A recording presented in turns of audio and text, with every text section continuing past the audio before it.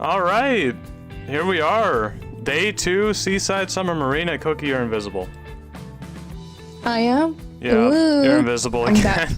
Okay, there you are. I'm that powerful. This happens every time. I don't know what's... Oh yeah, last time you were switching borders and everything somehow. Yeah, because I'm that powerful. I'm like Sailor Moon. Sailor... Oh my gosh. Anyway, so we're starting things off with Iron Thorns versus Team Ravens. Really exciting matchup. I think these are two, highly decorated teams. So it's gonna be really fun to watch that. We're actually moving right away into the pick band, so we'll go to that. Yeah. Oh, that man anti, no! Anti is permanently anti. I feel like every single time today has just been an antiquarian ban. Why? Do you think she's that hard to go against? 10 seconds of disarm is crazy. I don't think it's that bad. You don't play Hunter. You don't understand. I'm retired, okay? I remember some of it. You got like war flashbacks, battle memories. Later. Ooh. Yeah, I can't, I don't know. Ooh, forward. No, what happened? No, show us the forward. We want to see it. Yes. No, no, please. The Gravekeeper. Oh, well. Okay, I don't know what they're bouncing between everything. No, they choose emo boy. Why did they choose emo boy? He's more stable than forward, I think. This is a very safe team comp. We are going to see Ravens, by the way, first on the Hunter side of things. And they are going to be the first team hunting it out, which means that Iron Thorns is on the Survivor side, picking a Professor. Ooh. Professor, not bad. I like to see a Professor. Importantly, Professor 4th, which means they're trying to save Professor for future rounds. Yeah. And what do you think about that? I think it's good. I think it's pretty cool. Like, he has his little dead skin to protect you. Or whatever it's called. Yeah. Well, I think it's scales, isn't it? Well, actually, are scales dead skin? I mean, yeah, basically. Oh, yeah, I guess so. I don't... Oh, there's probably like a scientist somewhere watching, and they're just pulling their hair out right now. Why would a scientist watch an Identity V tournament? Because it is a great time. All right, don't sell yourself short, Cookie. What do you mean short? Oh my goodness. Okay, never mind. What does that mean? It's okay. More importantly, what do you think the Hunter is going to be choosing here?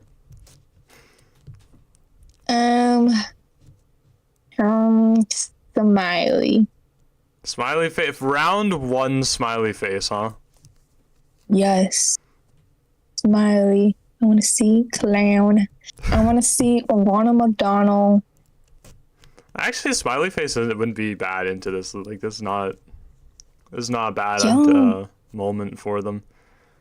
I am expecting, actually, probably a well, I was gonna say Shadow. I was not expecting a wax artist. That was not something in the cards for me. Wax artist. Ooh. How do you feel? I love the name of the wax artist's build, by the way, just basic. What do you mean basic? Like, you see how it says like the name of the build at the bottom? Like, the wax artist is just basic. Oh, I didn't realize. Why is it basic? I don't know. I guess we'll have to see. Oh, is that like their persona? Yeah. Oh, I didn't know that. Oh, they changed it to mix at the last moment. Ew. Ooh. Oh, Meg. Okay, yeah. Meg doesn't have borrowed time. Borrow time on everybody else, though. That's not bad. I don't know. They're playing it safe. You know, they don't want to risk it. Yeah, no risky plays here. We're actually seeing a bit of a different variation to this spawn than we normally see. Ooh. This kind of, I don't even know, Tetris piece. It's a T spawn. No, it's a P spawn. How is that a P? Oh no, never mind. I see it. I see Yeah, it. you see it? A P for beautiful. I thought you were going somewhere very different with that. No. I thought that was gonna go downhill very quickly. No, it's for beautiful. You agree? Yes. Yes, exactly. All of you watching in the chat, you're very beautiful as well. Yeah. Anyway. So beautiful, like. Oh, are you saying something? No. Okay, so anyway, who do you think he's chasing first? Ada. Yeah, probably. Ada. Well, I mean, Professor could too, because like he can't use the scales while he is frozen. Yeah, he can. Not while he's frozen. He has to, I mean, I think he has to time it right. Like, I think you can use it. Like, if it's almost at 100, I think. I'm not sure. Because he got a buff about, I don't know. Well, yeah, you could use it, but it's like he could wait. Like, it Does he doesn't have last the final? whole Never mind. frozen time, right? Oh, yeah. I could be wrong. I guess we'll see. Yeah, we'll see. He has... Yeah, there he goes he after has... the Professor here. Now, we did actually see a wax artist yesterday, and that did not go so well, so... I mean, I guess we'll probably be seeing a different result here. Bringing it round 1, you have to be very confident with this character. Yeah. He has warp too. And warp? I see a lot of warp on wax, actually. Oh yeah, especially in this map, huh? Oh wait. Wait. His... I guess... Oh, okay, I guess it does work like that. You were right. I didn't see. He gets on the train. So that's going to buy a lot of time for the Professor. I think... I mean, not really. Yeah, his wax wax goes away. I mean, he just hit him.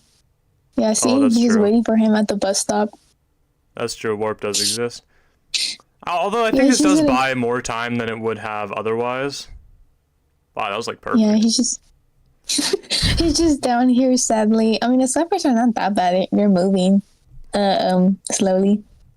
Yeah, well, the thing is, it is a wax artist, so he's going to be able to kind of ice off some of these ciphers and make them a lot more difficult for the survivors to get any decoding progress on them. Yeah, that's true. Okay. He's in his shovel. He going for the rescue. Yeah, not a lot the wax artist can really do while he's in his shovel form, other than place a wax bomb at the chit. This is a really terrible. Well, probably shouldn't say that, but that's like a really terrible accessory. The wax bomb looks horrible. That accessory is not bad. I think it's pretty. We'll have to agree to disagree on that one. No, it's pretty. Oh, he's gonna try to get a second hit. He's gonna go for full presence off of this Professor. Yeah, he can. And it looks like he gets that. That's really important. That's full presence on a wax artist with the hot wax. That's really powerful. Yeah, there's 3 ciphers. Not bad. I think they could get a tie, maybe. I don't know. What do you think? I mean, we'll see. Like for having a mechanic in the match, I feel like the ciphers are, like, I'm not saying they're bad, not at all, but like they're not as rushed as they would normally be. Oh, okay, she's healing him. Ooh, okay. No, he's not gonna rescue. He's not gonna make it in time. Yeah, there's no way they get here in time. They're just recouping their resources, getting their health back, everything ready to go. No, not Ada. Leave my girl alone. Not the psychologist. Let her live. She's doing a good kite. She might actually live. Yeah.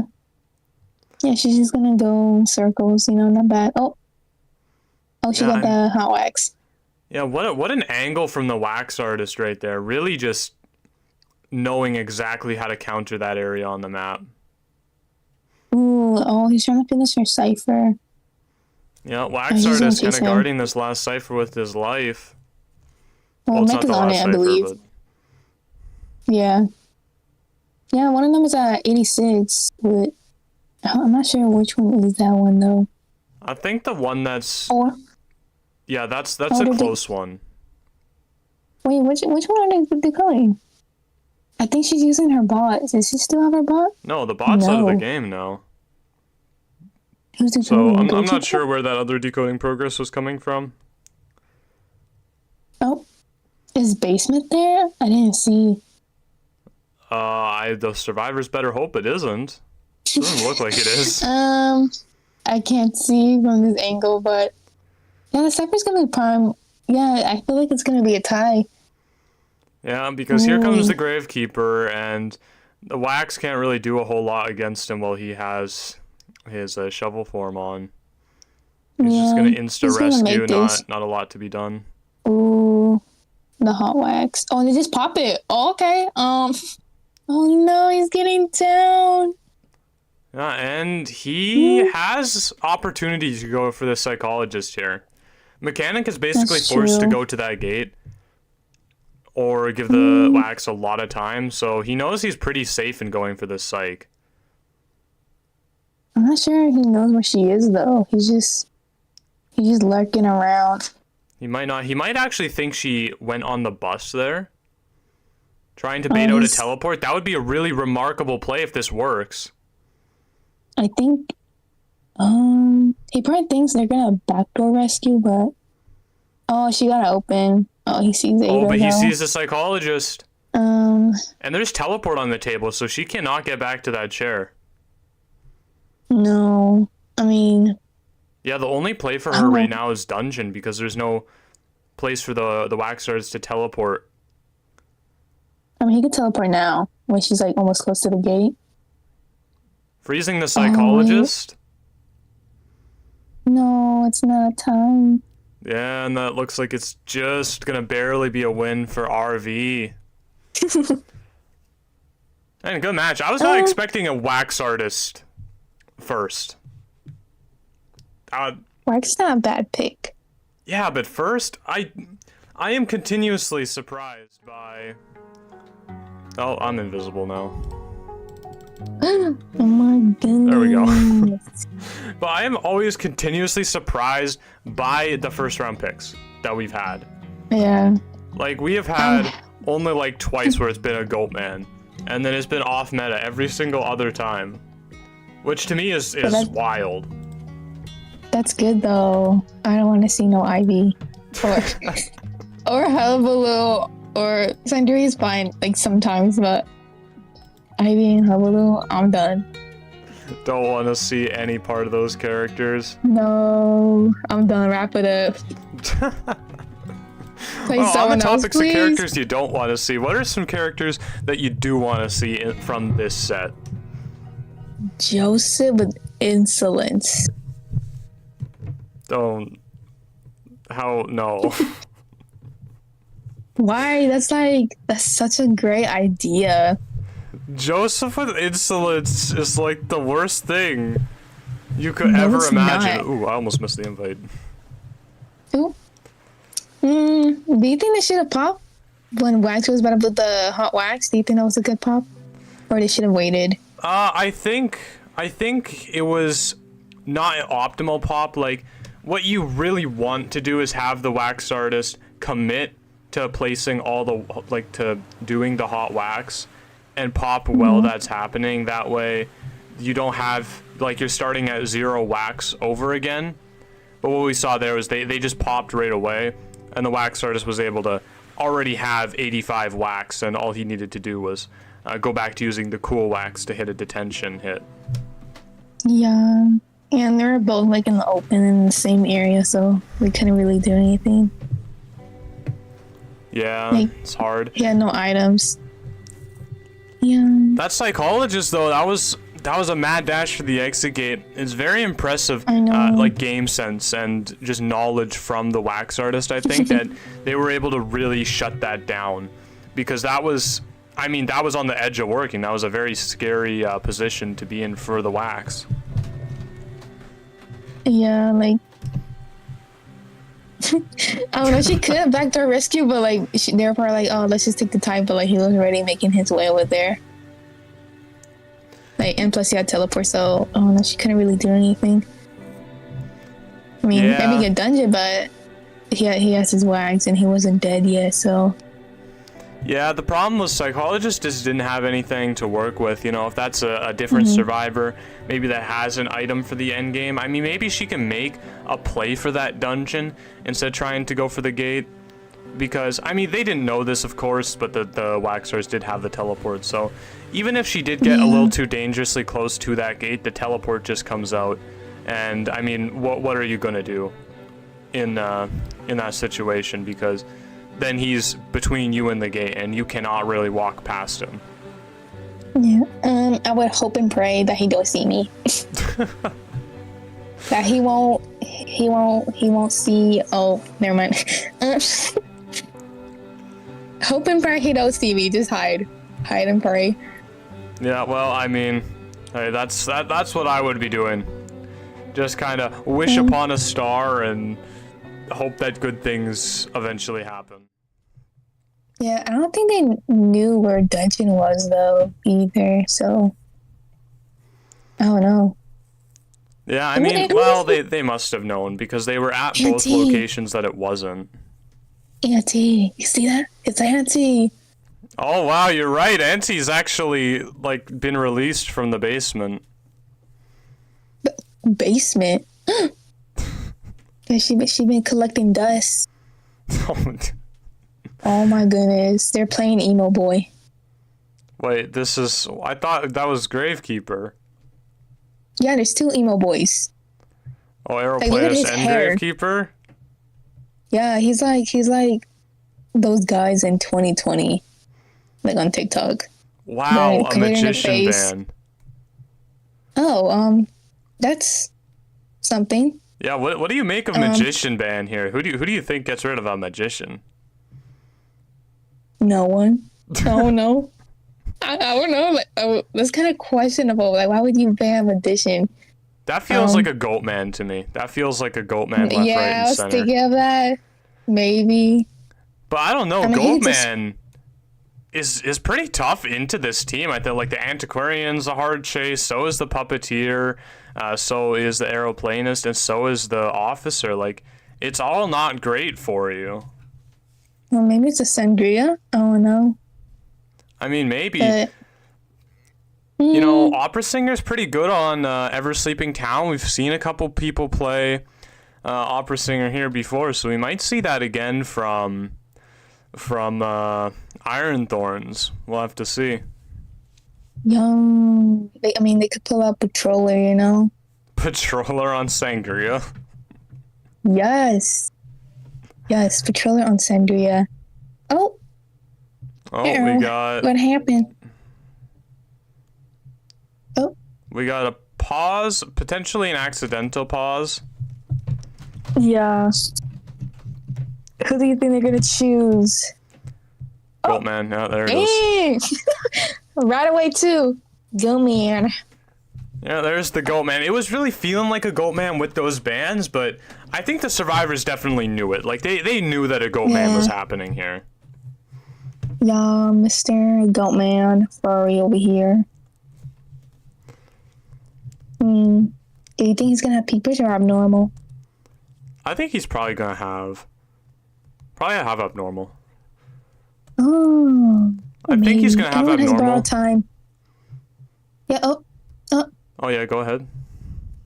Oh no, nothing. Oh, sorry. I keep thinking I cut you off. No, it's fine.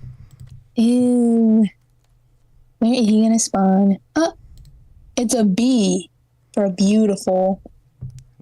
Oh, wow, that's actually kind of funny. We had the P and now we have the B. It's just flipped over. Yeah, you stop beautiful.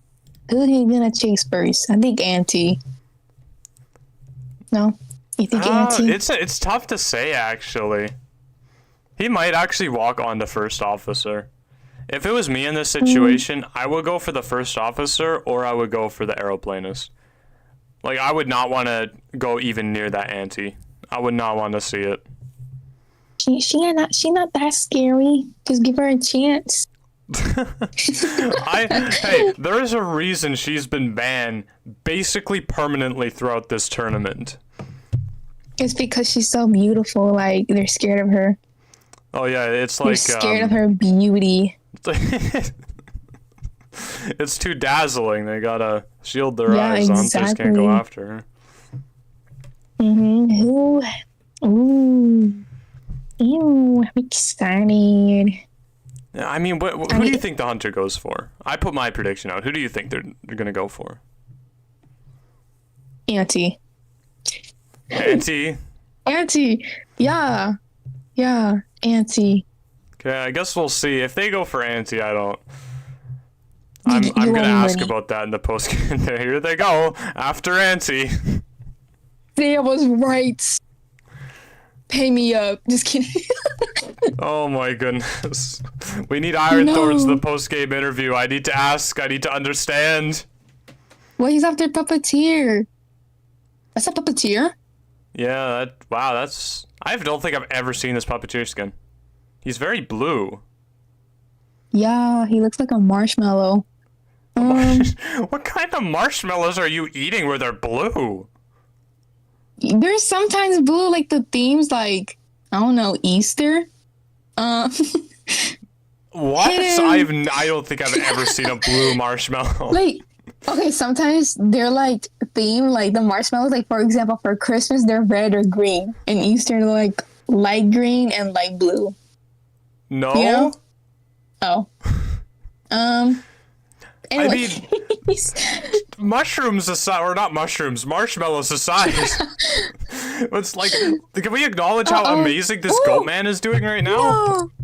He used the flywheel, but he was just in the open. He couldn't do anything. Oh, not bad, not bad. Just Not created bad. such a difficult situation for the puppeteer, Ooh. and immediately hits the first officer. Oh. Oh my goodness! The first officer takes another hit. It's gonna be a double down, everybody. Oh, hey, Loki cooking. Oh, the tram. Get ran over. The tram. It's on the hunt. It's looking for its next victim. Exactly. Oh, He has blink. too. I didn't realize. Oh, wow. Okay, he cooking. Yeah, I mean, maybe blink even for the specific reason of puppeteer, because if you hit him with the tie turner, he doesn't have the chance to use his little puppet mode and takes that full damage. I just realized Puppeteer is slappy. Yeah, he is. Yeah, He he's definitely slappy. is. Crossover when Goosebumps. I don't know. I think the Goosebumps IP right now is actually tied up in legal battles, if I'm not mistaken. Legal battles, what do you mean? Like legal battles. You know, like battles over the law of who owns it and stuff. Oh. Yeah, I don't know. Wow. The Iron Thorns Hunter just cannot be mind gamed. Like, Shadow's trying his best, but like it's not happening. He's going, no, he didn't make it to the tram. Tram is OP. Yeah, no tram, no saving grace. And now here we go. The Goat Man is on the hunt for his next survivor. I think spotting out potentially the aeroplanist, probably exactly who he wants to find. He probably doesn't know he's around the area. Maybe not. There's no he's going tinnitus. after- Ends up going for the first officer. Does the double cage super jump thing. And man, that needs to be a compilation, because the way this Goatman has systematically just predicted every single thing that this first officer has done. Like, there is no escape. He has just completely been on him this whole time. Yeah, he cooking, he predicting them so good. I mean, now it's on the last cipher too, and he sees the aeroplanist. Oh no! Oh, that was just was bad that the timing. hover? Did he use the hover right there and get it Yeah, canceled? it was. No, I think it did went through. I think it was just bad timing though. Well, yeah, I mean not cancel, but like, what's it called? Stun him. I don't know. I mean, there's 3 survivors in the area, so I don't know how much stunning him is gonna do. No. Ooh. Stun him. Yeah, I'm gonna defend this. Gets a terror shock. Oh. That blink, you know, whenever I see a blink on a Goatman, I usually think it's not going to provide as much value as something like Abnormal, something like even Peepers, but the blink is eating well tonight. The blink is paying off for sure. Yes. Oh. Oh. Oh. Oh. This They're poor dancing. officer just hasn't been able to get one over on the Goatman at all. Oh, he's slugging. Yeah. Oh, absolutely, he will be. Yeah. Although he's got to be careful if he know. allows too much time. Antiquarian can get that cipher done, and the one right here is Yeah. very close. That is in the danger really- zone. Mm-hmm. He's just gonna struggle for me. No. Wow, look, the game sense. The game sense from this Goatman is just remarkable. Oh, he just. Oh. Oh yeah, I forgot he could do that. Wow. I forgot he could do that with this cage. What a match, Ooh. everybody. I want to see Auntie stun. She didn't use her bamboo at all, did she? No, she didn't. I'm so sad. I wanted to see her smack the hunter. Gosh, yeah, that. Yeah, that was a good match. That was Yeah. that Goatman. I think that is the best performance we've seen on Goatman throughout this whole tournament. Yes.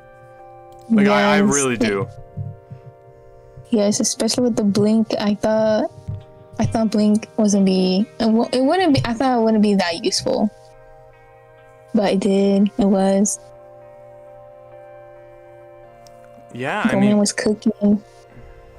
just I don't have words. That was just a really great performance. Yeah, poor Auntie. She got a terror shock. I think that means Iron Thorns takes the first round. If I'm not mistaken, I'll wait for a fact check on that, but I'm pretty sure that means they win the first round because that is 6 points to 4 in favor of Iron Thorns. Unless I've done my math wrong. I may have done my math wrong, but that's how I'm seeing it right now. You are wise. Your math should be correct. What are you talking about? I don't think you've ever seen me do math if you're saying these things.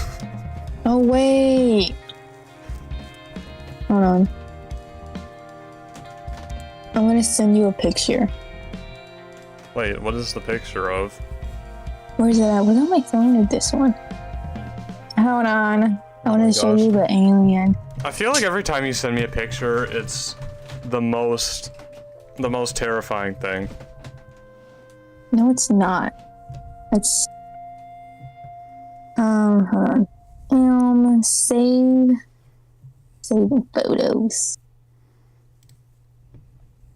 This is the one I was talking about yesterday. The alien with a big brain.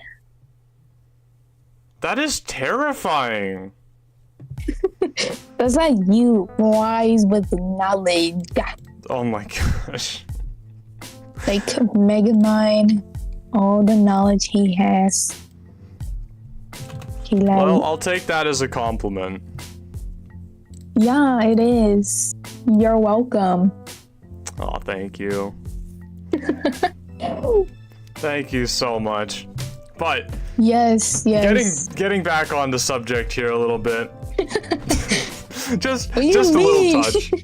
I have been saying throughout this whole tournament how much I want to see a guard 26 player, and I think Ravens actually has a guard 26 player. That their hunter, you know, I recognize him from the leaderboard. Do you think he's gonna break out the guard? Do you think it's gonna happen? Maybe. Or Fool's Gold. Fool's Gold. Fool's Gold. I don't know. Do you think a Fool's Gold is on the table? Yeah, he's like so powerful, you know, with his like rocks and everything. No?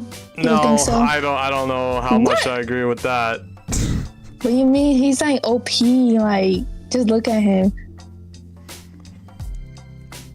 No? No. Okay, listen. You know, I like the Fool's Gold, but he's not a very good hunter. Like, just a reality. What? Bon, no skill. No skill. Wow, okay. No skill. I'm pretty sure everyone can agree. Yes, no skill. What this is an attack. I feel so sad right now in this moment. What do you mean?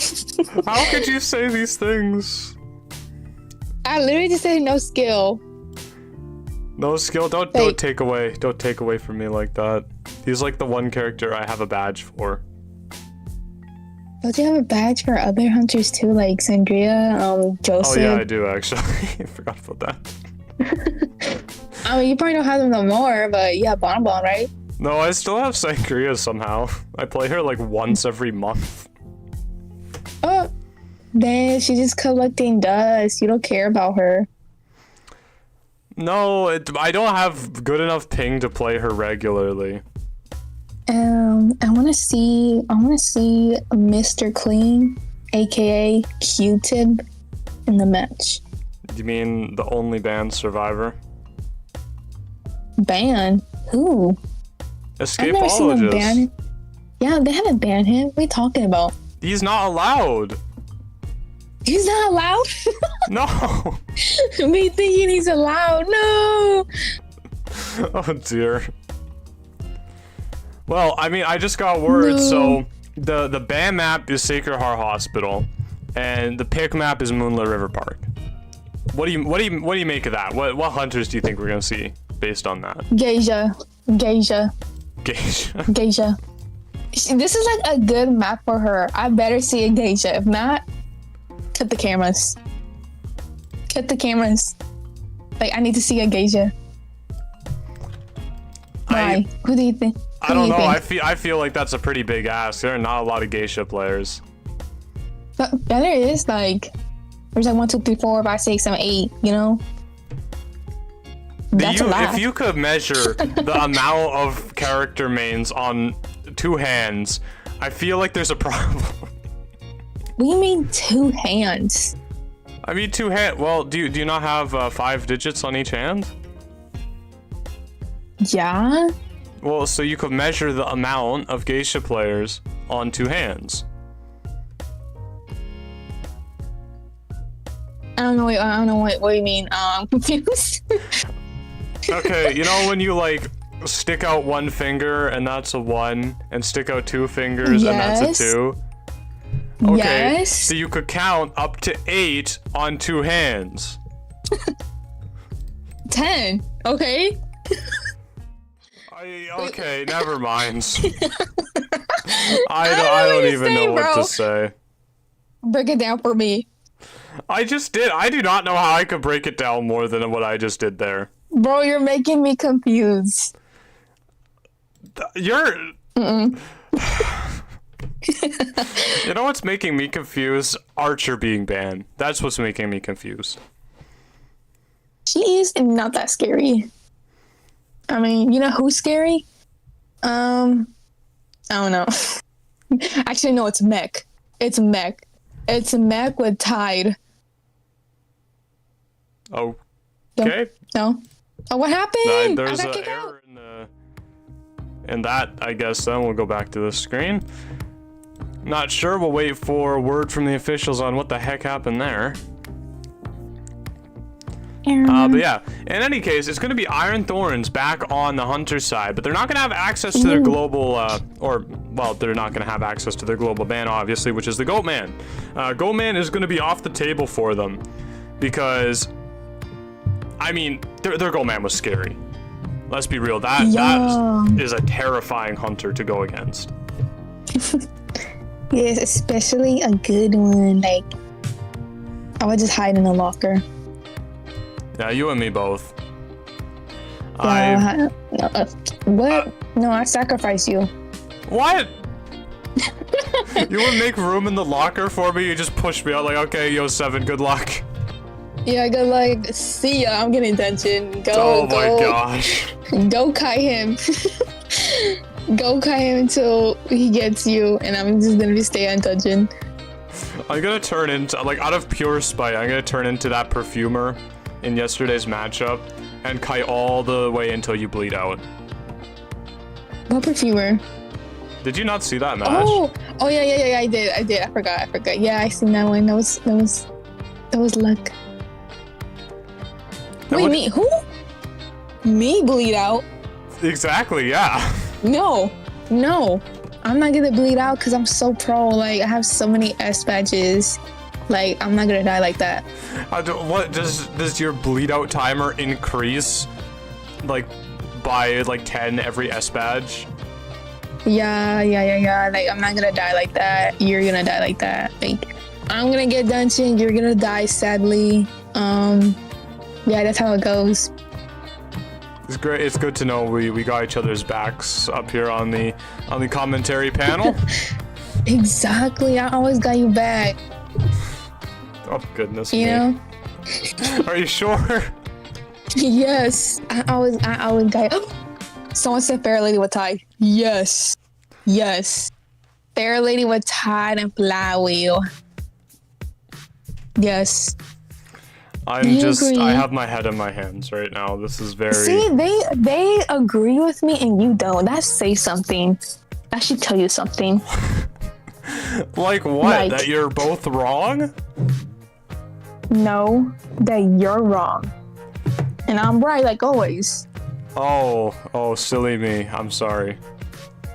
Yeah, exactly. Goodness gracious. Okay. Speaking of the chat, what do you guys want to see? What do you want to see these two teams play? Hunters, Survivor, I guess a build, not Pharaoh Lady with Tide, I hope. But what do you guys want to see? What is something that you're really rooting for? Put that in the chat. Geja. Okay, we are entering the ban pick phase again. Hopefully it... Oh, not that one. This one. Archer. For Ariel. For Archer. Ariel. I mean, you know what that Archer ban... Well, I think the survivors are thinking the exact same thing as me.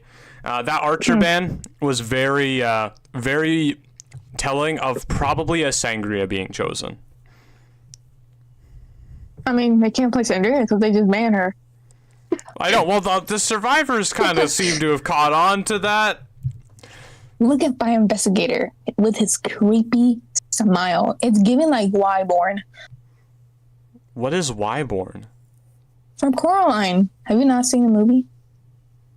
Oh my gosh, you're so right. I love that movie. I completely forgot that there was a poor individual in there named that. They banned Wendy. Use me. It's a clown, right? No, it's not. No, that's not his name. It's Ronald McDonald from Mickey D's. Oh my goodness. Ronald McDonald, Mickey D's. Like, oh, they chose Emo Boy. Oh no, Emo Boy number one? No, choose Fair Lady. Fair Lady. I don't think you're gonna see a Pharaoh Lady in round 2. I'll be honest with you that. I am gonna see her. I'm just gonna hope. Someone who is so kind and generous to choose Fair Lady for me. A magician ban again. There's no way this isn't a smiley face. Barman, at least that was their fallback. It had to be. Ooh, I hope they have her new skin. I want to see a pretty skin. No? You don't want to see a pretty skin? Sorry, I was getting messages. Well, it depends what your opinion of pretty is. Because we have there. big disagreements. Whoa. You have bad taste. I have amazing taste. I have good taste. You just No, like you to don't. disagree with me. No. I have amazing taste. Like, I like Barmaid new S tier. I think it's pretty. Okay. I had really high expectations, and I think this skin let me down. Not to say it's a bad skin, but it could have been better. I mean, do you think we'll see the barmaid with that skin? I hope so, because I'm just gonna watch her. We're just gonna move the camera to the barmaid, like, ooh, it's a skin showcase now. Yeah, she's such a baddie. Look at her. She's like in Dress to Impress. 5 stars. Oh my goodness. 5 stars. Not the Dress to Impress. That game is so good, but for some reason, you don't like it. Listen, like it's not for me. It's not my cup of tea. It's not my cup of tea. What? Is that your impression of me? That little gremlin laugh? Yes. I literally sent you a picture because your avatar looked like that. The gremlin that turns all evil. Oh my gosh. Well, here comes the hullabaloo. No. Don't do this to me. Don't do this to me. I want to see him. I was not expecting him. This is an odd choice for me. No. I mean, I'm tweaking. I guess he's really good here because he can jump over the barricades and Moonlit, right? Or not the barricades, but the river. I mean, even Geisha too. So. Oh yeah, fair point. Like, Geisha is so prettier. I was expecting her, not crusty little, hullabaloo. Geisha was hullabaloo before it was cool. Who? What? Who? Who what? Wait, what'd you say? I said Geisha was hullabaloo before it was cool. What do you mean before it's cool? Never mind. So you're saying Geisha is bad? Yes, actually, I'm saying that. No, she's not bad. She's like amazing. Like, I want to see her. Oh my God. There's gonna be one. What do you think? Watch, there's gonna be one Geisha match, and it's gonna be like right after you got off air. No, don't say that. I'm gonna be so sad. Don't say that. Who do you think they're gonna chase first? Creepy Wyborn or Emo Boy or You just have your own language novelist? for all of these characters. Jock Novelist or Brat's Barmaid. I think it's gonna be Fire Investigator. Oh, Wyborn? Yeah, me too. Oh my goodness. Oh wow, this is a very monochromatic hullabaloo skin. Oh, No, just going gray for and the black. novelist. Ooh, the Jock. That makes sense, I think. Getting 2 balls on him right away. And angling the camera down to trigger Hunt. Try to catch up to him a little bit faster because there's no trapeze charges yet. He's not doing so bad. Oh, he got a hit. No. Wow. Honestly, 3 out of 4 of the surprise party things hit. Yeah, he can. I mean, he can use his book, no, or Hey, he wants to what is save happening it. to I'm the not- ciphers? Why is one so far behind? Maybe they were locked. Maybe they wanted to wait. Oh wow. Oh, he couldn't use his book. He couldn't No use his book. book. I mean, the hullabaloo brought insolence, but it didn't even look like he needed it. Oh, he did? Oh, yeah, Yeah. right. He has insolence and detention. Yeah, detention actually not something we see hullabaloo bring very frequently. Oh, yeah, you're right. Oh, okay. Oh. Really good Ooh. rescue from the Gravekeeper. Oh, fire investigator. Did Yeah, he try managing to support? not give a double down. Oh, he blocked the way, but he's just gonna go around. Yeah, now this He's still- hullabaloo, he's got to figure out where the survivors are now. Oh. Makes a mistake with Oh, the he warp. messed up. Oh no. Yeah, he's able to catch up to. Oh, okay. And there I he think goes he into still the makes wall, it. but the hullabaloo can jump over it just as fast as he can. With a flywheel. I don't think that hits him. What a mind game with the little illusion. Yeah. Like, if Nautilus continued on, he'd be fine, but he just thought that it was going to be a red bomb facing him, and it definitely was not.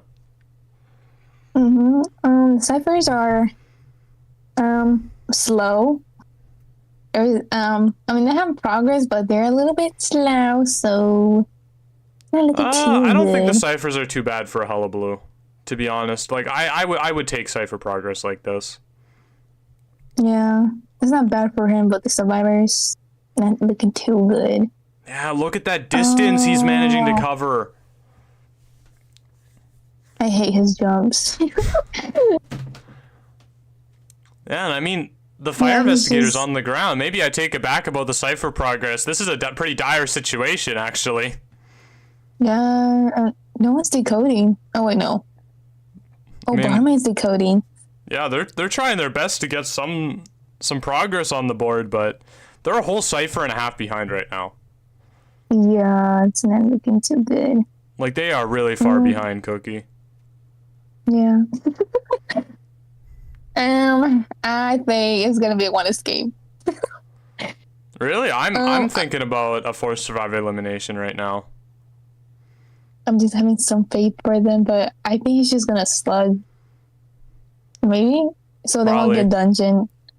Yeah, definitely wants dungeon, to it's get like- rid of the fire investigator as fast as he can. That way Gravekeeper can be kind of kept hostage until the end of the game. That Barmaid just took the roller coaster. Yep, it's pulling up to the station here. She's pulling up with her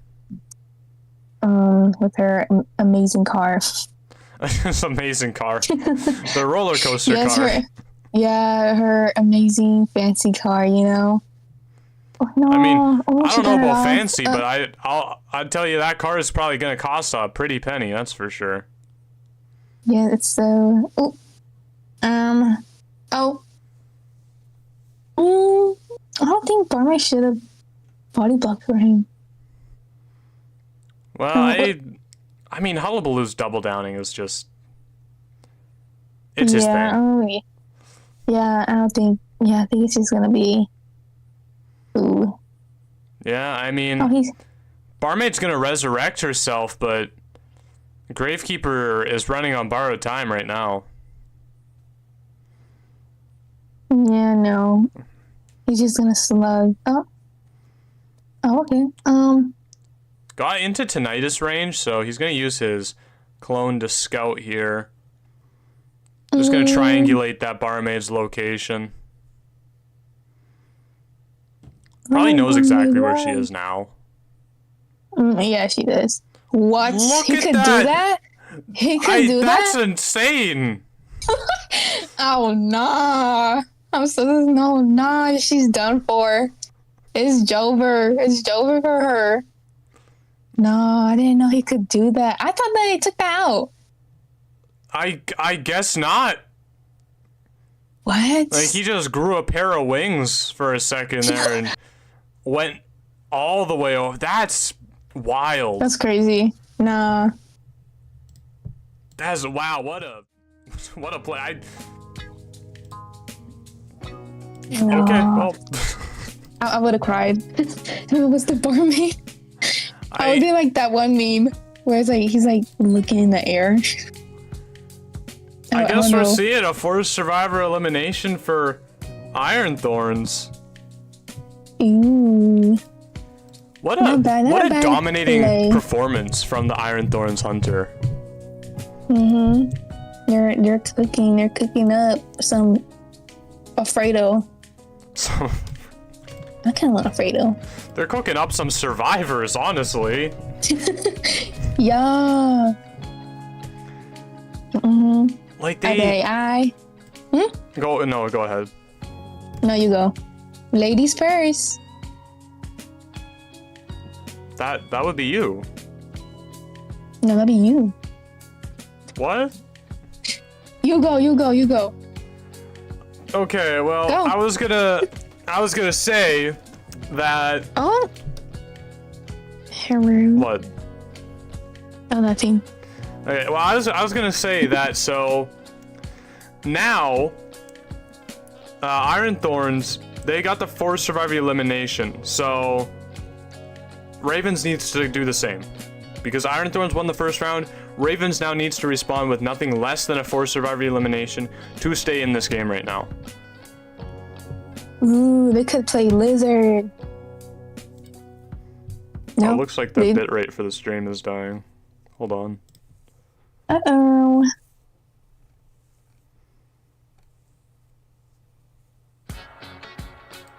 I need a Lizard. We're good on moving, no? Okay, chat. tell me if the bitrate is less bad.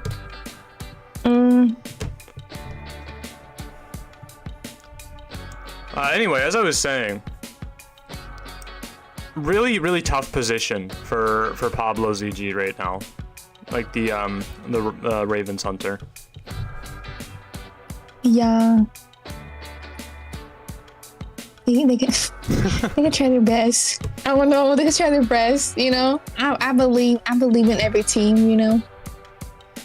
Yeah, Who knows? I mean, they could pull up with Joseph. They could pull up with Joseph, or they could pull up with guard. Please guard. Maybe. He's an all or nothing character. I mean, maybe a little bit less now, but you can pull off some crazy plays with guard. He might be exactly the kind of trump card that that Ravens needs in this situation. Joseph.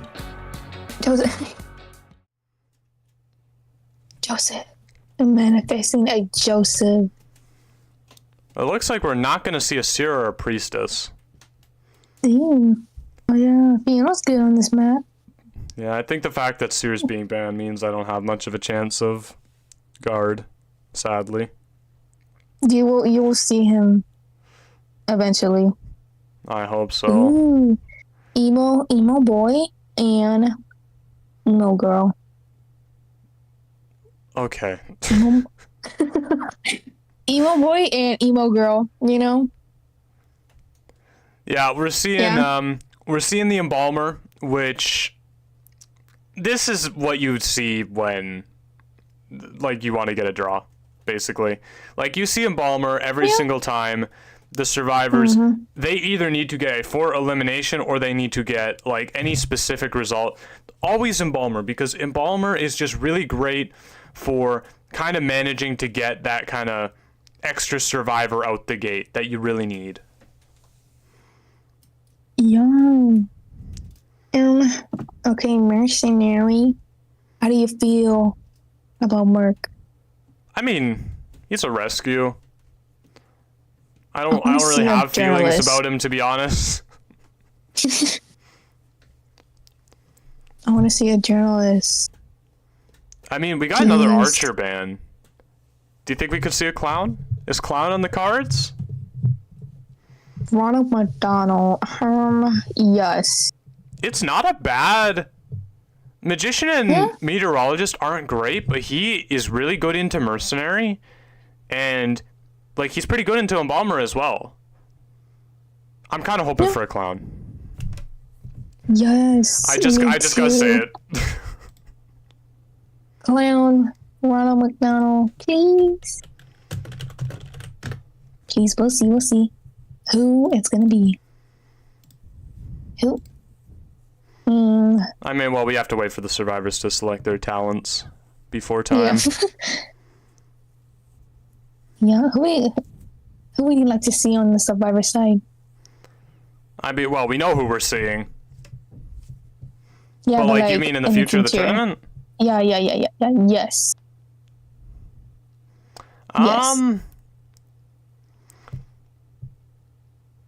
Who would I like to see? Prospector? I kind of want to see a prospector. Yeah. Yes. He's not that bad. So Who I'm else? messing around with stream settings again. Oh wow. Oh no. Who's gonna be? Please. Ronald McDonald. Who is it gonna be? I'm hoping for that. Come on. Give us something crazy. I'm taking it. Oh, it's a wheel. It's a wheel. I'll take a wheel. So Clown exciting. 2.0. What? That's so exciting. Wheel's not bad. I low-key forgot about Wheel, but I mean, Archer's an interesting band for a wheel, actually. Do you think the original plan was wheel here? I mean, yeah, he can. Wheel's not bad. I feel like this is a good map because it's like such an open area. He can just go back and forth, you know, zoom, down, hit, snipe, whatever. Yeah, you know, I've seen Wheel slowly creeping back into like top hunter character pools. I know he's a pick that some people choose to do on Darkwoods, but on Moonland he's a really great option as well. Yes. He might have Blink, no? Yeah. Just to get the down if he can, or I don't know. I mean, yeah, what else do you run? He could have Abnormal. Keep in mind, he does need to get a forced survivor elimination, so Abnormal might be a thing here. Yeah, that's true. Who do you think he's gonna go after? I mean, probably the meteorologist. I don't know. I want to say that's like a tough area to be like in wheel form, but I don't know. Like maybe he can like. Maybe he's skinny that he can like fit, you know? Well, we'll have to see. We'll have to see, I think. I'm trying to... My computer's literally blowing up right now, so I'm trying to, like, screw around with stream settings. I'm so sorry, Cookie. No, it's okay. It's okay. You know, I understand. I hope everything goes smoothly. But, we are excited. Yeah, I'm thinking I hopefully fixed it now. We'll see. It's saying that I'm dropping a lot less frames, so hopefully that continues to do less. Ooh.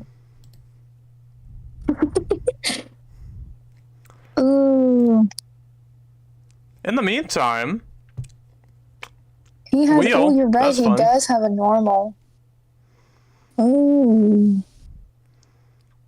Yeah, I'm gonna go for that meteorologist first. Getting very stuck on this railing. How is he stuck on that? Yeah, I got a little spike stuck on there. Definitely a bit of a slower start than probably hoping for. Push back. Oh, he's trying to like the red light trick. Yeah. Ooh. Missed the first trap. She does have a whole lot more to use. Oh man. Her little cloud. Yeah, that's tough. Yeah, it's hard. She's probably gonna use it again if he can't get her down. Yeah, she's doing a really great job of just avoiding all of these traps and up in the air once again. No. Oh no, she got stuck. She didn't have enough height. Down goes the meteorologist. Yeah, that was a drop down, no attack recovery. The suckers are not that bad, you know. Slowly moving. Who's this? Summer. Oh, he just has that skin. Oh, he abnormal the cipher. Okay. Yep, taking down that decoding progress pretty substantially, actually. Well, I'm kind of confused. How come he didn't rescue? Usually you want to try to wait for the wheel to get out of wheel form.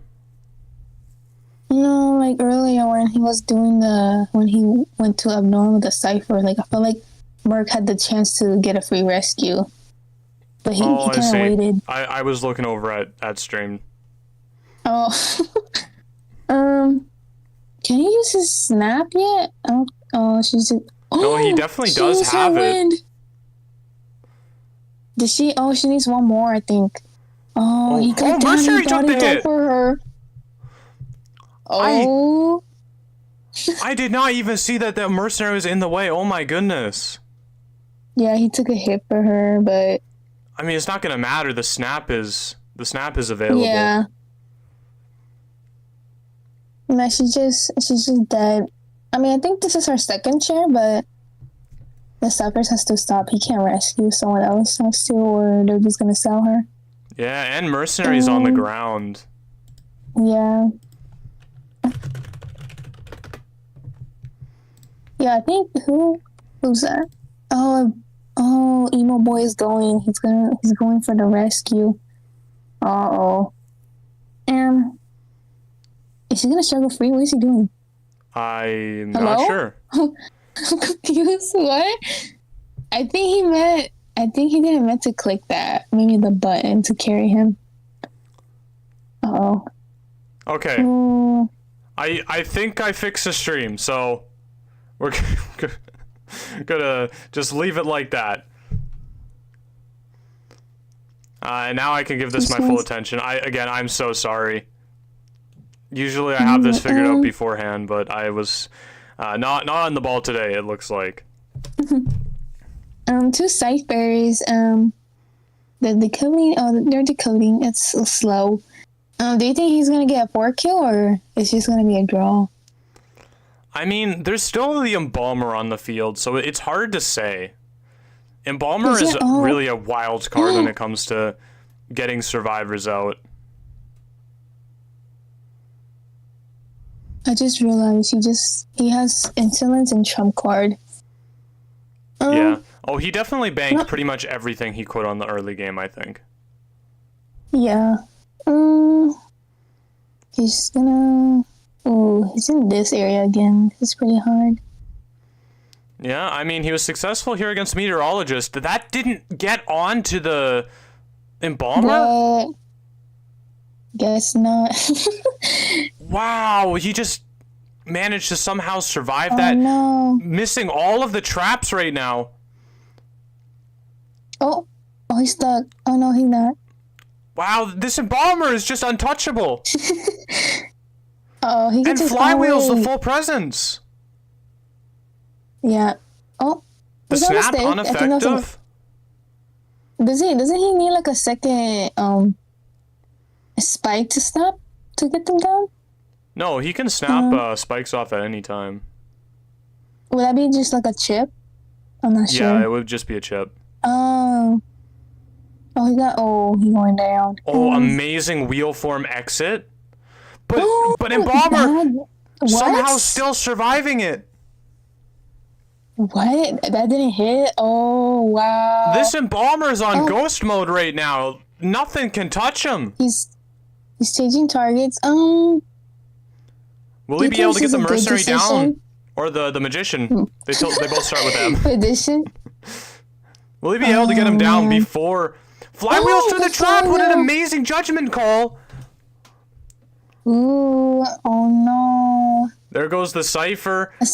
Yeah. Oh, they popped it. Yep, trying to go back. I mean, the wheel's going to do just everything in his power to try to get these survivors down. He does have double spikes on Embalmer and Mercenary, or Magician. Mercenary does not have spikes. Yeah, but Emo Boy can just coffin back. You can just coffin. But that one thing that does do is get them on the other side of the map. Trump card is available for a teleport potentially. Maybe. But there's no traps. This Embalmer is just is kiting out everything. I know, he's skinny. I mean, if he wants to teleport, he should teleport now. But I think he's just gonna focus on emo boy here. Where's Dungeon? It's not around here. Oh, he just changed to Blink. Oh. Wow. What an outstanding kite from this Embalmer, everybody. That was... Wow, very, very fast match, actually. Yeah. I don't know. I mean, I feel like if Breaking Mode didn't miss his traps or get stuck on some of the items, I feel like he would have done, a little bit better. But, because Wheel is hard to play. Like, is he hard to play on PC or mobile? I'm not sure. I think he's equally hard on both, to be honest with you. Yeah, I remember I tried to play him. I got dizzy. I got dizzy. I was like, how can people play him? He's so hard. I mean, I don't know. I mean, I guess it's just a thing you get used to. Yeah. Really just, I mean, I can't get over that Embalmer. What outstanding gameplay we saw from him, just managing to evade everything that the wheel was throwing towards him. Yeah, I was shocked that he didn't get hit. It looked like he would, but he didn't. I guess he was too skinny, Yeah. That's all I can say. I think the real MVP though comes down to Iron Thorns' Hunter. They played so well in both games. It was just a joy to watch because they were so on top of it. That is just such amazing Hunter gameplay. Yeah, especially the Go Man. I enjoy watching that. The Go Man was great. Just totally tearing through all of it. And yeah, speaking of Iron Thorns, we have one of their players here to do a post-game interview. Namer, congratulations on your win. I mean, how do you feel right now? Oh my god, I'm honestly ecstatic, bro. Honestly, it's because this is my first year in comp, so like I'm actually I'm a new gen, so I'm actually really happy. First year in comp and already tearing it up. That's pretty crazy. I mean, let's go back to the Breaking Wheel game. How were you guys feeling in that moment? Were you expecting a wheel to come out? Was that a total curveball for you? Honestly, yeah, we were expecting the wheel. We knew Pablo, very well respected hunter. He has a lot of hunters. So I mean, judging by the Moonlit pick, we expected a wheel, probably a Hulla. I mean, Wax Artist is already gone because he played him round 1. So yeah, we were expecting the wheel and we were prepared for it. Yeah, and you guys did a really, really great job comping. We thought it was going to be a clown from how the hunter was banning, but I mean, of course, you guys have, I'm sure, done your research and really been prepared for that. How have you kind of conducted your research here? Like, were you really obsessively looking into everything that this team was doing? Do you think that you beat them out of being just more prepared for what they were going to throw at you? I mean, Ravens is a really, really good team. I've known them back when I was casual player. I've seen them play a lot in IVT and KOA. So I've known the gist of them. And we just basically looked at our old games and seen some tournament clips from them. But yeah, and also obviously we've seen them in ranks sometimes as well. So yeah, we just based off our experiences mostly on that. Oh yeah, for sure. And I mean, I can only imagine the euphoria that you must have right now, because Ravens, at least for someone that's been fairly casual, like myself for the last little while, even I know the name Ravens. It's become a very highly respected team to kind of the broader community. So they kind of come in and be able to take down one of the big pillars of NAEU competitive gameplay it must be such an accomplishment for you. Yeah, I mean, I'm just amazed all of this happened. I love my teammates. I love everyone on my team. You know, we're all like hyping each other up every second we can, and it's just like good vibes. That sounds awesome. I mean, going back to researching and kind of pre-game prep, I guess you would say, have you guys thought about your next matchup at all? Like, have you been looking into your potential opponents? I don't remember like our next opponent. I believe, I'm not sure if it's Omni, if it's this one or the matchup afterwards, but yeah, I mean, we're just gonna prep up for it, you know? This is just one obstacle for us, and we're just going for the next one. We're just taking it one step at a time. Yeah, taking it one step at a time, not looking too far down the road that you lose sight of the present. Sounds like a very, very sound idea. I mean, Cookie, do you have any questions that you want to ask? Oh, no. I enjoy watching you guys playing. Thank you. Well, just to let everyone know, I never hit Titan, so. Ooh. Hey, I mean, there's an inspirational story for everybody watching. Never hit Titan and still able to come out and just do these outstanding things to play at such a top level. Wow, I know that's inspiring, at least for me. I mean, I just want everyone else to know, like, you know, anyone can play, you know? You don't have to hit Titan, you have to hit high ranks. I mean, you just need to, like, practice, play the game a lot, get familiar with everything, and to be smooth sailing.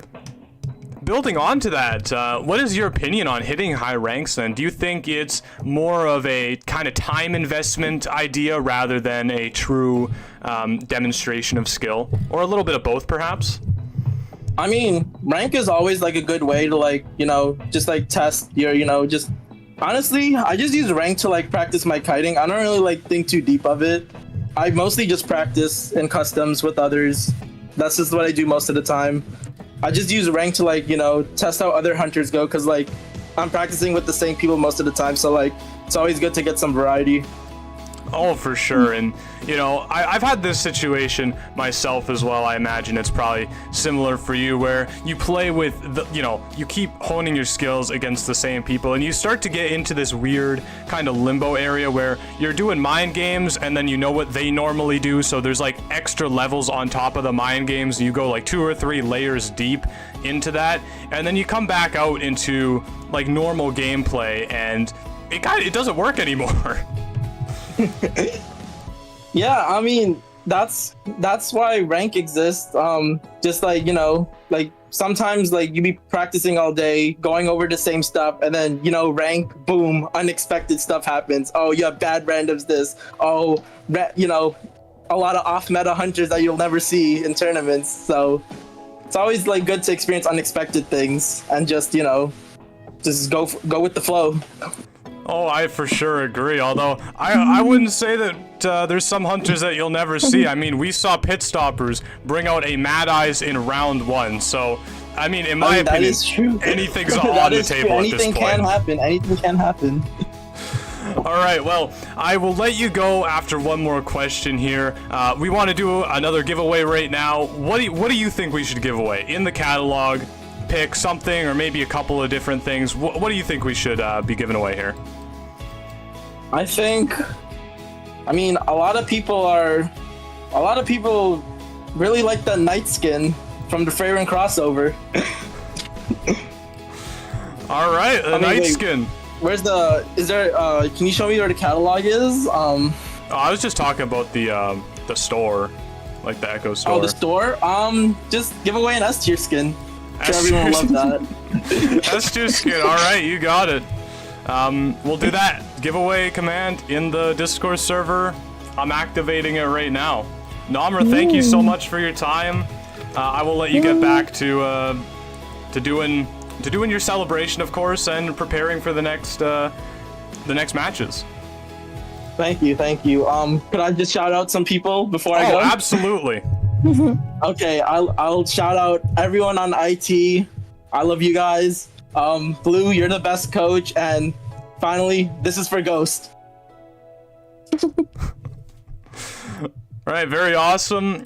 you know, it must have a very kind of good bond with the rest of your team. Yep. I love everyone. Of course, but I mean, well, is there anything else you'd like to add?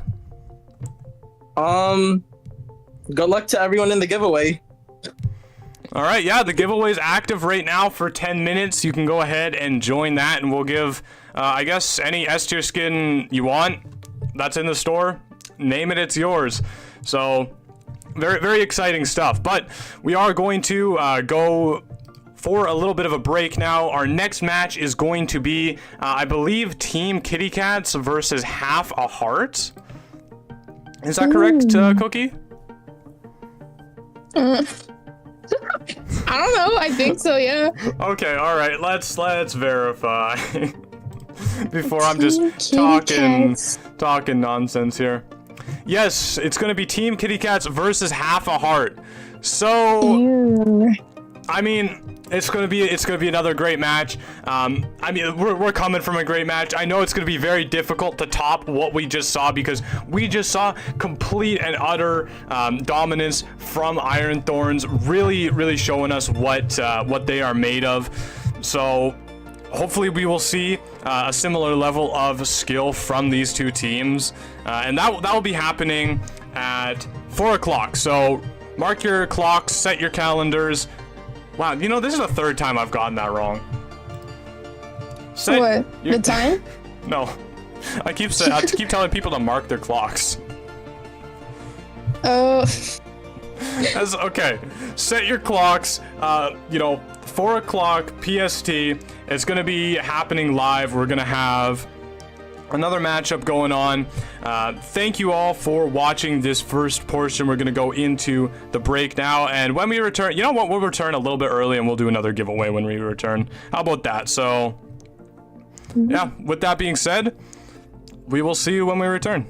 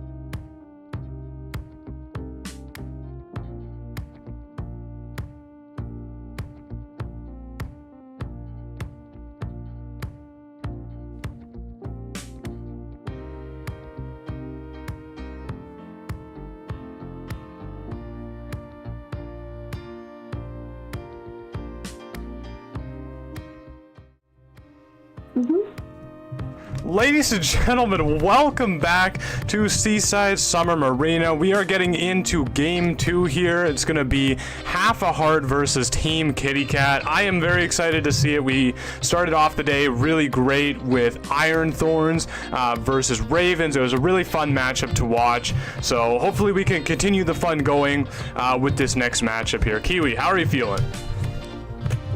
I'm feeling amazing. I'm really excited to see exactly how Kitty Cat plays. I don't want to show any biases, but you can see by my avatar I'm a big fan of Kitty Cat, so I'm very excited to see how Kitty Cat plays versus Half a Hearts here. You're rooting for Team Kitty Cat, shall we say then? yes. So you root for Half a Heart. Oh yeah, well, I mean, I root for every. You know what? If you want me to root for you, all right, just a quick cliff note to any of the teams watch it, play Bonbon, okay? I will root for you if you play Bonbon. If you bring out the Bonbon, you have Yo7's vote and blessing. Yeah, see, my love is conditional, okay? You play Bonbon, I'm happy, all right? I'm a happy camper. Yes. But yeah, so I mean, we know who I want to see, but do you have anything you want to see today, Kiwi?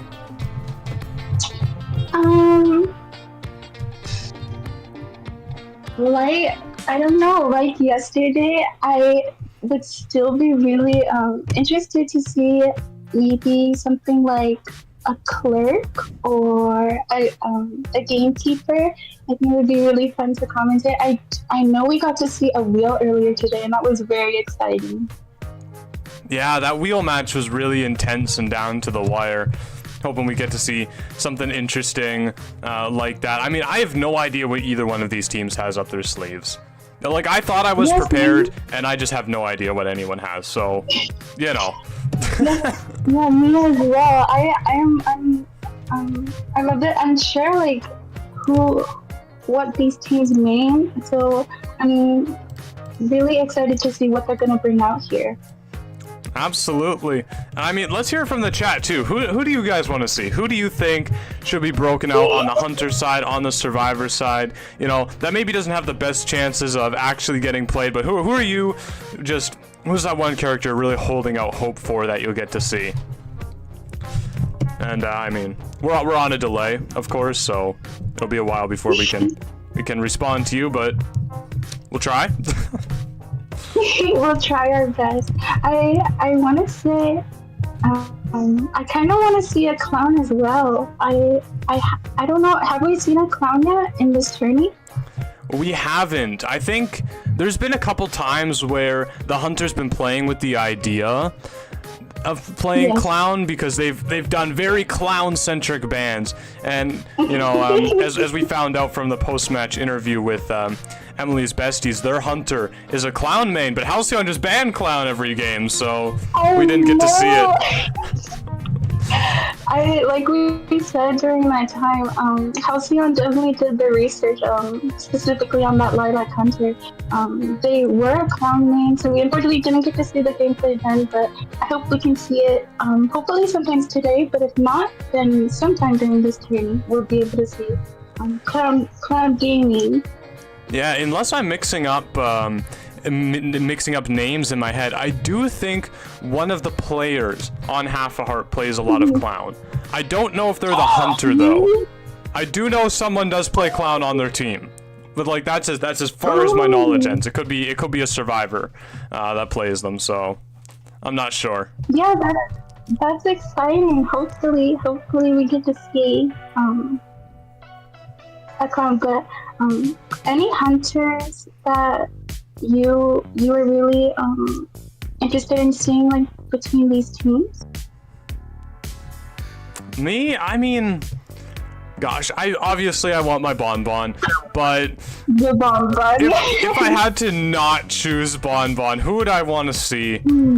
I think, who would I want to see?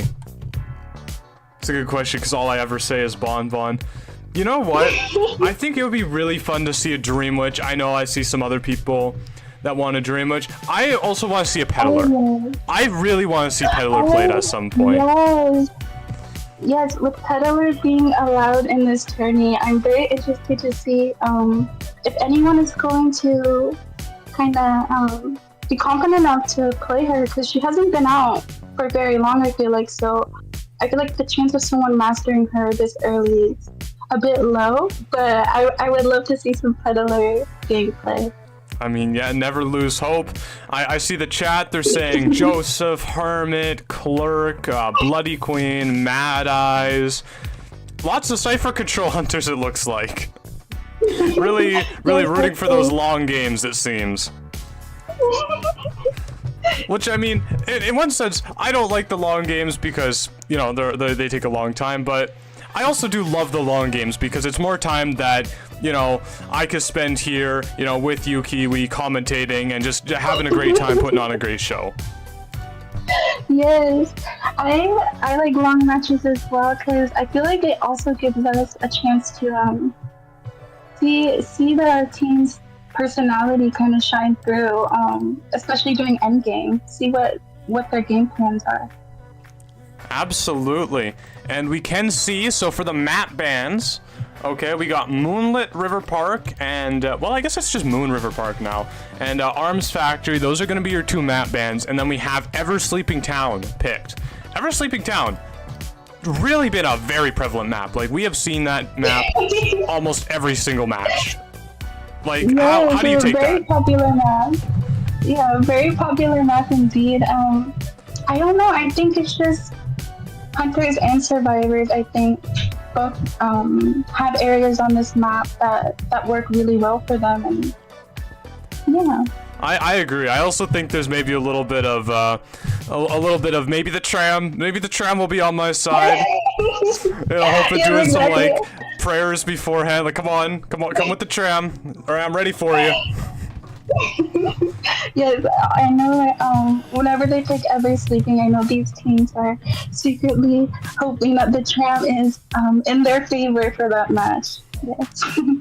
For sure. I mean, so far over the course of the tournament, we've really seen the tram be on the favor of the hunters. I can recall, I think, 3 moments where it's helped the hunters and really given the survivors a difficult challenge to overcome. So hopefully we'll be seeing, well, I mean, not hopefully, maybe we'll see more of that. Maybe we'll see the tables become turned and the hunter get turned into some roadkill for a change. Yes, I do remember when we were commentating last night, we did see, was it a first officer that got hit by the tram? But I can't remember who the hunter was, but I don't even think they noticed because they were so stuck on the mechanics. So I'm excited to see how this match goes. Yeah, I remember that exact moment too. First officer, it was kind of off of camera. But we managed to spy that they got knocked over.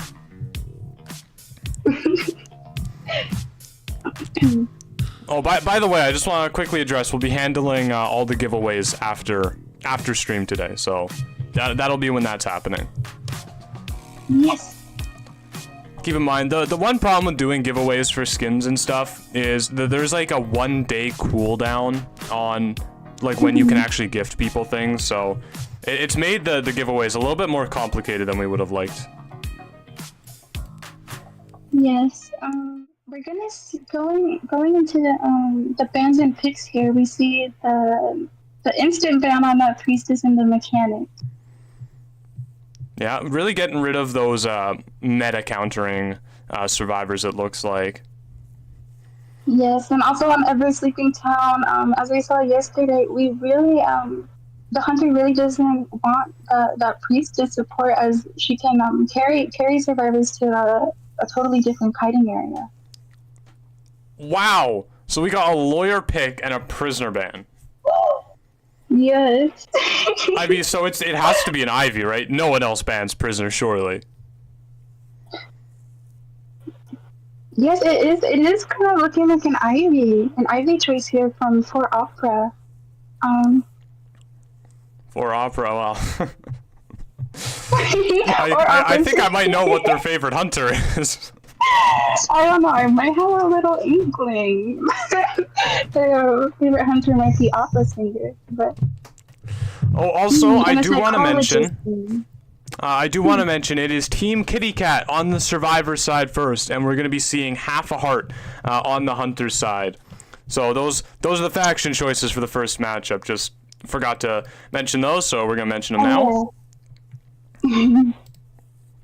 I mean, in the chat, everybody, who are you hoping to win? Who are you on? Let's get the heart emoji going for half a heart, and let's get the cat emoji for Team Kitty Cat. Spam the chat with your favorite team right now. We want to see all the love. We want to see all the support. And I'm sure the teams will want to see it too when the VOD actually is published onto YouTube. Yes, we want to see lots of hearts and lots of kitties, lots of kitty emojis. Absolutely. Now, it looks like we're looking at the talent picks for the survivors right now. How much borrow time do you think they're going to be bringing? With round one here, I'm going to, I don't know, I'm going to assume here that maybe we're going to see 3 out of 4 carrying borrow time. I feel like they really want to try and get that 4-person endgame. What do you think?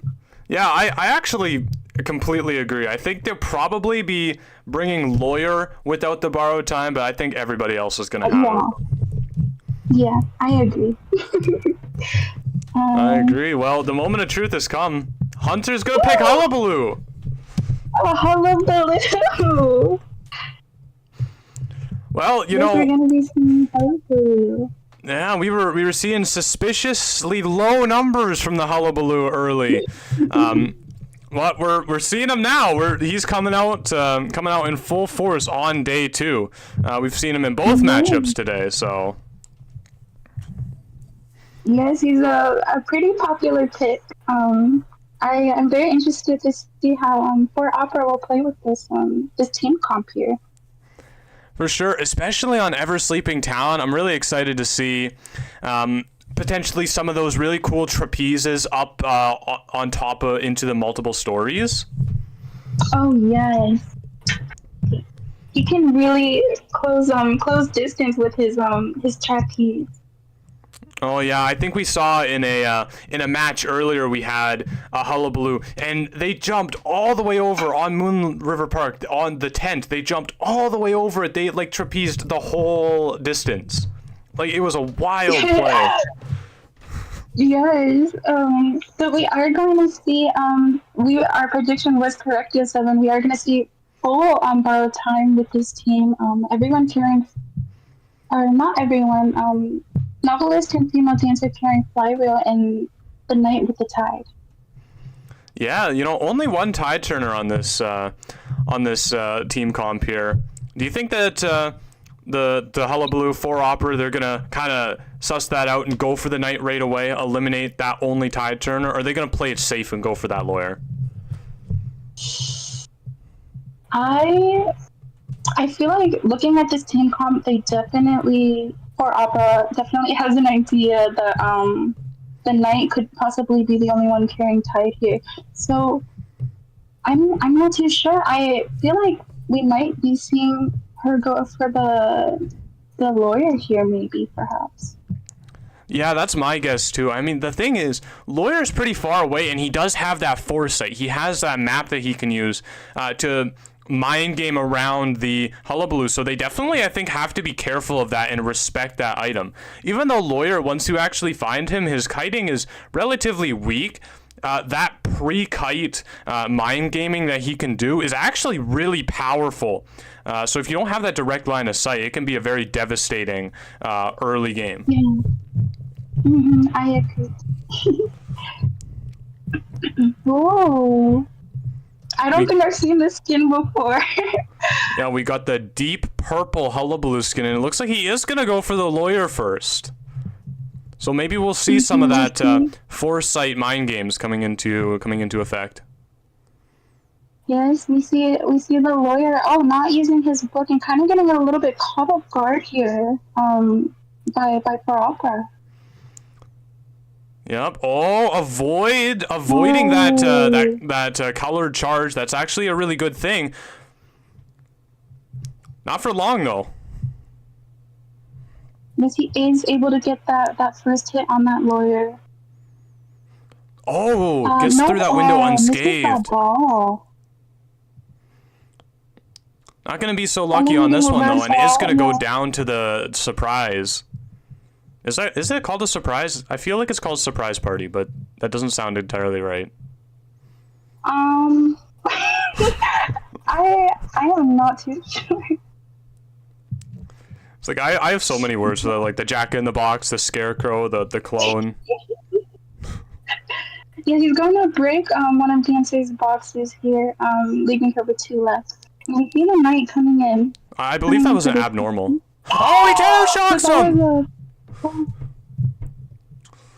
Oh, yeah, terror shock on the knight! Yeah. This is very unfortunate on Matt Crazy's side here.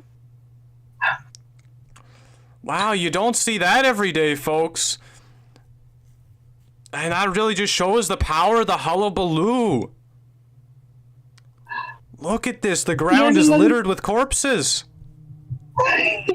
Yes, we see two survivors on the ground here, and the novelist just kind of waiting to see what he can do here. Hopefully be able to get this rescue again for this night.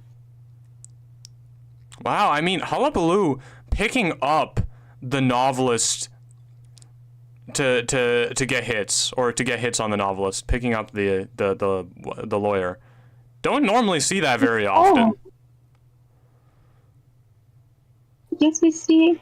Oh my goodness, these balls are very nice. By the hullabaloo. And there's gonna be a chair for the night. Yeah, wow, this hullabaloo just, you know, if things weren't going too bad until the lawyer sat on the chair, and then just once the hullabaloo strength really starts to shine, he's just managed to pick apart Team Kitty Cats here. Yes, it's very unfortunate for Team Kitty Cat as well, because you do see the cipher with the most progress right now is only 50%. And until we get that or another one popped, we won't be seeing a dungeon here. Yeah, you know, very devastating abnormal actually for the survivors. I mean, what do you do here if you're on the survivor side? Yeah. Another terror shock. This one just for style points.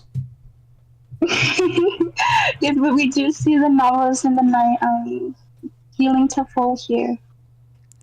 Yeah, they're doing their best to try to recover some sort of some resources, but I mean, you could start the game with full items. Like the novelist could have a book, and now you could have another helmet, and I don't think it changes. Lawyer being eliminated so early is just like, I mean, they're trying to bail out a sinking ship, really. Oh my goodness, that trapeze over that was very impressive. But yeah, we're just gonna see. We are gonna get that rescue. The knight is going to get that successful rescue on that dancer. Oh, and it's going to check and guess correctly both times. The knight. Yeah, well, the hullabaloo might have got a terror shock before, but the mind games are now on the knight's side, blocking the attack 2 times. Yes. Oh, and the knight is coming in again with the predictions to kind of help this dancer here transition to another area.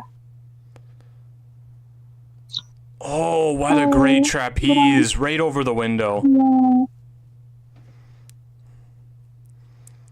And the last box for that dancer is now taken out. Although I do have to hand it to Team Kitty Cat. They have recovered into a better position. They have an available dungeon that they could try to push for. You know, their ciphers are starting to move again.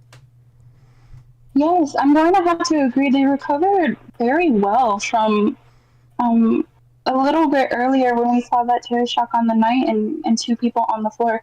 We do have 2 people full health now, and we're going to see a perhaps rescue from from Matt Crazy here, or maybe just beating Tinnitus. Oh, it looks like they're going in for the rescue. They managed to bait out the Hullabaloo long enough to get it for free. Unable to get any ball on the dancer just yet, but able to get that hit on the 9th. Yeah, can actually change their target. Going for some revenge therapy on the knight, but actually misses the trapeze and now out of skills to use from the Hullabaloo. Is he going to be able to get the down? He is able to get the down on the knight. There is some progress being made on these ciphers though, Yo7. But I'm unsure if it will be enough. I mean, there is some progress, but I mean, there's also abnormal in the game. Yeah. Like, you got to see that progress and subtract 40, because I'm sure the abnormal will come out at some point. Because we see the novelist, oh wow, that trapeze into the second floor there. Yeah, and we got the tram looming ominously behind them as they go through this kite. Oh, amazing flywheel from the novelist there, but full presence Hullabaloo. Wow, what a disciplined book usage. No. Actually, wow, that was like the most optimal vault in the entire world right there. Yeah, I would have to agree. I mean, is the second clone? The second clone's gonna have to be enough here. I don't think it is. On the wrong side. Oh no, the right side. What ball was he missing? I thought he was missing red. Was it white? I guess it must have been. I really thought he was missing red. Changing to peepers. Mm-hmm.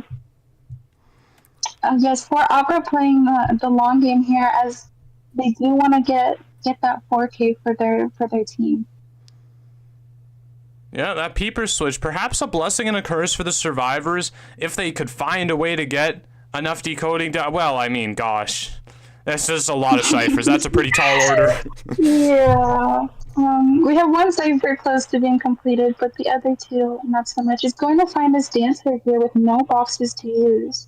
Yeah, and down goes the dancer. Will we be able to get to novelist in time?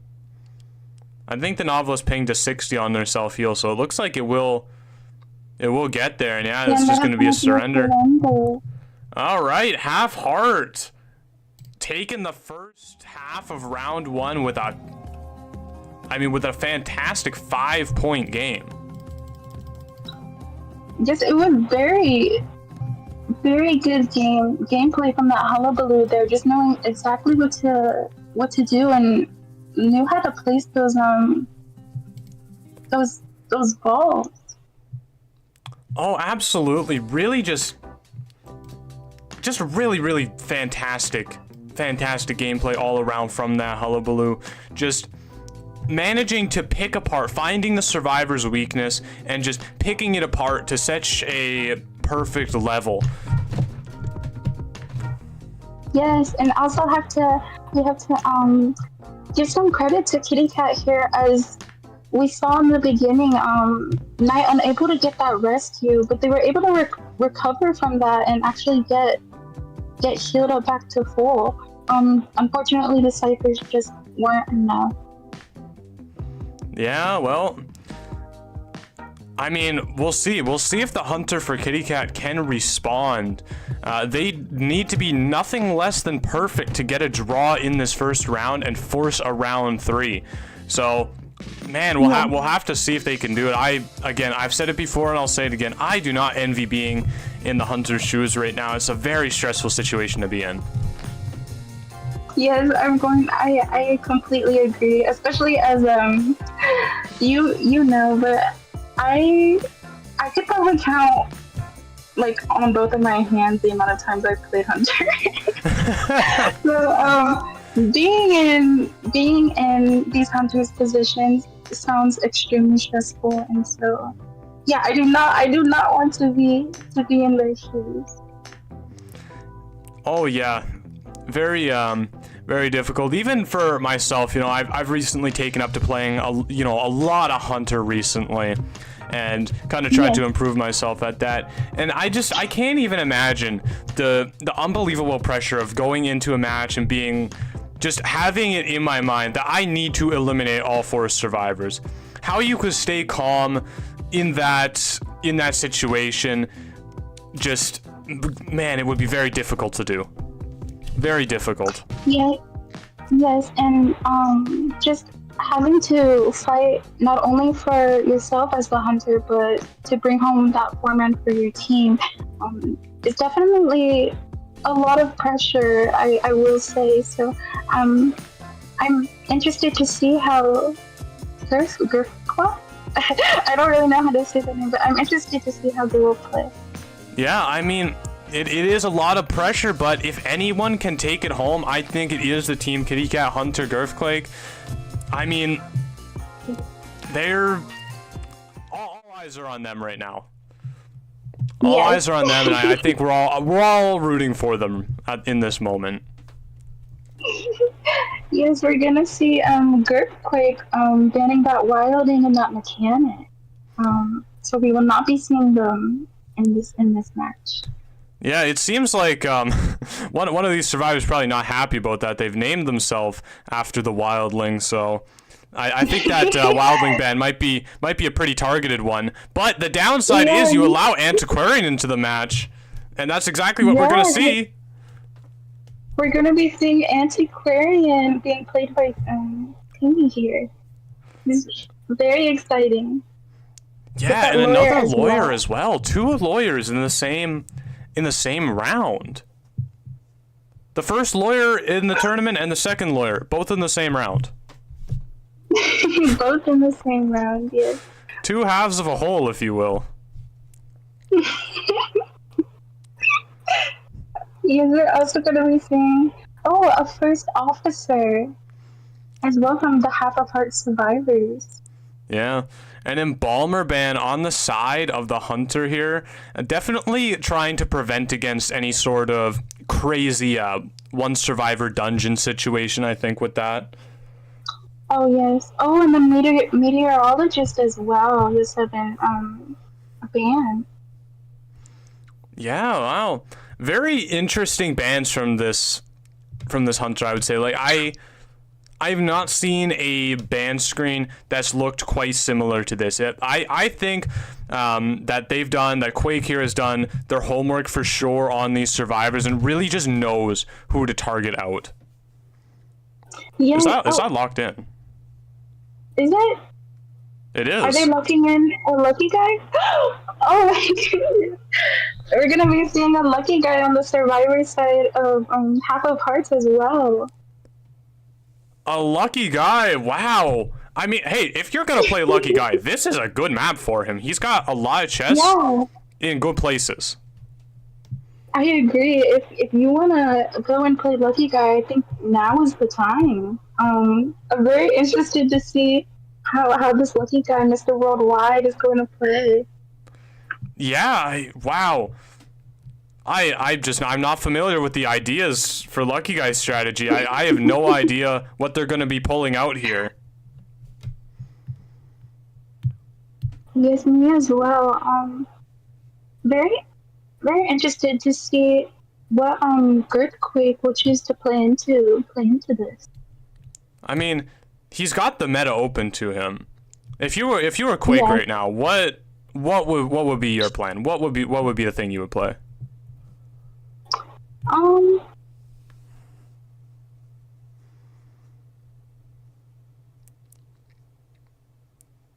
know for me, I would probably. Oh, go ahead.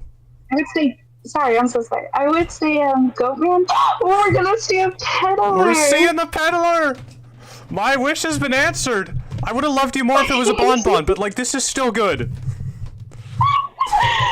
We're gonna be seeing, just like we were talking about earlier. Yes, we're gonna be seeing our first peddler. Wow. Wow, this is going to be a great round. This is going to be a very fun one. Don't forget, in the chat, paste in your emojis, show your love, show your support for the teams. It really means everything to them. And I mean, where are they spawning? This is a very unconventional spawn as well. Yeah, we see lawyer spawning at corner house. which is very interesting. I feel we don't really see it that often, but he does have that map available, so it does make sense. Yeah, I mean, the lucky guy, I'm surprised did not opt to spawn in the graveyard. That's where I would spawn if I was him, because there's a chest kind of right there and ready to go. But I mean, Yeah. I'm not going to question his strategy. I'm sure he knows what he's doing. Yeah, this lucky guy, Mr. Worldwide, I think he knows something we don't. Yo7. I think he's ready to help harass or kite or do whatever he needs to do. Yeah, I mean, okay, so if you're Quake right now, this is a tough spawn. Are you going for the officer, the antiquarian, or are you like walking halfway across the map to try to get to the lucky guy or the lawyer? I'm just because of my realistically my lack of hunter skills, I think I would be going making that journey across the map to find that lawyer or the lucky guy. Probably for me. Yeah, I mean, I would love to go get the lawyer right now. The big problem with that is he's got the foresight, so he's going to be halfway across the map. I don't think you'll ever find him. Yes, I agree. And just really quickly, the builds on those survivors, I believe everyone had borrowed time except for that lawyer. They're running that flywheel build. Was it? Ooh, we get the fancy S-tier peddler skin too. I think Quake here has definitely put in their stripes on this character. They have been practicing for sure. Yes, I agree. They're just going to be finding Antiquarian as their first chase here and able to get that vine off. Yeah, right away with the vine. What masterful controls with it too. Like that was a very smooth, like kind of wavy movement through around the pallets. Yes, there's a beautiful vine from Girthquake here, and using that ability to be able to just walk past that pallet. Here comes another one. Antiquarian managing to avoid it this time, though. And here comes the Antiquarian's weapon. She's got a weapon of her own, and she's not afraid to use it. Yeah, she's going to get that disarm on the peddler here, but is going to use her stick to get over that window. Oh, Flywheel avoiding the chip, but you gotta keep in mind, Peddler also has a little, what even is it? Like a little pokey flower? Yeah, I really do not know what her weapon is on the skin. I'm not too sure. I'm not too sure either. Hey, yeah, it's like a little flower one. I don't know. Anyway, we're gonna be seeing the first officer coming in. Yes, the first officer coming in for this rescue here. Oh, and she is able to Oh yes, has been captured by the plant and takes a chip damage as well. Yeah, I think Quake was looking for an angle for Blink there, but not quite getting the opportunity. Takes it now. Doesn't quite hit the officer with that chip though. Yeah, the first officer going to stay with a normal hit and a 25% damage here. Here comes the vine, the surprise vine of doom. It finds the first officer and down he goes. Yes, and that made it down on the first officer as well. We see Lucky Guy in the area, and he does have a gun, Yo7. So we might be seeing potential. He does have a gun indeed. Now, oh no, not getting into the line of sight in time. So that is that's only Antiquarian second chair, right? Yeah. Yes. So I mean, honestly, this is looking very good for half a heart, I would say, in terms because all they need to do is get one survivor out the gate here. This is all they need. Yeah. Yes, with one cipher on the way with being popped, I think they're just going to maybe give some tinnitus, but not going to rescue this Antiquarian. As like you said, they just need a tie here, half a part. Yeah, just gonna opt to allow the Antiquarian to expire. Not gonna waste any more resources on it. And now we're gonna be seeing the lucky guy, Mr. Worldwide. Let's see what he can do with this character. Yes, going to use this one on the hunter there, and we're actually going to go to the lawyer. Yeah, opting Kind of just to catching change him off guard a targets. bit here. Oh, and teleporting. He's going to teleport to the first officer here. Yeah, finally finds who I presume was his target to begin with, was the first officer.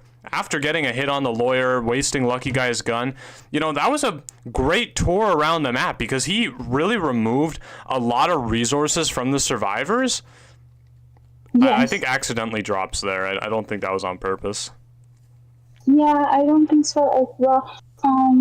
It is going to also chair on this cipher that has a good amount of progress on it. So it's definitely gonna put half of heart and a little bit of a not the best situation. Yeah, a little bit of a right bind. there. Now, I mean, we can see that they've already opened up a third cipher.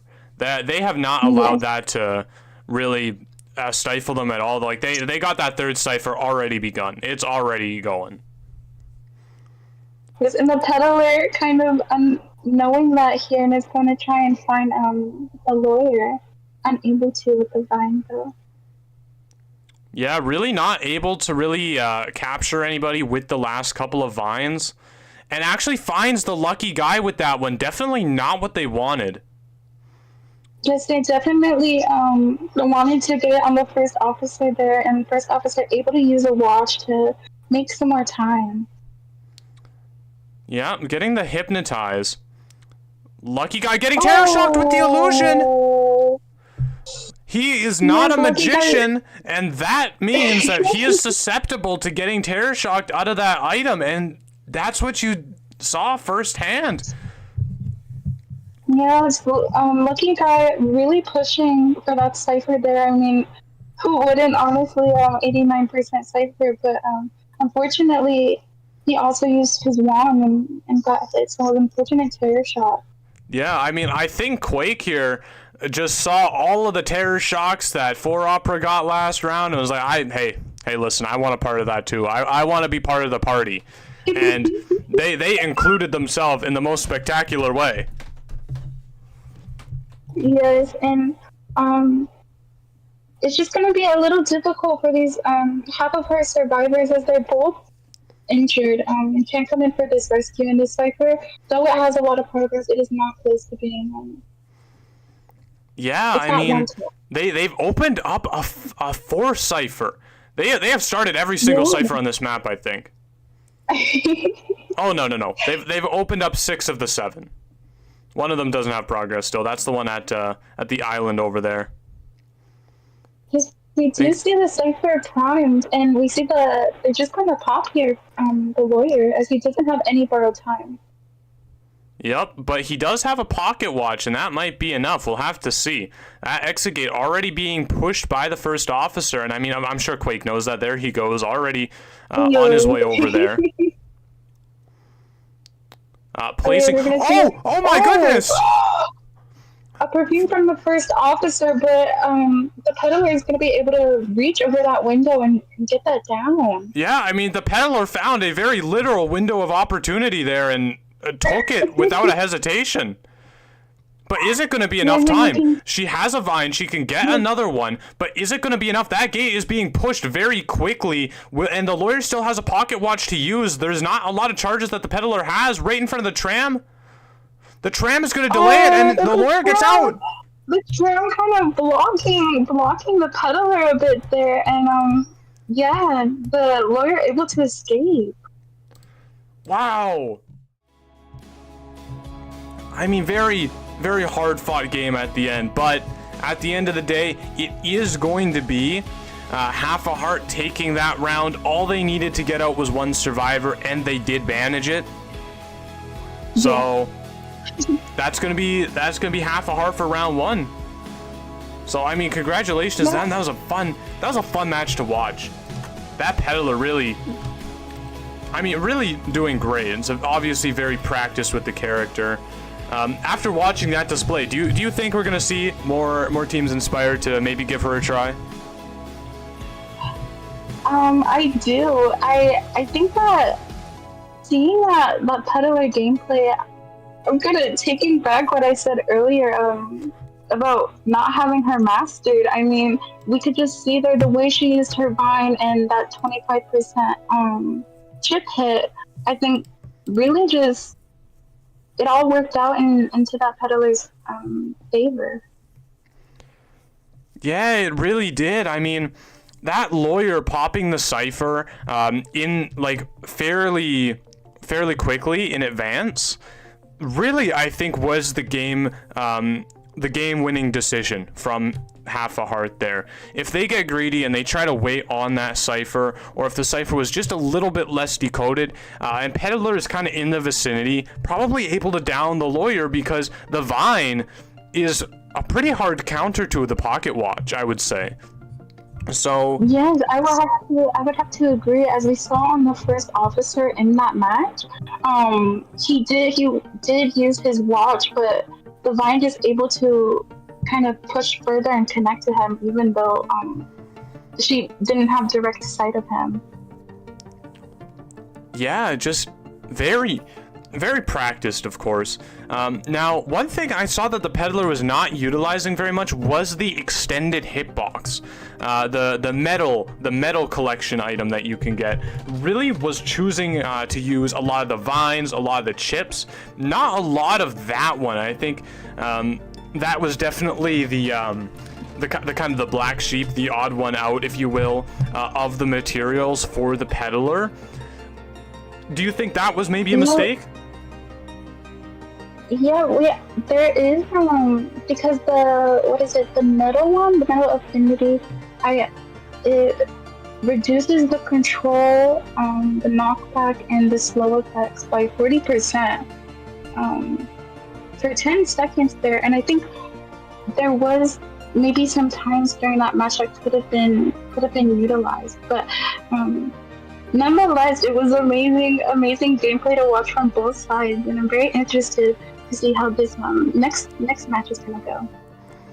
Yeah, for sure. Especially now that those kind of comfort picks for the hunter, I would say, like those are off the table now. Like we do have those, resting in the graveyard of the global bans. So they're definitely going to have to reach a little bit deeper into their character pool, probably to find something that's playable in this second round.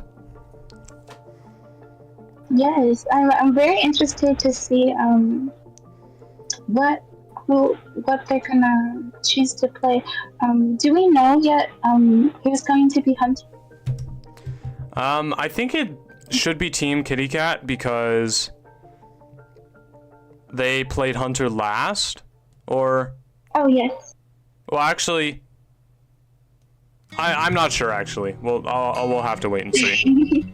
That's my guess. That's my best guess at it. Yeah, we're gonna be seeing the Red Church being picked. Yep, Moonlit River Park ban.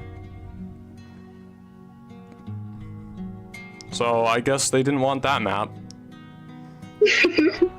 No trips with the coaster today. And yes, we are going to be seeing Team Kitty Cat on the Hunter side. So I was right. Hey, go me. You were right. Anyway, so I mean, yeah, why do you think they banned Moonlit? I'm not sure. There's a couple reasons I can think of.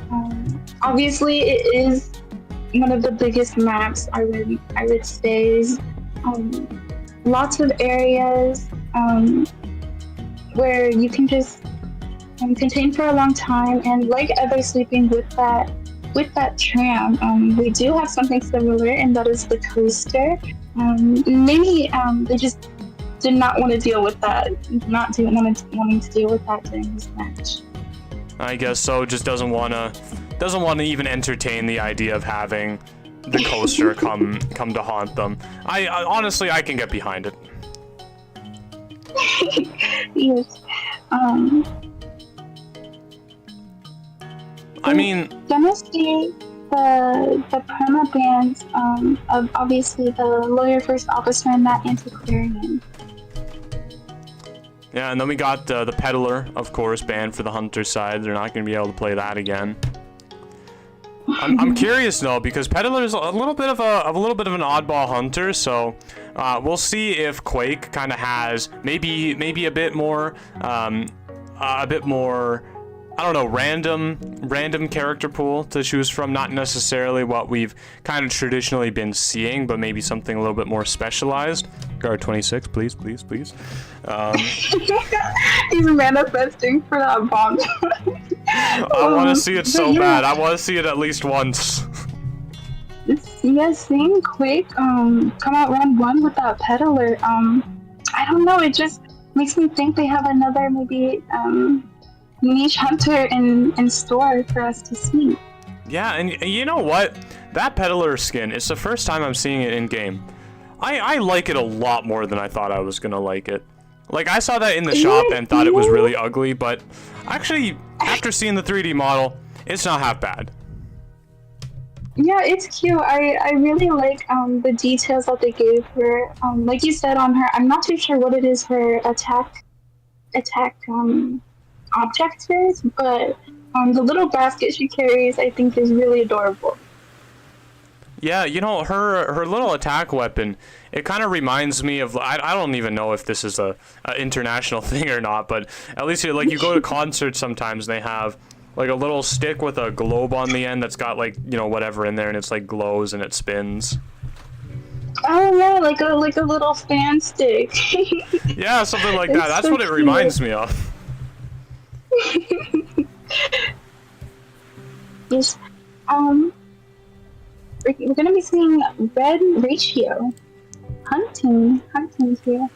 Oh yeah, it looks like I didn't actually ask to be informed of the if substitutions happen, so it looks like a substitution was probably preformed on the side of Team Kitty Cat here to bring in a different hunter than what was there in the first round. Yes. Potentially? I can't tell. We'll wait until we're in the game to confirm if that's true. But that's what it's looking like at the moment. So, I mean, wow. Is there anything else, I guess, on your bucket list that you want to see for this tournament? Any kind of crazy things?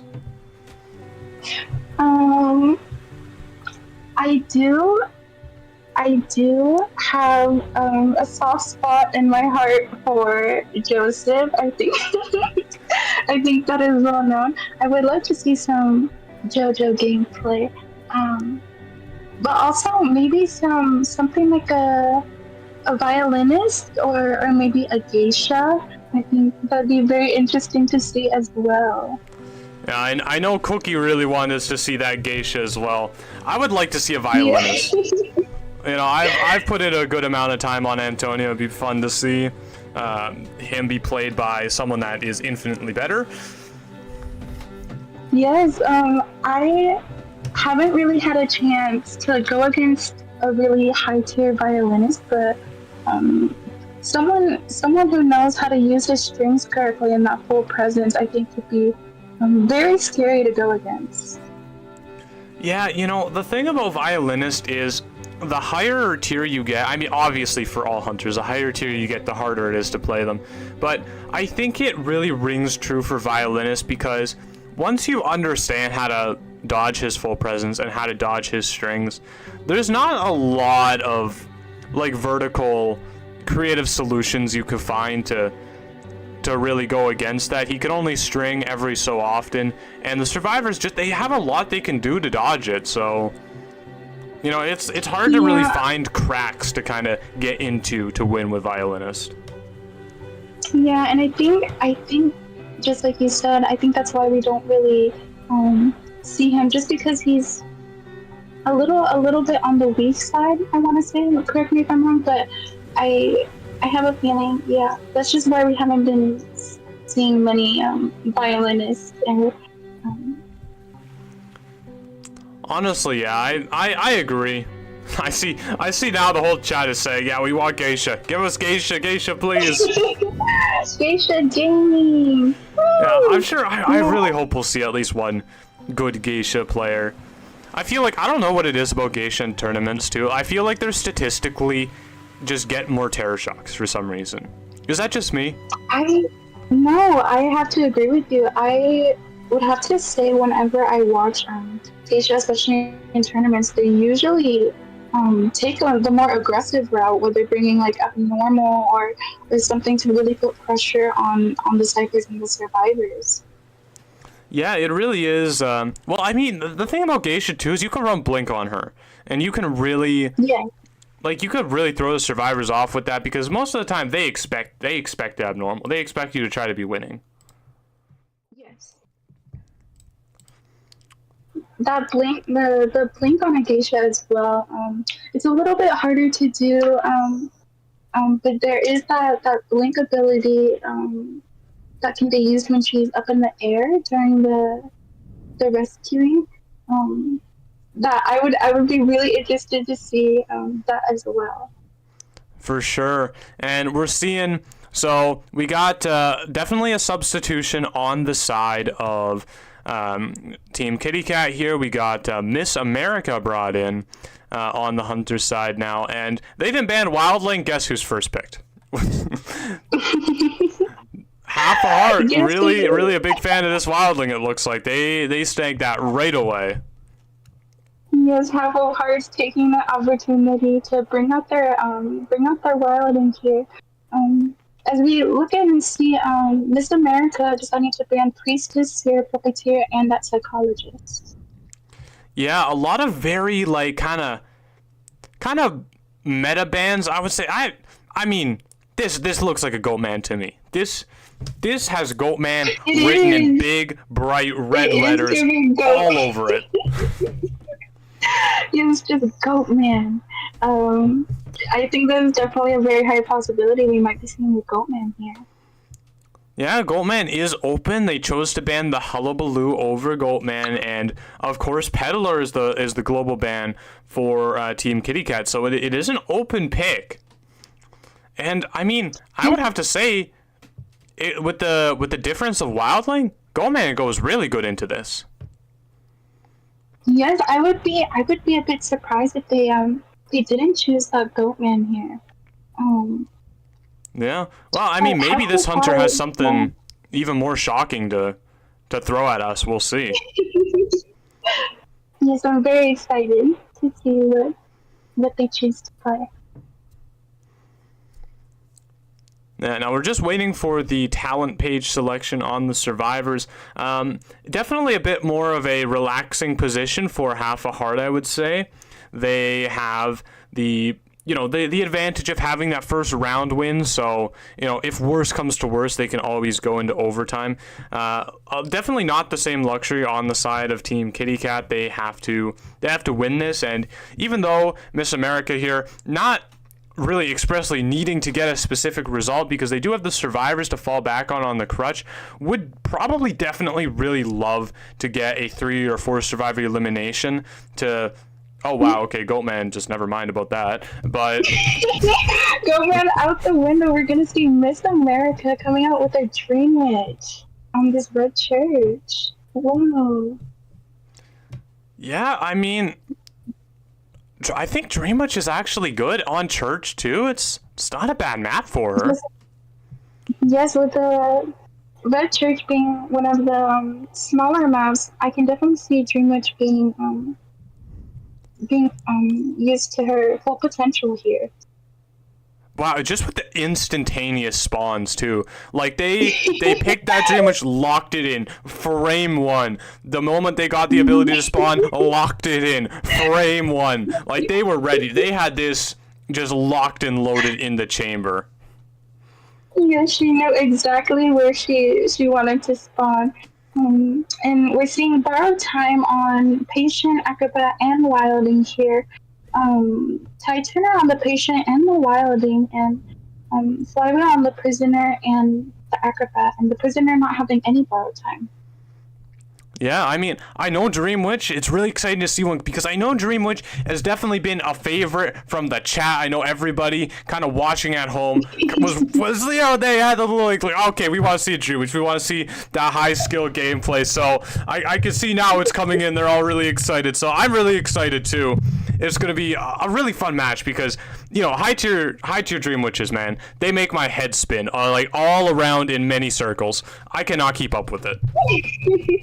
Yes, the brain power that Dream Witch takes is something I don't think I'll ever be able to understand because I'm just not good at Hunter. But yes, I'm very excited to see how Miss America will play here. Yeah, I got the Kawakami Tomi skin as well. Definitely one that's highly favored among Dream Witch players. You see many Dream Witches choosing to use this one. The Tomi A skin is one of my favorite Dream Witches skins. I think it's very pretty. But she's kind of be looking around here for. Yeah, it looks like the survivors kind of ran on top of each other there. Not very planned on the rotation. Prisoner already expending his charge, and now we can see the sandwich situation coming to fruition, getting a hit really quickly. Yes, getting a hit and using that leech to get that damage on our Prisoner there. We can see Miss America following the Prisoner close behind with her body. Yep, trying to get the main follower to follow the main body because it is actually faster that way. And placing down the patroller, I don't know if Prisoner's going to be able to make it to the pallet. He flywheels it. He flywheels the patroller bite, but another one is coming in quick succession. It's hit, but the mind game at the pallet, it doesn't matter. He's able to get that down on the Prisoner. Yeah, and another leech is going on the board right away. The good news for half a heart here is that there was not a second leech. The Prisoner did not die with a leech on, which does reduce the Dream Witch's map pressure fairly substantially. Although, I think this Dream Witch is definitely going to have a way of working around that, as we can already see. Yes, we already see she is going and putting her leech on the cipher there to prevent that decoding. Yeah, and just, you know, keeping her eyes on both of the leeches, you know, making sure no one's on that cipher, and she's preventing 2 people from decoding the ciphers right now. We're going to get that hit on the Wilding. We're going to be seeing the potential double down here. Oh yeah, Prisoner still has his leech on. Actually might go to leech the Wildling and attempt to just down the Prisoner with the leech and kind of really gain the tempo on the survivors, is how I would put it. You know, really just get ahead of them in as much ways as possible. Prisoner still having his electrical charge to work with. And no patroller coming out. I wouldn't have been as disciplined and probably patrollered here. Yes, I feel like I would as well. But going to pick up and drop down probably in a chair for this Wilding. Yep, putting that Wildling down on a chair, just keeping the Prisoner continuously pressured, you know, not really giving him much of an opportunity to really remove that leech, and just, you know, multitasking, constantly doing things while the survivors are unable to. Uses the patroller on the main body with the main follower coming into close proximity. Not seeing the... Oh, wow! Oh, we're going to see a flywheel from the Prisoner there, but maybe a little bit mistimed. Yeah, look at the layers on that mind game, because I think what the Prisoner wanted was for the Dream Witch to walk through the pallet. He would flywheel the hit and then stun. I think that was what the plan was. Yeah, I think that was definitely the game plan there. A little unfortunate that it couldn't go through though. Yeah, not able to get it. I mean, Wildling still has his leech on. Blink is now on the board for the Dream Witch, so you can't really rest on any of those followers. They could blink you down at any moment, and we might see that here. We'll see. Yeah, Miss America just putting such a good amount of pressure on these survivors here. Yep. Oh wow, the prisoner getting farmed. That's really big for the hunter, actually. That just allows her to be so much more oppressive against these survivors with only 3 targets now to worry about. And I mean, one of them's on the chair. She's already got her next target. Yes, with Acrobat being the only full health survivor here, it's looking like a tough situation for half of Hearts. Yeah, especially with Wildling because his decoding is so slow. Oh, but nice flyby from the Acrobat there, able to evade a hit. Yeah, Acrobat just dodging out all of it.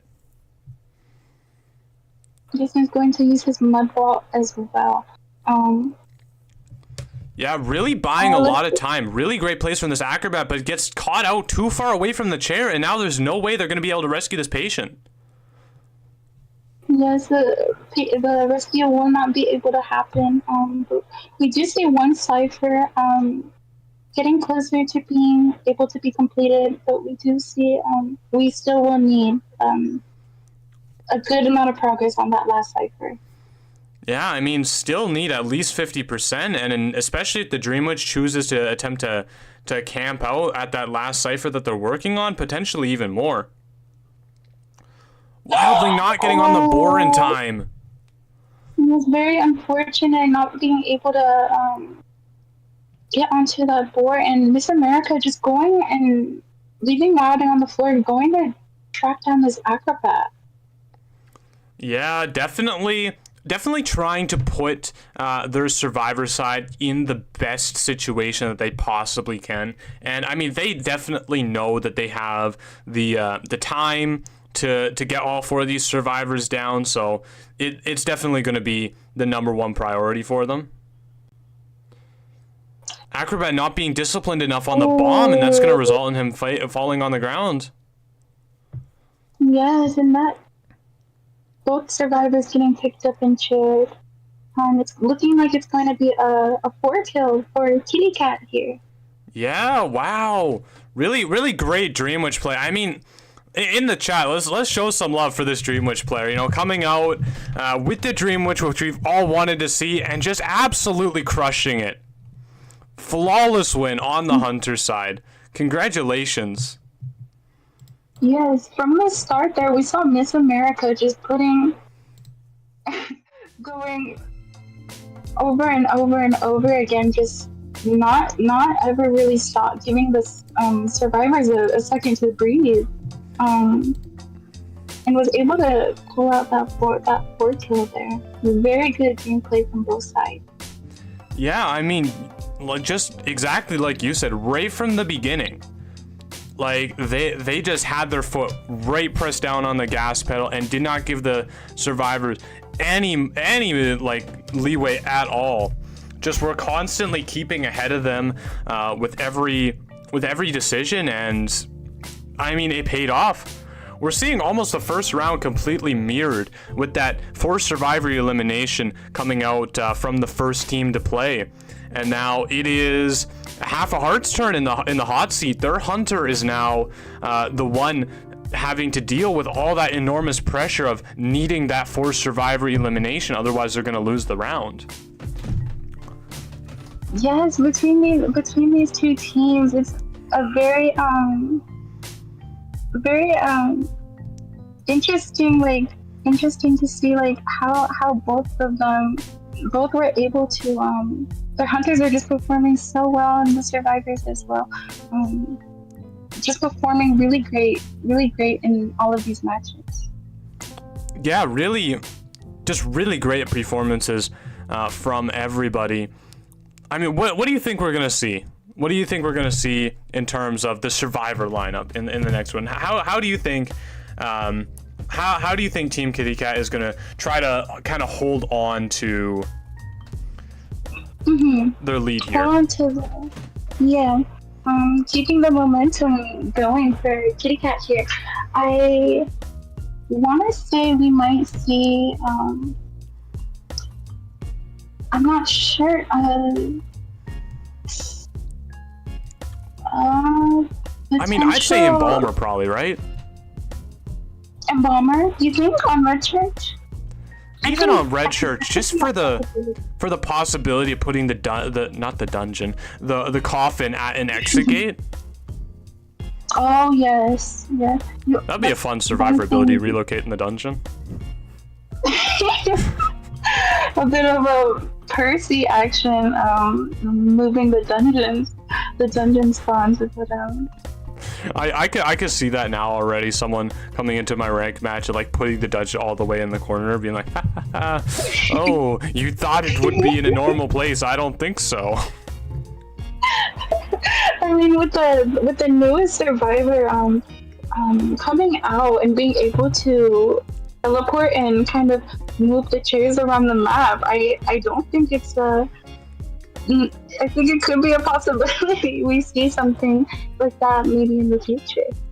Man, I guess so. I mean, don't even get me started on Escapologist. I have about 0 kind words to say about him. Yeah. I haven't ever really played against him as Hunter, but seeing survivors play him in high tier, I see he really giving these people a hard time, these hunters, as they adjust to his new abilities in game. Yeah, I mean, I'm such a horrible person. I can't remember who we asked about it. In one of the post-game interviews yesterday, we did ask one of the Survivor players about what they thought about Escapologist, and they were saying, that's pretty situational, kind of like probably about an A tier, maybe later round tournament gameplay. Yes.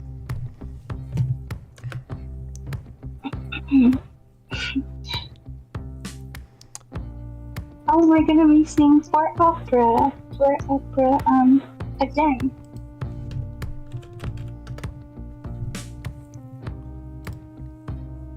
Sorry, I'm getting bombarded with with things. No, don't be sorry.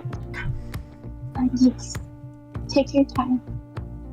I'm very interested to see what for opera will bring out here and play against these serves. Yeah, I mean, we'll have to see. I mean, of course, opera singer has to be on the table. I'm sure that's not a possibility. That's been ruled out. Yes, I mean, it's in the name here. I am just going to assume that this hunter enjoys playing opera singer. I mean, and you know what? Fair enough. Opera singer's a really fun hunter to play. She is. As long as you have that green ping, I think she's very, very fun character to play. This is true. She does require some good ping. Yes, for sure. But more importantly, I mean, what do you think they're gonna do to secure this for Survivor elimination? Yes, it's Red Church, so I don't know. I want to say they're gonna play something a bit more. There goes the opera singer. That's gonna be. There's a respect ban on the opera singer here from Team Kitty Cat. Yes, but poor opera. I mean, and you see, there's the Gravekeeper. and the embalmer. I can already hear Koki now. Oh, look at all the emo people. With the hair covering their face. Emo. Yes, from For Opera, we are going to be seeing the Prisoner, the Priestess, and the Psychologist band. Yeah, a bit of an interesting ban on the Prisoner. Do you think maybe now we'll see the Ivy? Do you think it's a possibility now? Yeah, especially with the map. I feel Ivy can take a lot of control, just like Dream Witch have a lot of map pressure.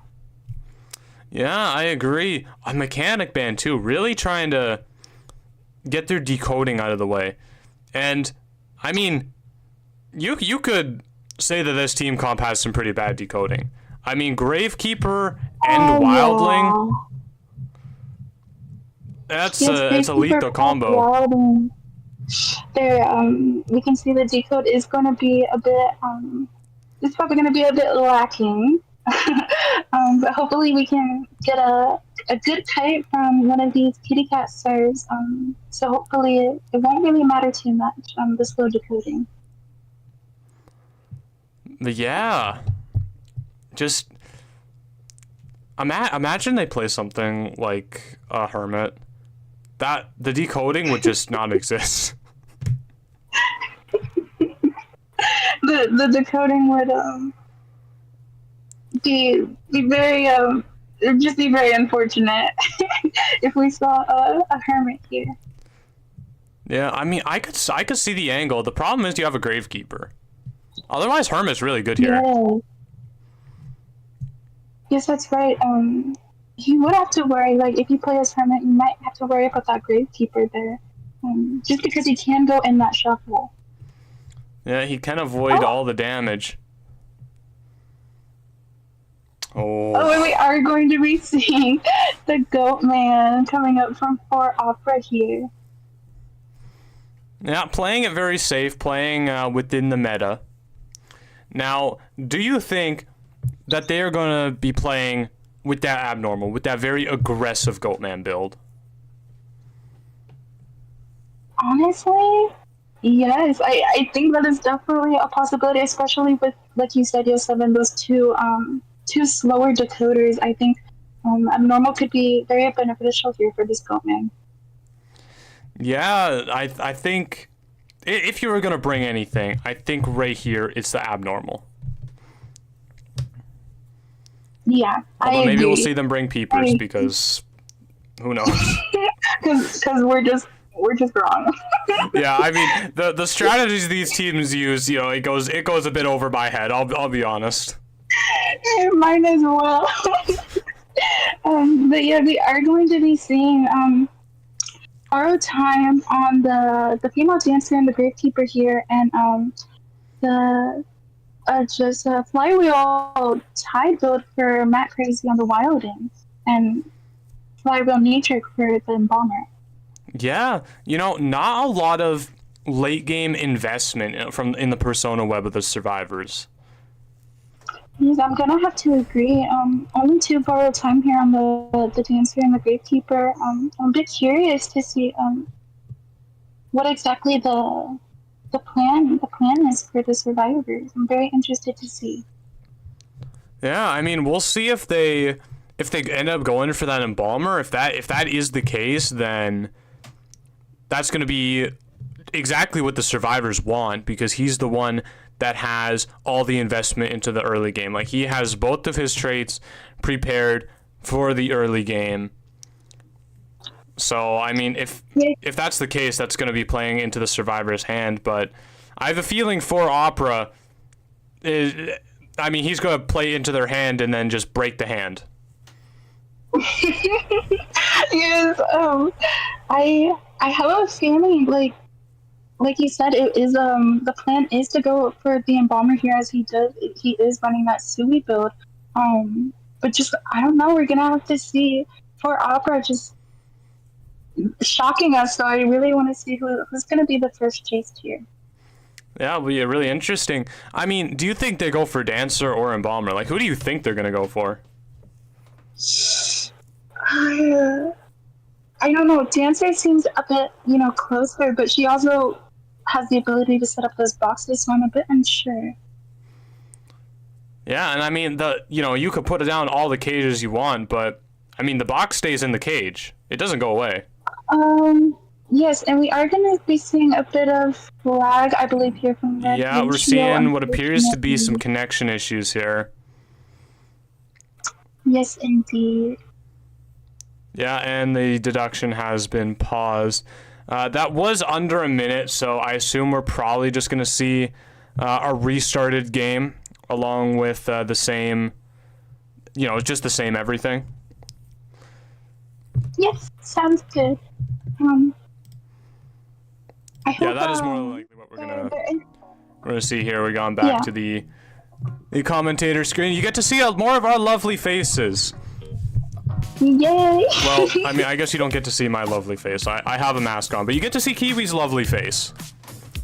You get to see the beautiful Robo Bunny. Robo Bunny. Oh yeah, I just realized we're both animals. Neither one of us is a human. This is actually real. This is what we look like in real life.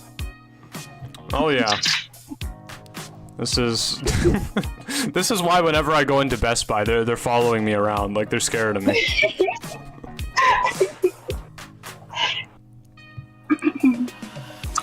Because I hope that who was it? I believe it was Red Ratio. I hope that they their internet or whatever they are using, I hope it like evens out and they're able to play. Yeah, it looked like, if I had to guess, they weren't moving at all, so it probably was a total crash on the side of Red Ratio, or it was just a very, very long loading screen. Because sometimes that does happen. You get stuck on the loading screen. Yes.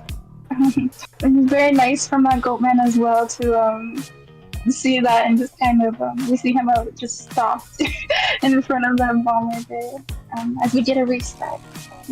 Yeah, very, very respectful play from the Goatman. I think we saw, I can't remember the player's name. This is the problem with my memory, chat. Like, it exists for about 5 minutes, and then it goes away. Like, it's instantly gone. Was it Slippin' Yimmy? Yes, I believe it was. Yes, Slippin' Yimmy. Oh boy, we're going back. Oh. Are we actually going back? No. Okay, we're remaking the game, everybody. Yeah, it's gonna be a restart. All right, we're remaking the game. You get to look at us a little bit longer. I just want to thank everybody for being so patient, and yeah, we'll get the match started up very soon. But yeah, I'll finish my thought from earlier. We saw Slippin' Yimmy as well. Really, allow the survivors to have that respect. Be very respectful of connection issues and stuff that just goes on this server. So it's always really nice to see that. When everybody's respecting each other and being happy. Yes, I noticed like one thing between these teams. I'm not behind the scenes very much, but everyone has just been very kind and encouraging of each other, even if they are going to be facing each other.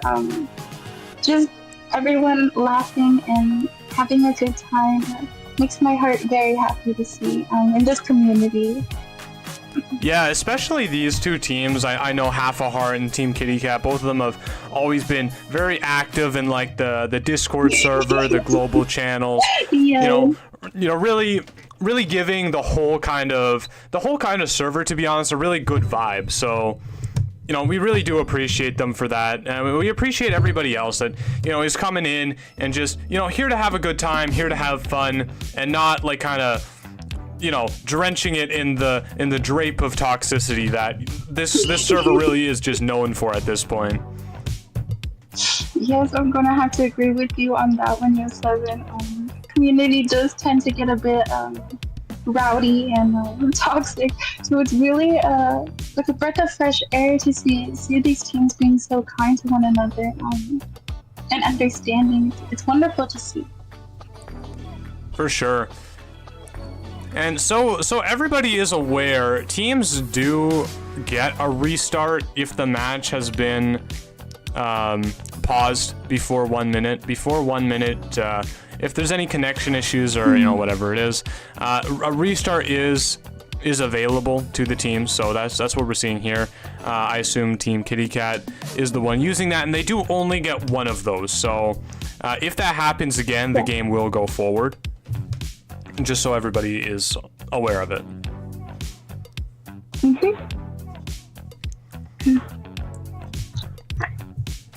Looks like we are getting ready to go. Yeah. Yes.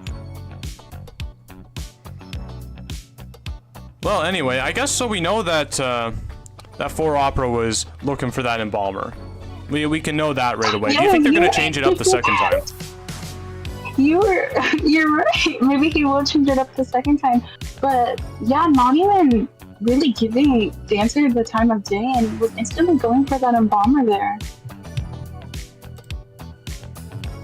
All right, let's swing things back over to the band pick screen. We will be seeing the same bands, the same picks.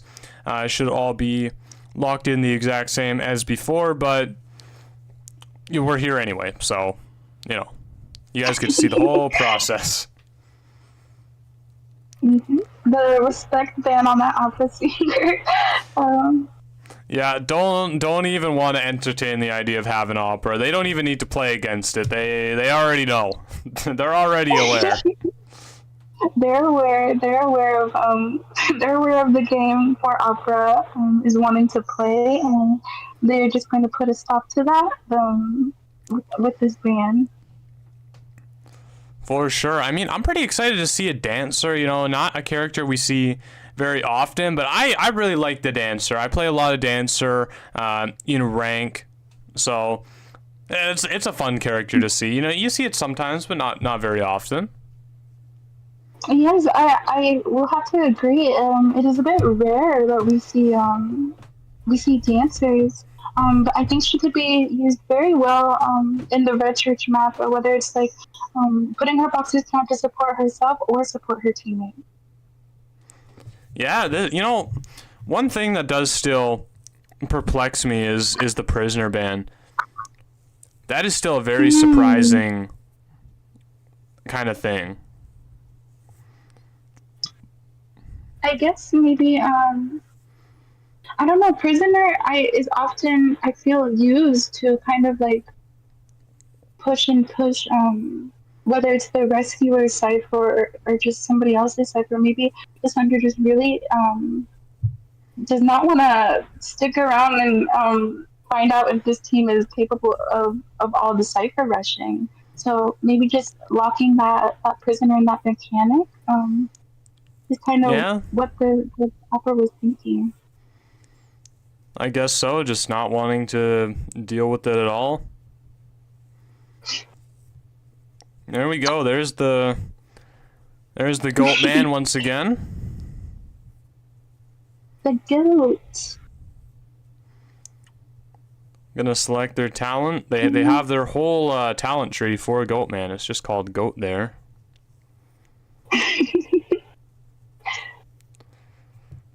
Yep, and we're going to be seeing the exact same spawns and exact same builds from survivors and hunters here. So yeah, I mean, my prediction is that 4 Opera shakes things up here and goes for the dancer. That's what I'm thinking. Yeah, and with the 4 Opera, seeing that the embalmer was a bit laggy or maybe disconnected as well, I think the chance of going for dancer is a bit higher here. So I'm interested to see what happens in this match. Oh, for sure. I mean, I didn't catch what trait that 4 Opera brought in. I meant to look at that because I was curious whether they were gonna be going for that aggressive abnormal or just kind of have that blink kind of just in their back pocket to make sure that they were at least going to get a good result. Yes, I didn't get a chance to look at the Goatman either. So it will be interesting to see what exactly they're going to bring for their playstyle here. Yeah, it will be interesting, but I mean, we'll get the answers very shortly here. As soon as the match loads.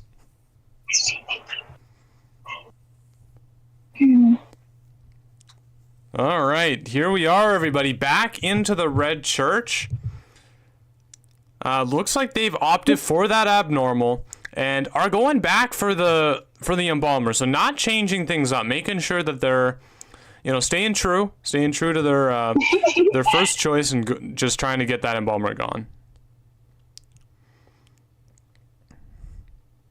Oh, Embalmer dropping his coffin and playing around in these cages here. Oh, but able to get that hit quite early on that Embalmer.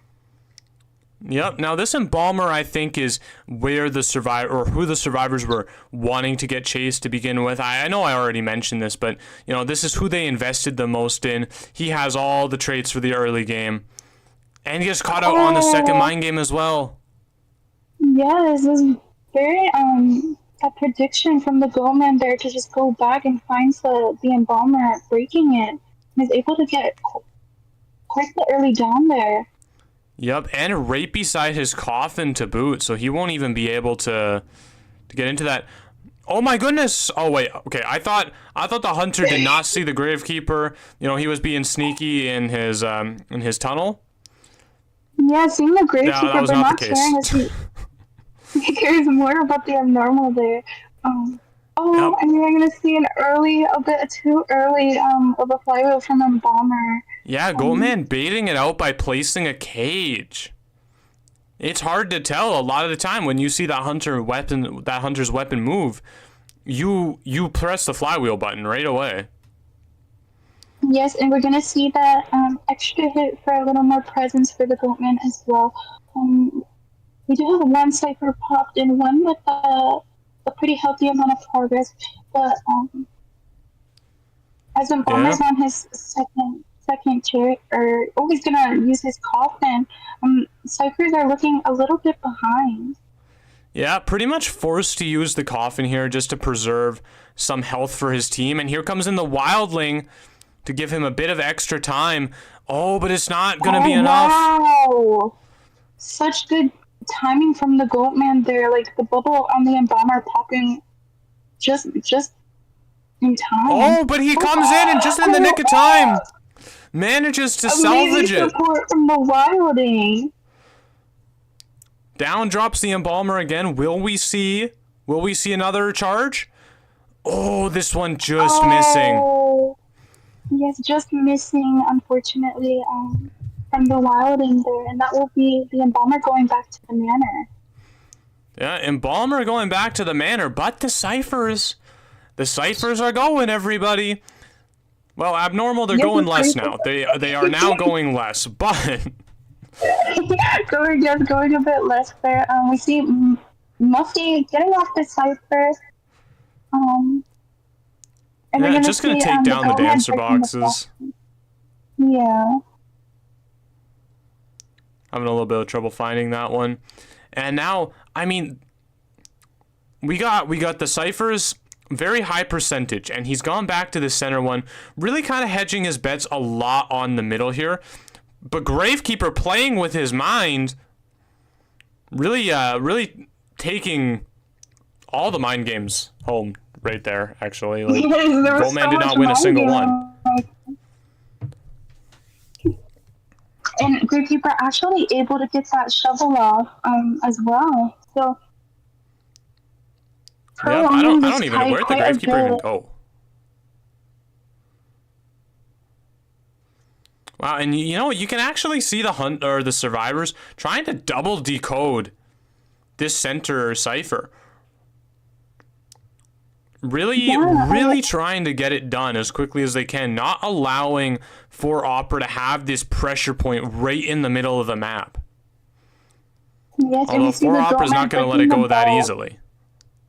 Yeah, breaking the box and with his abnormal just about ready, we're going to see what the Goatman decides to do here. Yeah, just this Gravekeeper is winning every single mind game. Like he is just we're reading multiple hits from the Goatman there, but that is going to be put down on the Gravekeeper. And the Goatman going to that middle cipher for an abnormal. Dismantling the cage. Yep, another abnormal coming out. That is 3 abnormals used on that singular cipher machine, everybody. Yes. That is recovered, I think, a total of 120%. The survivors are... there's no way it's that much, right? The survivors really Yes, decoded a cipher and a half there almost. Yes, the Goatman really putting pressure on this middle cipher here. Yeah, the middle cipher now at 83. Here goes the Wildling, only character at full health. They have kept that other cipher over at bottom broken. They've kept it primed. Wow, did that board just consuming all of the hits. All of the hits. And we see Gravekeeper going into his shovel here. Yep, 4-Op are actually going to focus on it, leaving a little bit of an opportunity to get this middle cipher primed. I don't think they realize it's being decoded. Yes, and down goes the Gravekeeper, but up he goes once again, and there's no more resentment left on the table for the Goatman. Well, there's one cage worth of resentment left on the table for the Goatman, but ends up not placing the cage before using the backdash. Yes, unfortunate from the side, and also unfortunate for Kitty Cat survivors here. They were a little bit together, the Wilding and the Gravekeeper. Yeah, but keep in mind, all Kitty Cat needs is one survivor out the gate. That is very true, and we do see that female dancer pushing that gate. Yeah, I mean, unfortunate another backdash. I believe that was a bit of a miss there from the Goatman. Yeah, probably. I would imagine that this is the time where the nerves have kicked in. Yeah, for sure, absolutely. Goatman having tinnitus here. Spotting out the really Gravekeeper. Yes. It is going to be a test whether this Gravekeeper can survive long enough for the Wildling to blast off to the manor. Showing just fantastic discipline, but it's not enough. Over disciplined even. And down he goes. Yes, and that's gonna be a 3-man for the Goatman here, but also a 1 escape for Kitty Cat. Yeah, which means this round ends 6-3. Team Kitty Cat's taken round 2. Yes. Do you know what that means, Kiwi? We're going to round 3. We're going to round 3. I believe we got to do this together as well yesterday, so I'm very excited to be doing it with you again. I know, actually, I was about to say, it's kind of weird the way this has only happened when it's you and I commentating. Like, we're the only two that have experienced this. Yes, but excited to go overtime with these teams here. They've really been giving their all. It's very evident in the matches that we've been all watching. I don't know. I'm just so excited to see this next match and see what comes. Yeah, I mean, it's absolutely like just astounding how the first and second round just completely mirrored each other. I mean, in the first round, we see Half a Heart come out hunting on the first in the first half, and they get that forced survivor elimination. All right, everything's great. Then we see Team Kitty Cats coming in, really doing their best with that peddler, but just falling short by 1 survivor. And then in the second round, Team Kitty Cat is hunting first, and they get that forced survivor elimination. And then we see Half a Heart falling just barely short by 1 survivor. So, I mean, is the third round just going to be decided by whoever goes first as hunter? Yes, that's what I was going to say as well. We're seeing a lot of, like you said, mirroring, and it just seems very even between these teams, both having that good survivor compatibility and teamwork going on, but also having their hunters pull through and be able to get these 4 kills. Yeah, and you know, the other interesting thing, because those rounds were like exact mirror opposites of each other, that means we are also currently tied in terms of points. Which means, if we draw in round 3, we're gonna see overtime. It's so exciting. So exciting. Yeah, I mean, we have yet to see overtime, so we'll see if that affects anything. I have been informed the map ban is Moonlit again, Moon River Park, off the table. And we're going to be seeing Team Kitty Cats hunting first once more.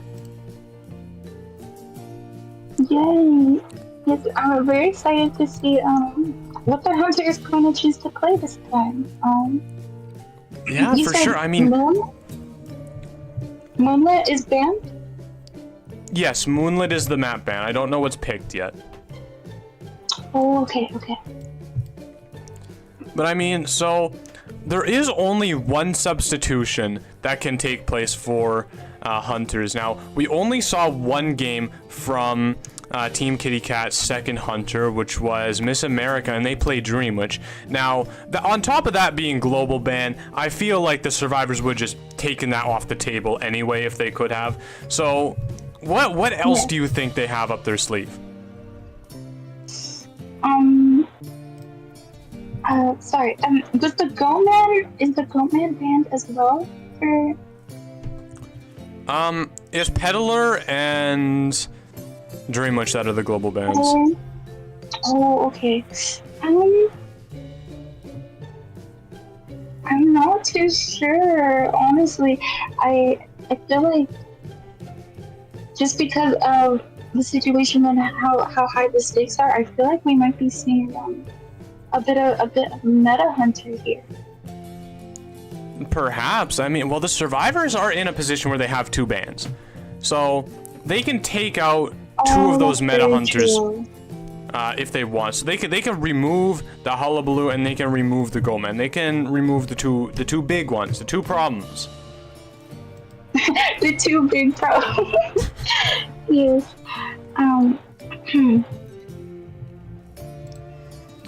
I mean, yeah. These days, Opera Singer and Shadow are just not what they used to be. Yeah, not at all. I mean, Hullabaloo, the argument can be made that he's fallen off a cliff as well, so... Yes, that's true. But I still think that the Hullabaloo and the Goatman are kind of dominating in the meta right now, being used very frequently. Oh yes, I mean, he might have fallen off the edge of a cliff, but he's still very much alive. You can't get rid of him that easily. Unusable.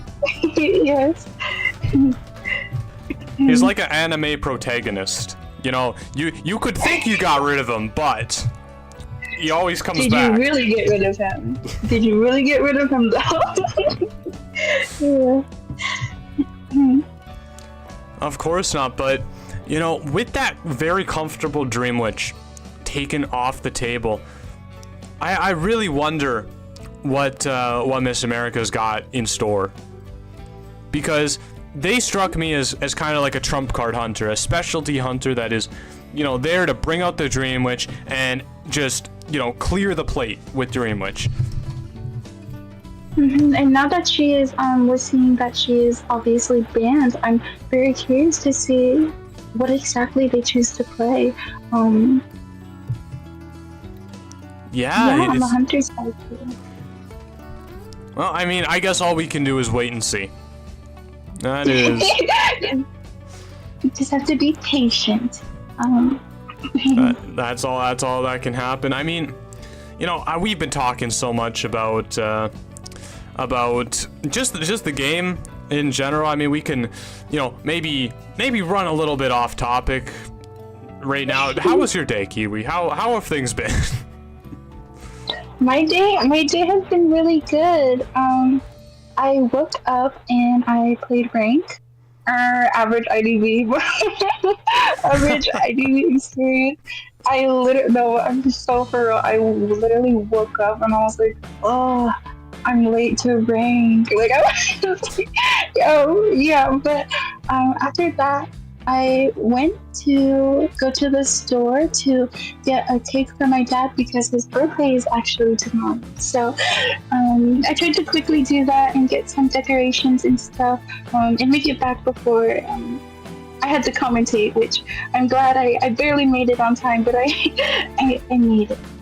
Hey, you're here and that's what matters, and I'm sure everybody is happy to have you commentating the second round. Yes, how was your day though, Yo7? Well, I mean, I got up really late and basically sat down and started commenting. Like, I got up not long before it was ready to go, and then we had that really long break, so I just kind of went outside and messaged friends for 3 hours. That's pretty much all I've done today. I have not been all that active.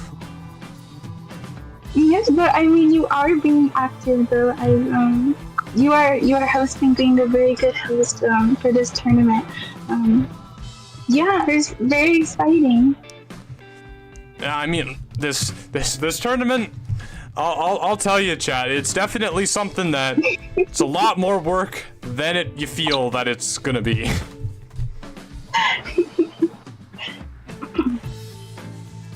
That's for sure. I mean, you know, one thing that we're gonna be doing, so Kiwi, I'm sure you know about the potential plans to do another one of these next year. I mean, yes. One thing that we're going to be doing is releasing like some forms that people can fill out to tell us how we screwed up doing this. So Yes. what do you think is going to be the major issue on those?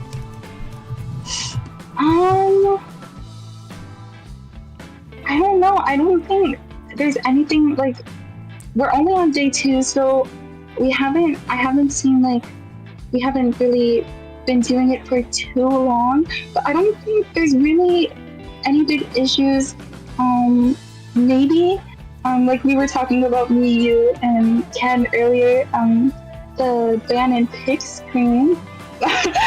We don't talk about the ban and pick screen. No, but I'm sorry, Yo7, I literally can't think of anything. Oh. Yeah, the ban and pick screen that's like the uncle that you had that's just, you know, that was a little bit crazy. You just and he's gone and no one really wants to talk about him, you know, you bring him up at family gatherings, a little bit awkward, you know. Oh my gosh. I imagine like Poison Candy, the one who made the art, and so I feel like they'd be like, what did he just say? Yes. I mean, the issue was not the art. The issue was Yo7, okay? That was the problem with the ban pick screen. That was Yo7's code. That was trash. Okay, for a lack of a better way of putting it. Beautiful art from Poison, but just unfortunately, Yo7 just had a little bit of technical difficulties. Yeah, my brain had technical difficulties. But on the topic of art, make sure to check out the amazing artists down below.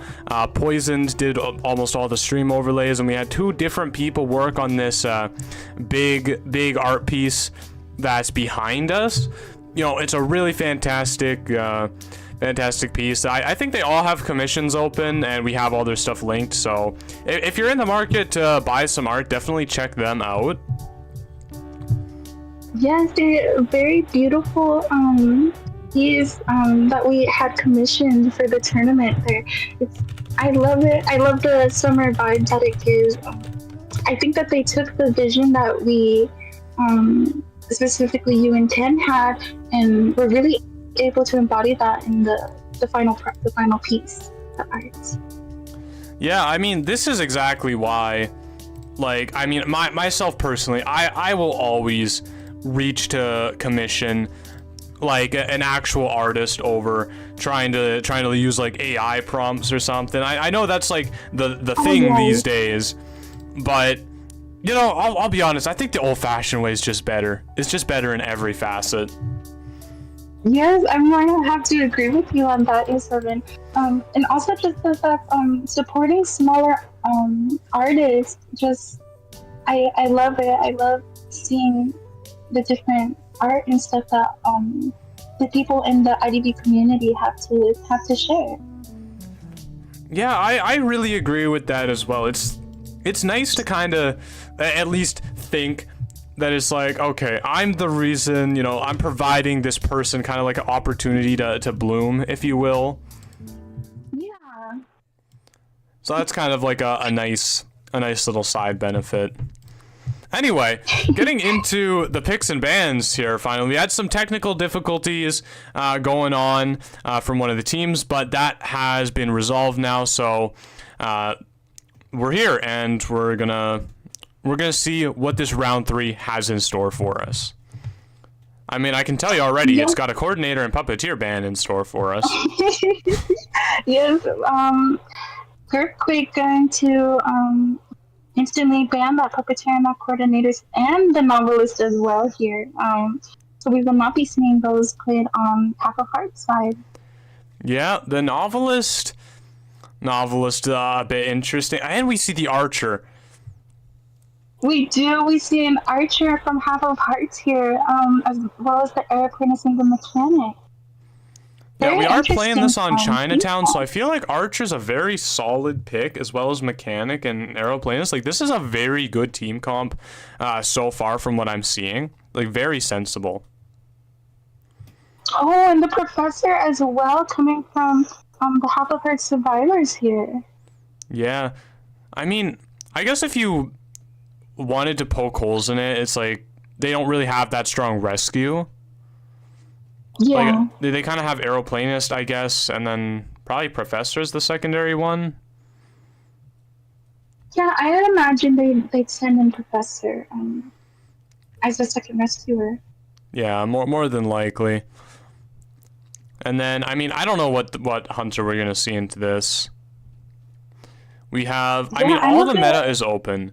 So there's a potential for, I believe, Goatman here. I believe Goatman's allowed. Yes, because it's a Dream Witch and Peddler ban. So Goatman is a thing here. Yes, we could see, yeah, I could definitely see Goatman being played into this. We also have that Ivy available, but I'm not too sure what be played here on Chinatown.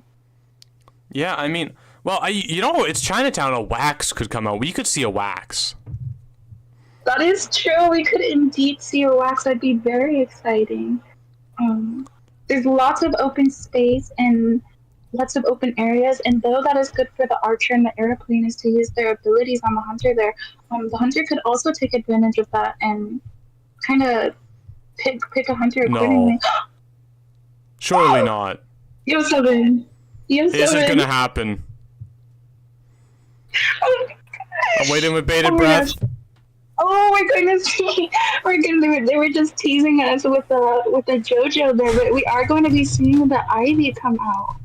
We're gonna be seeing the Ivy, first Ivy of the tournament. Actually, isn't that wild? Really, first Ivy. Wow. This is gonna be very exciting to see against these survivors and see how both sides play. Yeah, definitely. I mean, you know, I know Cookie is probably so mad right now. I can hear. I've commentated so much with Cookie at this point. I can hear her thoughts in my head, and I already hear she's like, "Oh, this Ivy, get it out of here. No skill." She's like, "Get out of here." Yeah, I too have a mini Cookie in the back of my mind constantly. Yeah. Oh, the survivor's going for like this kind of like fish hook thing, which you don't normally see a lot on this map. This is not a spawn I see very often, but I'm not sure if. Yeah, we're gonna be seeing a Stewie build on the mechanic here. I kind of figured we'd be seeing that, and we have Borrowed Time and Tide with the Professor, Tide Knee Jerk with the Archer, and Borrowed Time and Tide on that airplane. So 3 tides going on here, Yo7. Yeah, 3 tide turners. I guess playing it very safe, basically saying, all right, you got us with the first 4 survivor. We're not letting that happen again. That is not going to happen ever again. We're done with that. Yes, so whoever really gets chased here, they are going to be able to get, if they do successfully get that rescue, that will be that 20 seconds, that 20 extra seconds that Tide Turner gives. Yeah, I see a lot of people in the chat really excited, really giving a lot of encouragement to Girthquake. Definitely make sure to send your hearts, send your team like symbols for the teams that you're supporting. Like I said this before, but you know it really makes a lot of difference. It really makes sure that everyone's having a positive experience. So you know, like, I'm sure the players are always very happy to receive support from the chat, so that's something that's gonna probably put a smile on their face, win or lose, in this matchup. Yes, let's all show lots of love and support for our teams here with lots of kitties and hearts in the chats.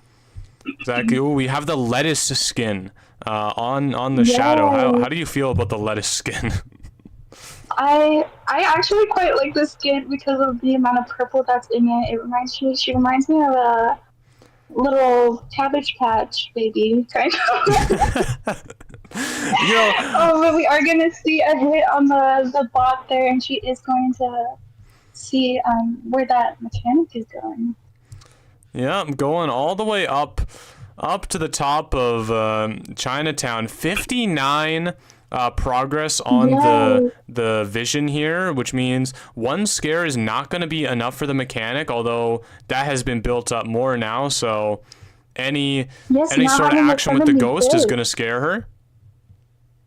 Yeah, any scare now will have that mech going at 100, but we see the archer trying to come in for the support here. Oh, a regular hit, and mechanic is building up more scare. Mechanic has nowhere to go. Oh, but flywheel, a little preemptive there from the flywheel, but we see the archer in the area coming in to harass. Yeah, not getting a hit on the vital of the shadow here. Eventually does get the balloon rescue, but at what cost?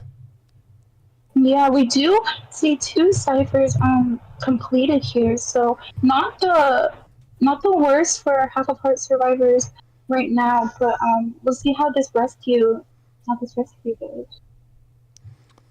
Yeah, definitely. I mean, will we see this precedent continue of the first hunter just managing to pull out a forced survivor elimination? I mean, it's happened so far every single match of this tournament. Will we see it? Yeah. Will we see it again? Yes, or not this tournament, of this matchup. I misspoke. Pardon me. Yes, we're going to see the airplane is getting double hit there, so he will be going down, and we see Ivy kind of looking around here and opting to go linking down the archer here.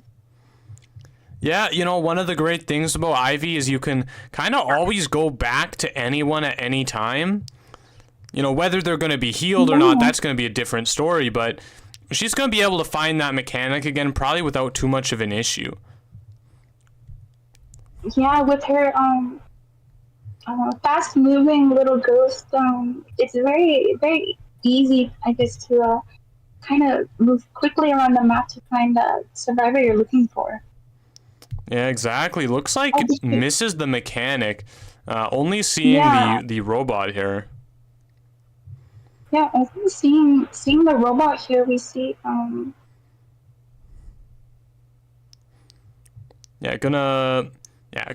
teleport over here. Probably try to take down the doll, just to kind of get a visual on the mechanic and head back over to the chair, I would think. Yes, with the mechanic now located, I think Girthquake here kind of understanding that no one is really going to come for this rescue. Yep, definitely wants to make sure the last thing you want is to get some sort of backdoor situation happening there, but doesn't manage to find the original target of mechanic again. And now this is, I would say, worst case scenario for the survivors. I'm going to have to agree with Yo7. Amazing flywheel from the mechanic, but that is going to be that 100 on her, and she will be going down. Yeah, gets away with the flywheel, but where do you go into the patch zone where, you know, you're just going to build up more fear? Just no kind of avenue to even get away from it. Yes, and we see the ciphers a bit spread out here. We see about 4 ciphers with a good amount of progress on them. Yeah, Professor actually avoiding the actual full body scare thing, so that's gonna be good for him.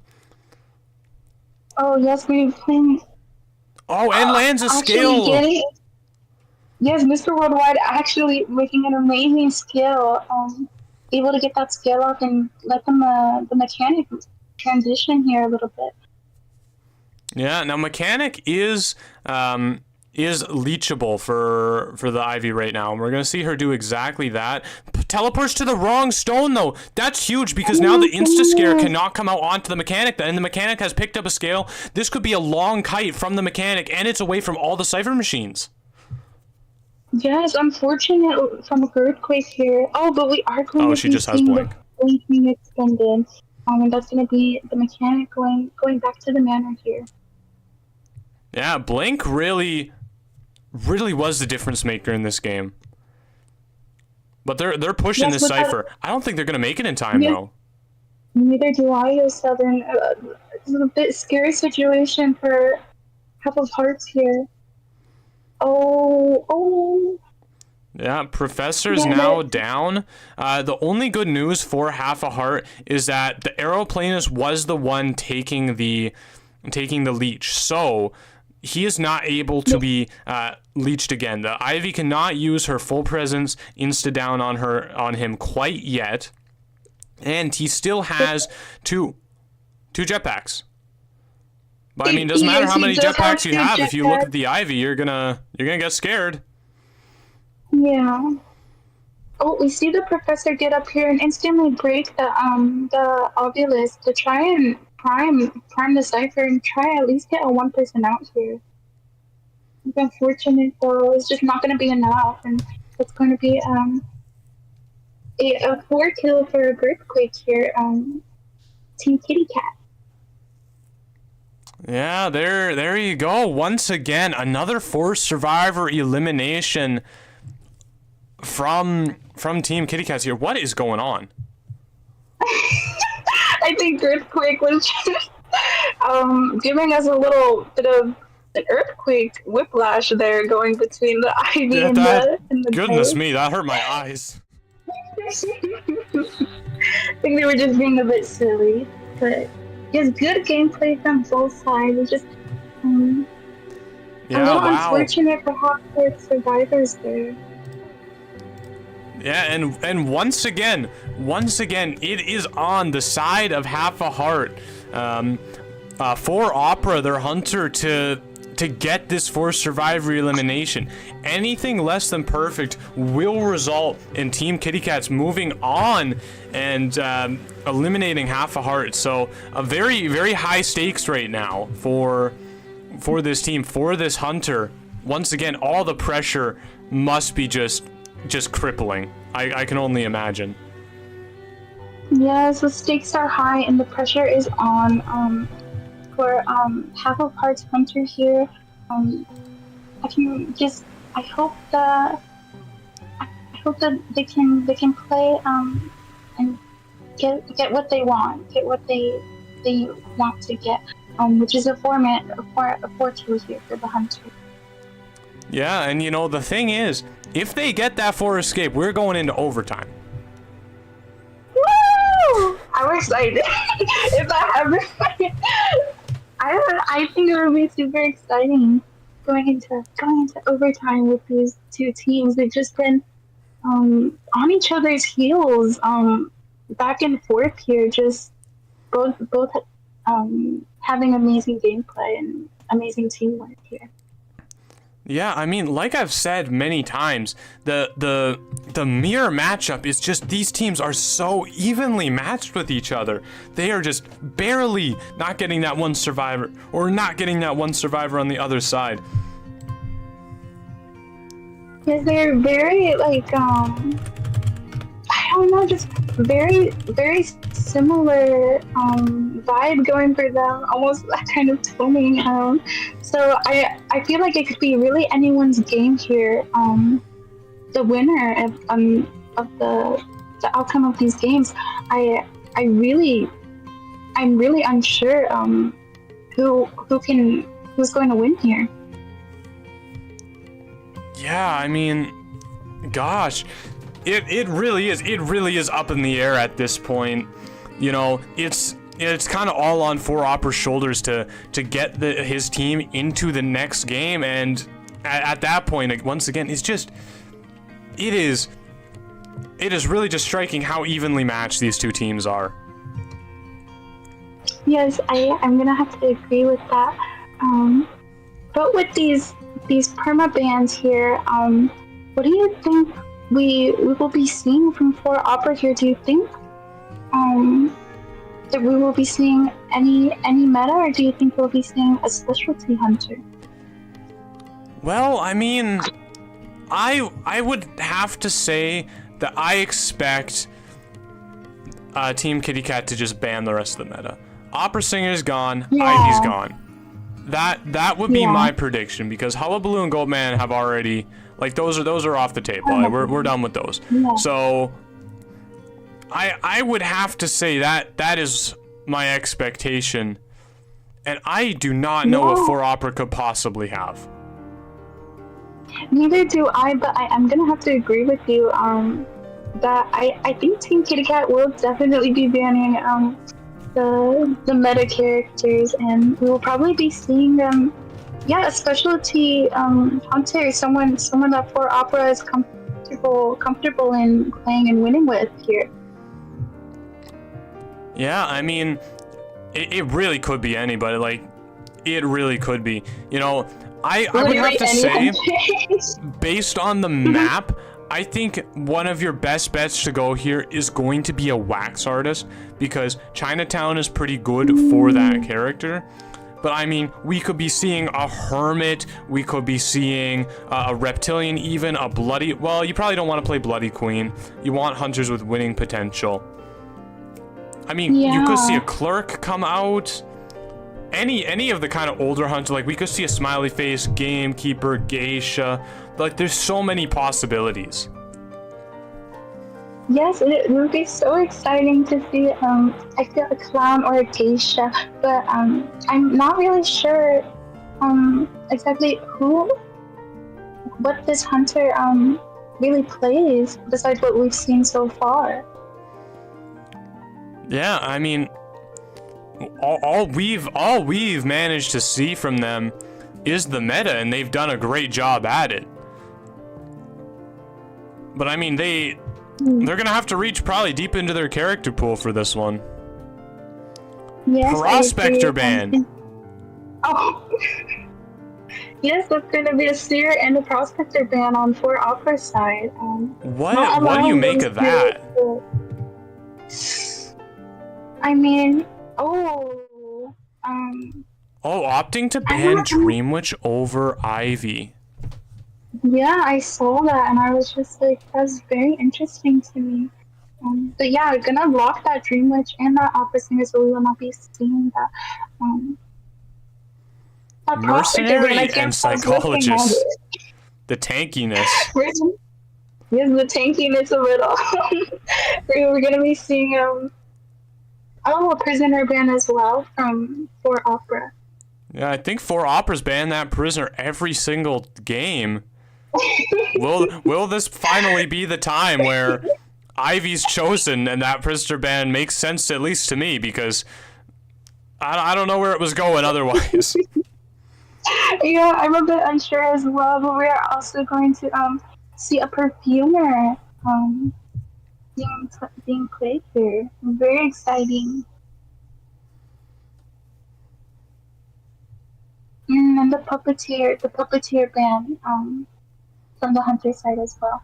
Oh! No, sure. What? We're going to be seeing, correct me if I'm wrong, Yo7, but I believe our first Mind's Eye on the side. That's a pretty safe bet.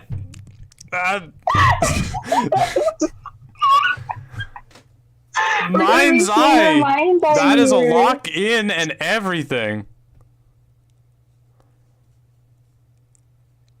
I mean, what are the strategies you think we're going to see from Mind's Eye? I feel we're gonna see her spawn in a strong area, and I'm gonna assume carrying that Sui build, that build with no borrowed time, to kind of maximize the amount of hiding time that she can squeeze out that Mind's Eye. Yeah, well, I mean, I guess really playing Mind's Eye is kind of like issuing a challenge to the hunter, just saying, my kiting skills are better than your chasing skills. 1v1 me, bro. Yeah, That's basically what Mind's Eye is. Absolutely. Whenever I feel we see a Mind's Eye, she just has a little words either above her head saying, chase me, chase me, chase me. So yeah, I think we'll definitely be seeing a lot of Mind's Eye kiting here. Yeah, well, yep. Yep. We do. Oh, I have only the word yes. There it is. There's the shadow that we were thinking about. Yes, the Ivy is going to be coming out. And I mean, yeah, here we go with another Ivy. Ivy from both sides. This is literally like these two teams are like evil twins of each other.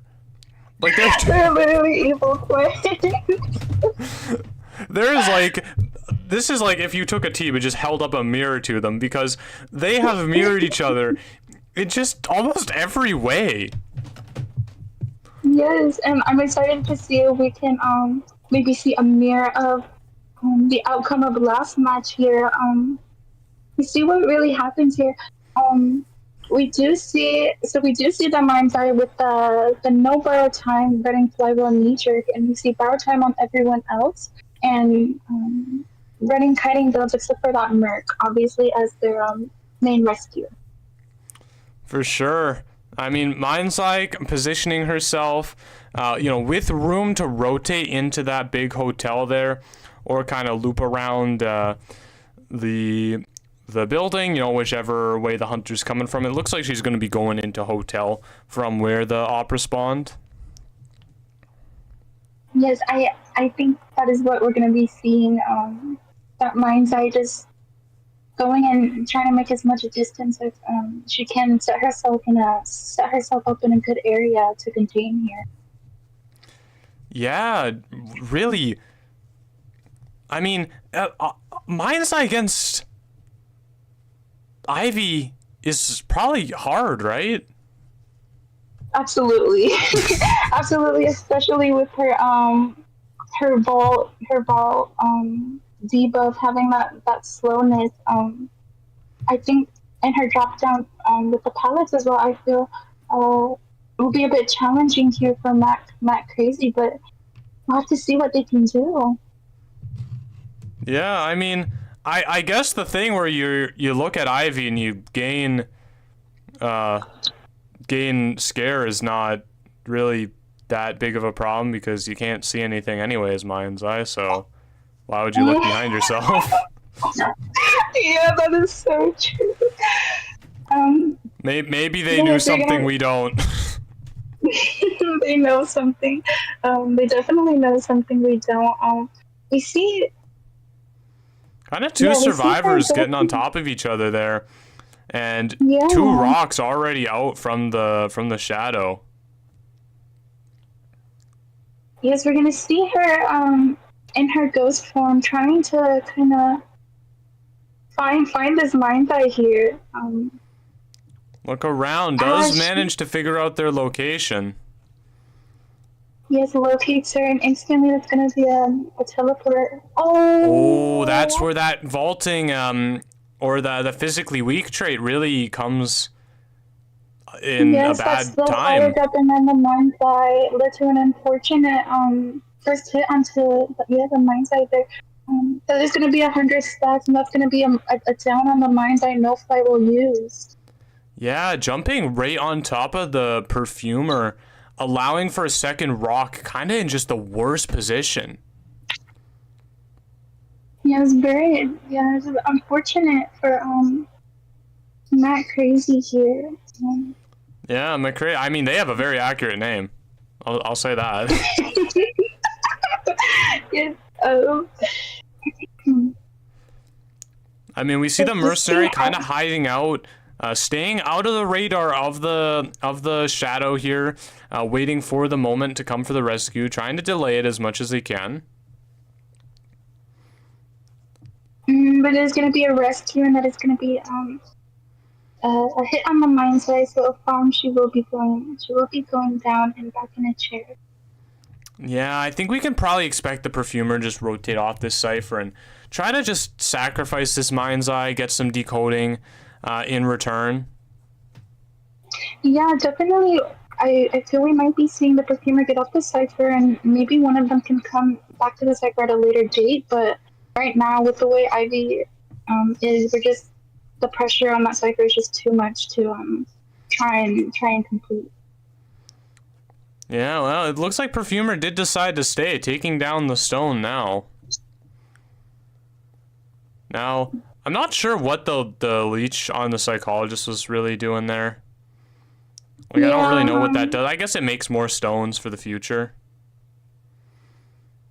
Let me see the mercenary getting hit, but able to get that rescue off. Oh, he's gonna be taking a double down though. Yes, the upper using that scare to her advantage, able to get that 100 stack, and that is going to be a down on the mercenary. Redirecting her attention to the mind's eye here. Oh, actually went to the wrong obelisk.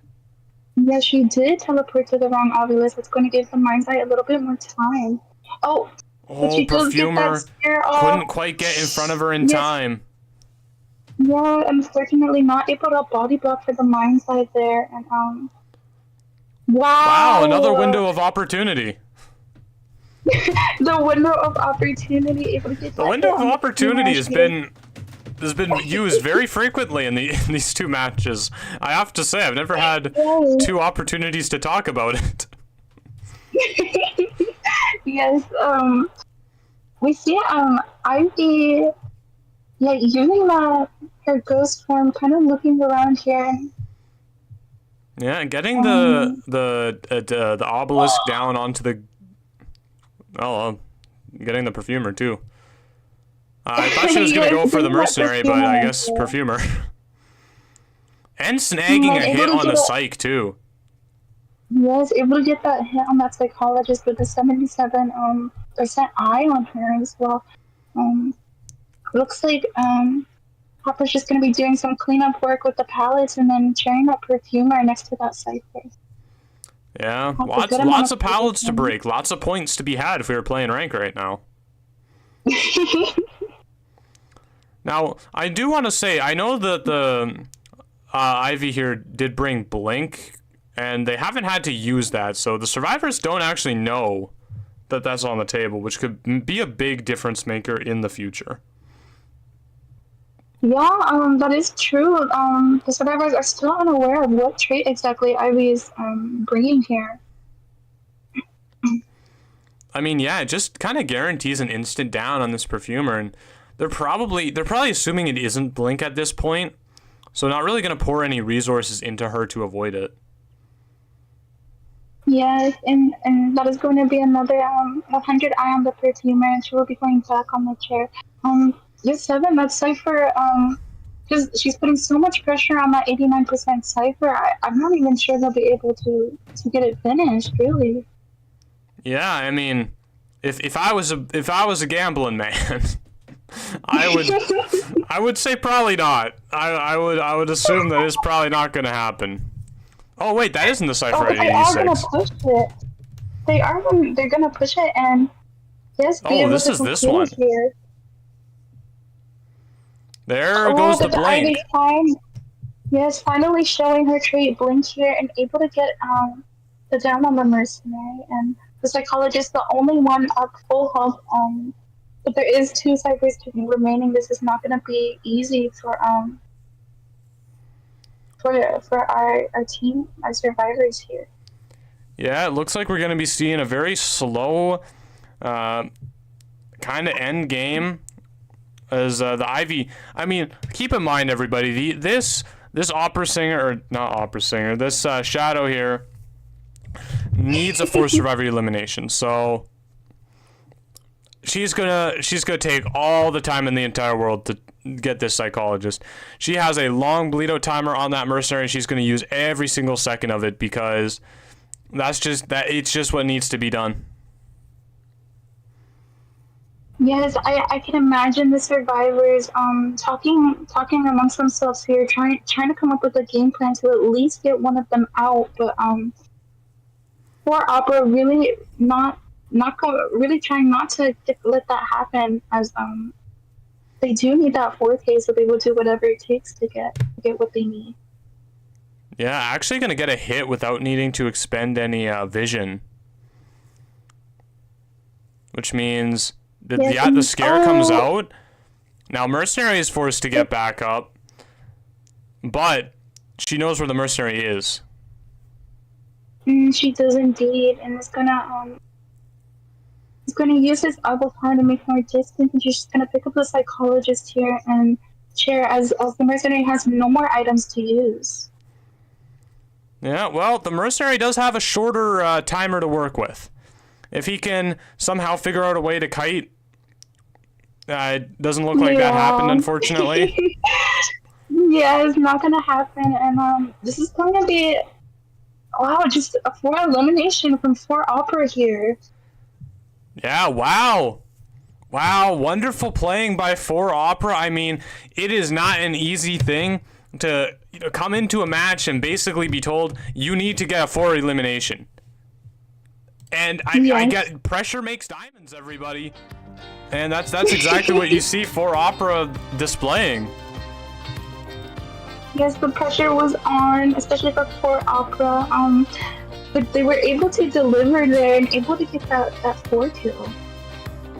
Yeah, so I'm gonna wait for confirmation from our staff team before I officially announce overtime. But I'm pretty sure that means we go to overtime. So the way overtime works is we now have all the global bans from the last 3 rounds. I don't believe you can pick maps again, although I could be wrong on that one. That the maps that have been picked, I don't think all maps are open because that is a rule some tournaments use, but I don't think we're using that. And if, in the event that they draw a gain, it is going to go based off time. Oh, okay. The time of the match. Yeah, so if one or more survivors escapes is gonna go off the time, so whoever's survivor escaped faster, or in the event that it's a 4 elimination, is gonna go to whichever hunter got the eliminations fastest. Oh, okay, I understand. That is new. That's fun. It's gonna be very interesting to see how these teams play. Kind of knowing if we go into the overtime here. Yeah, it's just been confirmed, so we are gonna see overtime, everybody. We are gonna see overtime. I feel like, I don't know, we've just me and Yo7 have been commentating like with these teams. We've been commentating with them. So much has been happening. I kind of feel an attachment to these teams. So going into overtime makes me happy. As I'm not ready to say goodbye yet. I'm very interested to see who our victor will be.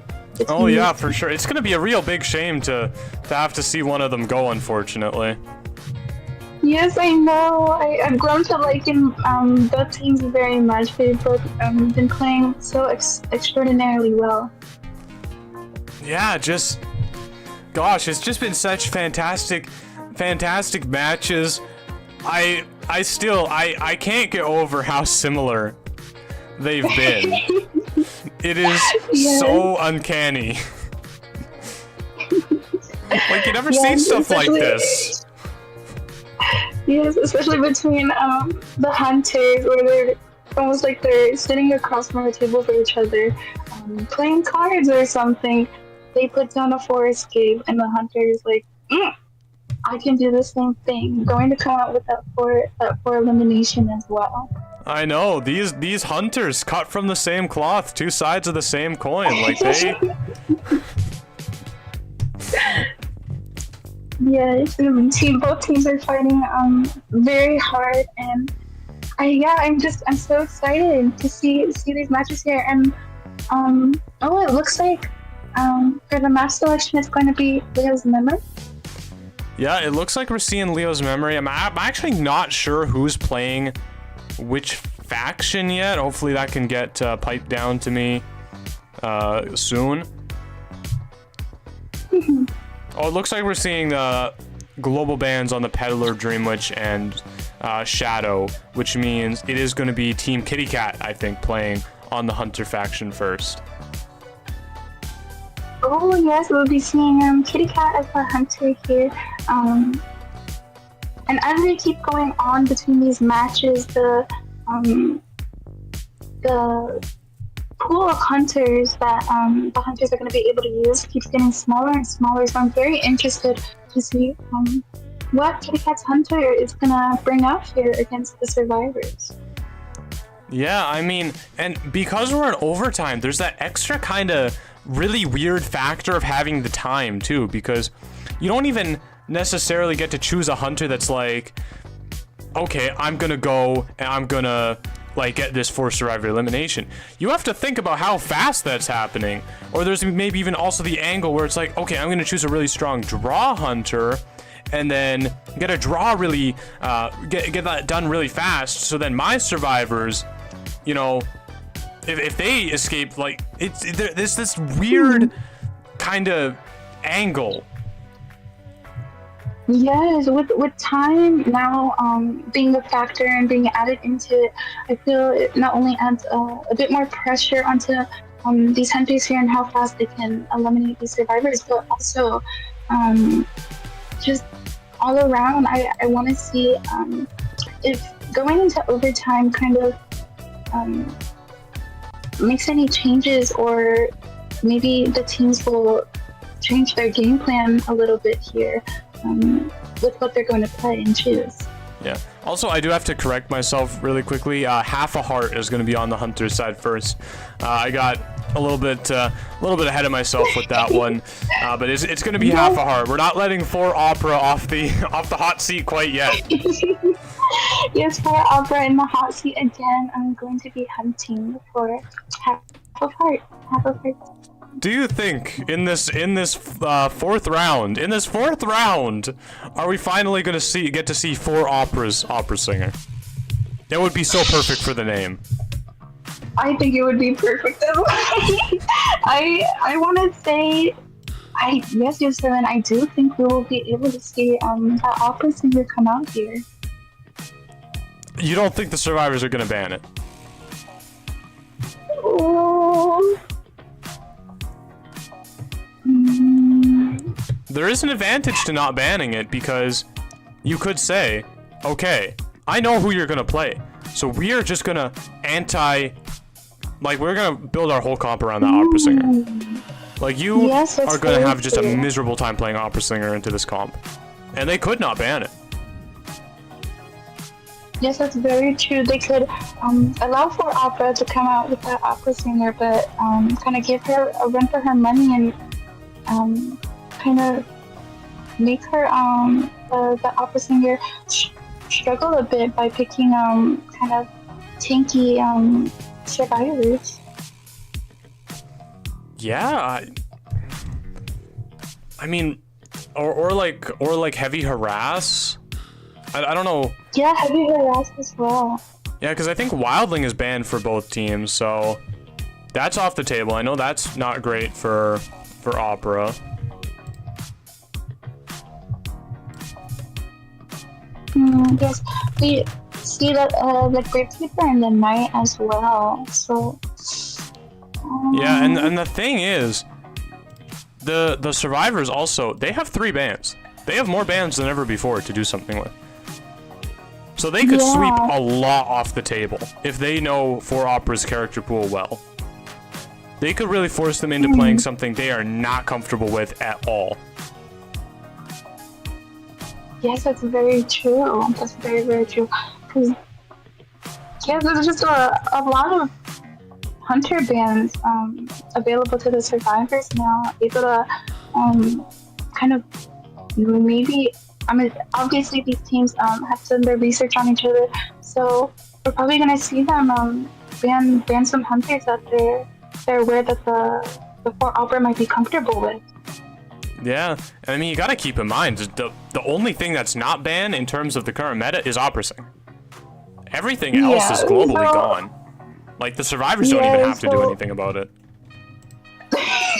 Yeah, there is permaban just automatically, so I know I said it earlier, but I kind of changed my mind now. I feel we might see the Opera ban from the survivor side, just to lock the Opera away from Queen 4 Opera themselves.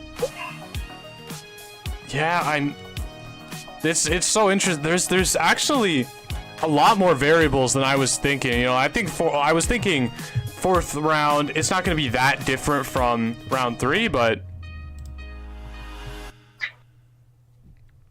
there's a lot to think about, actually.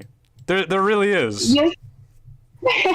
Yes, there is. And also, at least when I've been commentating with you, I haven't really seen Leo's memory, I think, being played. So this is going to be very interesting to see how they decide to play in this map with the factory and the god kiting areas. I'm very interested to see how both sides will play around.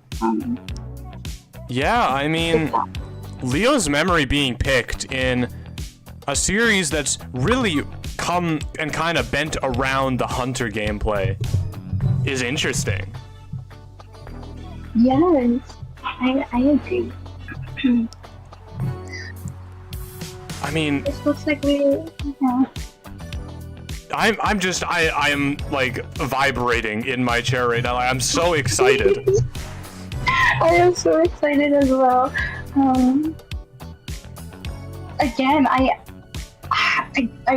don't know. I wouldn't be able to tell you like who really has a lead or anything here, because I mean they're pretty like even next to each other. I wouldn't be able to tell you who exactly I think is gonna pull the victory between these two teams, Kitty Cat and Half of Hearts. I know. I just like I'm struggling to say anything that hasn't been said, because these teams, they're so even. I can't even extrapolate on who has a lead or who doesn't, because I don't know what they play. Everything's gone. Like, it's such a different set of circumstances than like you would ever see anywhere else. Yes. We're going to be seeing the Acrobat and Mechanic band from 4 Opera. Yeah, a disciple ban, huh? Ooh. Yes, that Disciple that then the Opera and the Dream Witch. Respecting 4 Opera for what they played best. I'm very interested to see what Hunter 4 Opera will bring out here. Yeah, we got an Explorer, a Prisoner. Finally taking that Prisoner. I think they've seen that 4 Opera's ban it every single time. Like, we're taking our opportunity now. It's time. Yes. We finally see the Prisoner. I was very curious to see how exactly he'll be played, because there's 2 decoders on this team right now. There is. And I mean, we see a cheerleader ban. What do you think that could suggest from the hunter? Cheerleader ban. Someone that does not like rotation. Same thing with the acrobat definitely. idea. I'm not sure. Oh, first officer as well. I really don't know. Maybe a potential. I'm not too sure. Hermit or something. I'm not sure. What do you think? I mean, when I look at this team comp, and I have no idea if 4 Opera has this option or not, but I see a great opportunity to play Naiad. Oh yeah. Yeah. Like, to go against Explorer, to go against Prisoner trying to kite inside his own, like, cipher area, and to go against the Dancer boxes. Yeah, I feel like that could definitely come into fruition here, and we might actually be able to see that come from 4 Opera. I mean, potentially. I mean, I know Naiad's a crowd favorite. People want to see her. Yes, I do love a good Naiad game. I love watching Naiad gameplay. Yeah, I mean, I'm just at a loss. I don't even... I could tell you what I think is good, but at the end of the day, 4 Opera, you know, you can't just look at these survivors and say, I'm going to make the most analytical decision, because something like that, you could say Naiad's great here, but I don't play a lot of Naiad, so maybe I need to, you know, play something different. Maybe I need to go with something I'm really comfortable with, like just something crazy, like Axe Boy. Oh, yes, maybe even an Axe Boy. Axe Boy would be nuts. Like, I would be surprised.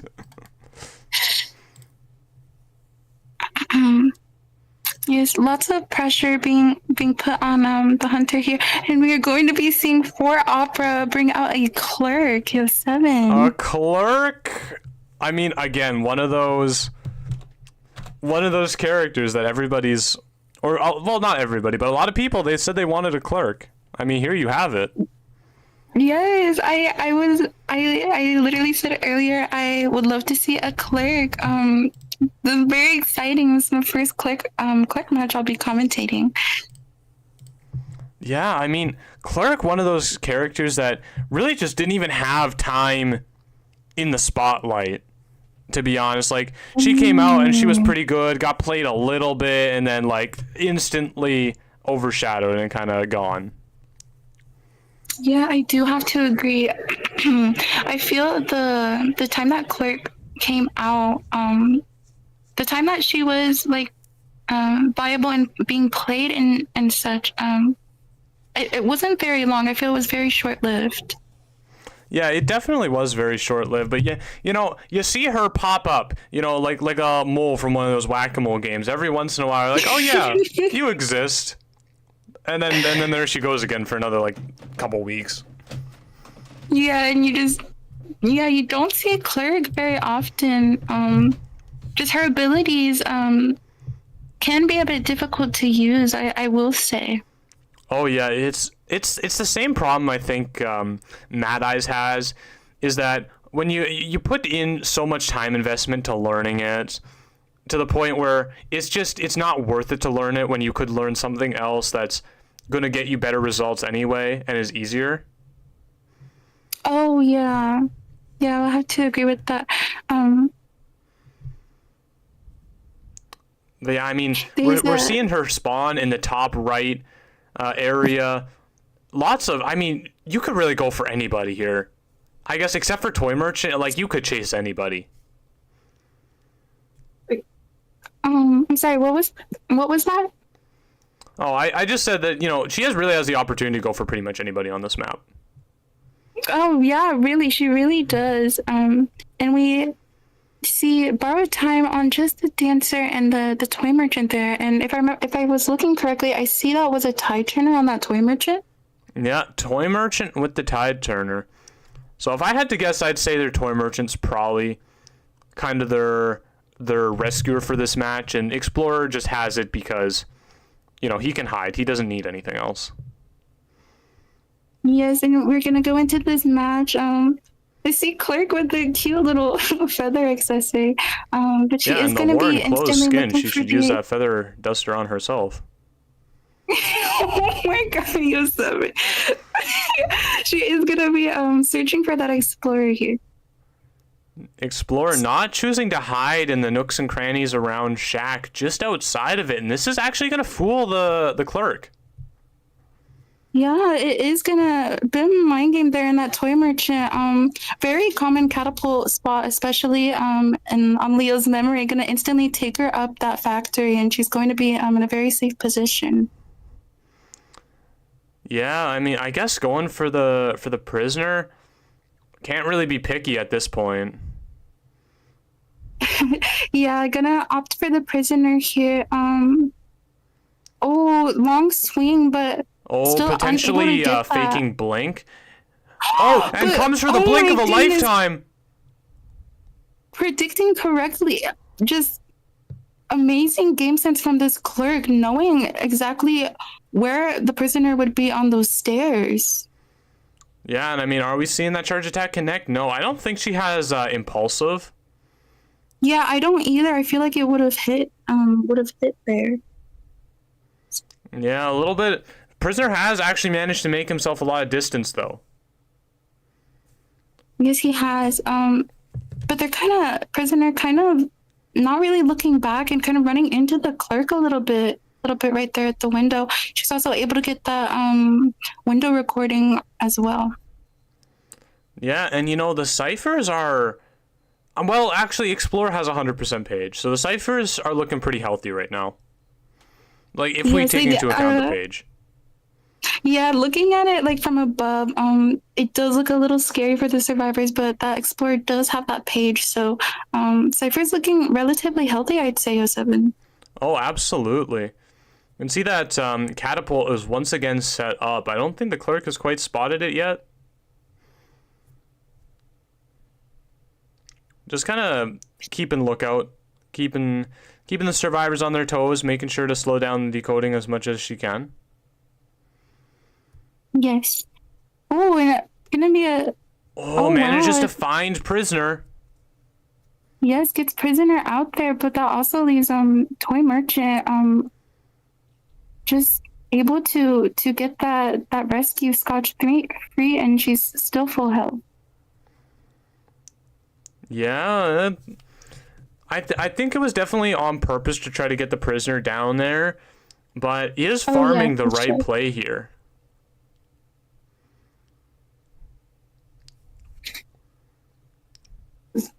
Well, I mean, I guess only time will tell. Yes, I have to agree.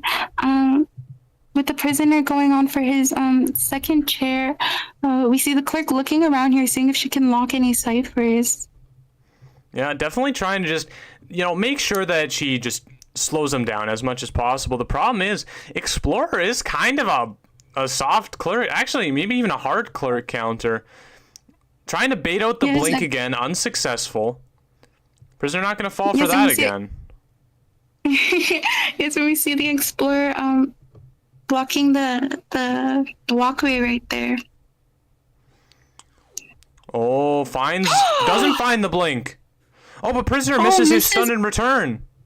Yes, the clerk misses her blink, but the prisoner also missing his stun as the clerk was not close enough for that to reach through. And this is going to be the prisoner going back to the manor here. Both ciphers having a very, very good amount of progress. They're going to be able to pop it. Yes, they will. Oh, maybe it's actually locked. It might be locked right now. Oh, no, it's not.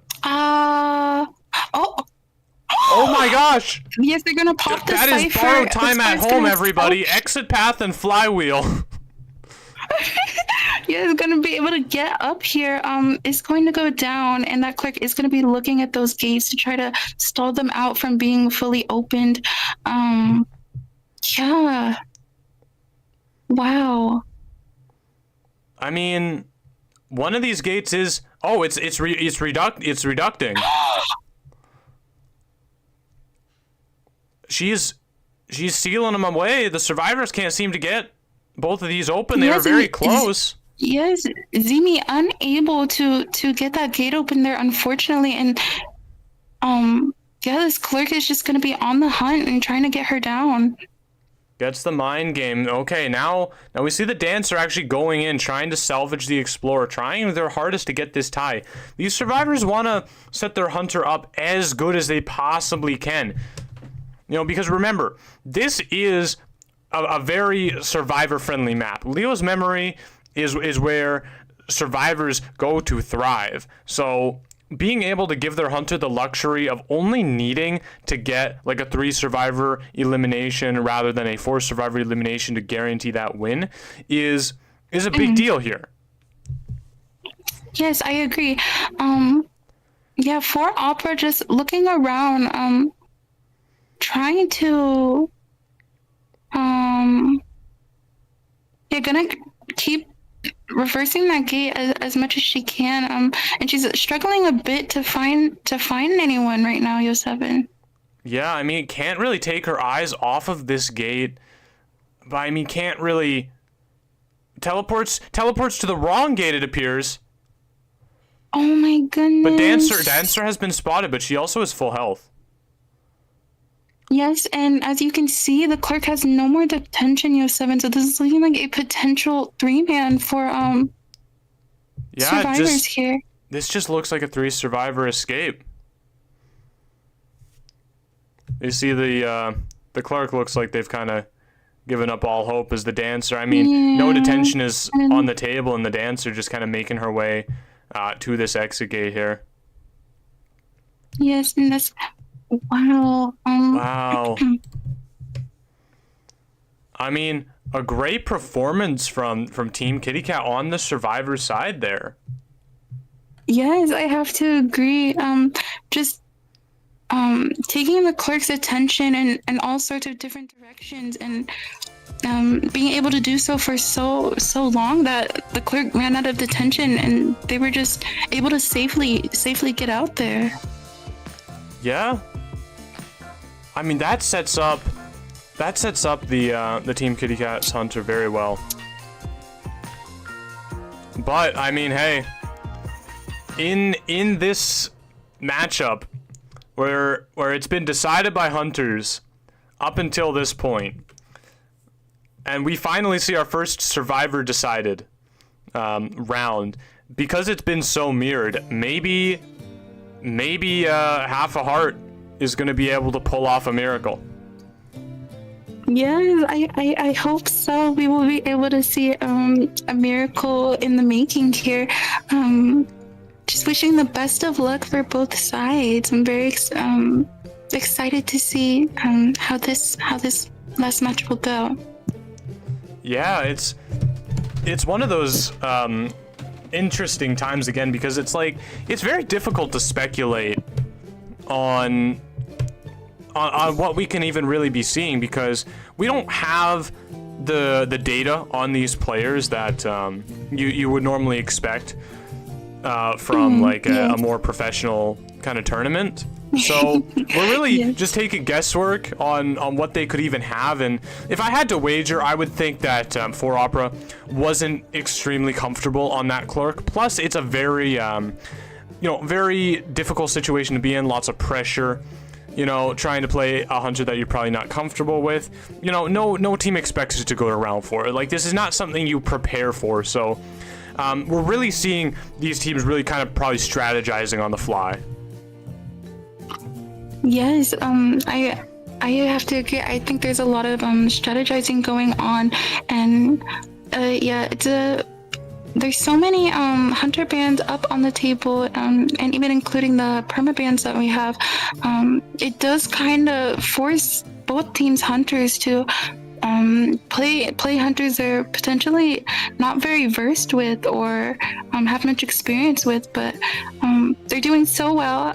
These hunters are doing so well with what they can, and giving on a very good show. Oh yeah, for sure. It's been an amazing journey to watch these two teams. It's been an amazing journey, but it's also been a long journey. We have been here for nearly 3 hours. Yes, indeed. time has flown by though. I'm having so much fun, and like I told you earlier, Seven, I'm gonna have such a hard time saying goodbye to one of these teams. They've both done so well in these matches. I know it's gonna be very difficult to watch one of these teams go. I think they've definitely grown on you, and they've grown on me as well. I'm pretty sure everybody in the chat has developed a bit of a soft spot for these two teams. I mean, we've seen this before. We've seen all the hearts. We've seen all the cats just kind of just overflowing in the chat box there. The outpour of support for these two teams has been very substantial, so it's going to be a shame, but at the same time it's going to be really exciting to be able to commentate one of their matches in the future as well. Like, this is not the last we're going to see of all of them. Yes, exactly. Even if we do say goodbye to one of these teams, same with the previous ones that we've seen earlier today and yesterday. It's not going to be the end for any of them, but rather this might be just like the start for a lot of these teams, kind of introducing themselves into the tourney scene, though it's not official. They kind of like dip their toes in and kind of get that experience. Yeah, I mean, that's one of the big things from NAU. We don't have a big kind of competitive scene, so being able to allow teams that might not be super into competitive, start to get their toes wet and have a bit of that experience, it really naturally will grow the larger tournament scene as a whole. Like, we might see some of these teams pop up in future IVT qualifiers and these things because they had this experience. They were able to kind of come and try things out and maybe discover that they really enjoyed it. Yes, that is the hope, especially with this tourney, is just to be welcoming and to these new teams that are wanting to try out the tourney scene. Yeah, I mean, we got a lot of newer teams. We obviously have some old, some new, but we have a lot of new faces, and hopefully we'll continue to see them well into the future. Maybe at another Seaside Summer Marina next year. We never know. You never know.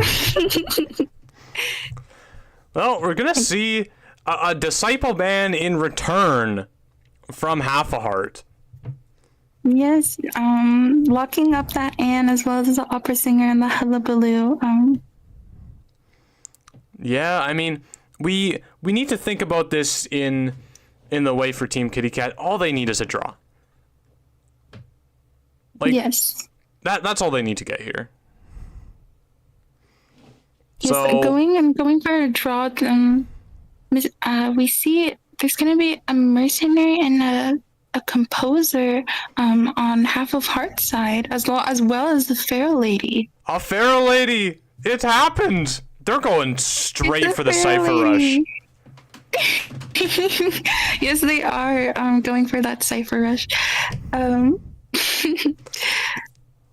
Wow, I didn't think this was going to happen. Like, of all the things, I was like, oh, this is a weird situation. I didn't think it was going to result in a Pharaoh Lady, I'll tell you the truth. Yes, and from Girthquake, we're also going to be seeing the novelist in that seer band. We won't be seeing those survivors. I'm interested to see what Half of Heart survivors chooses to play, and they are going to bring out that dancer. Potential lucky guy. A lucky guy, in fact. A lucky guy. We're going to be seeing Lucky Guy Gaming. Well, Quake can ban the coordinator, but you can't ban everybody with the gun.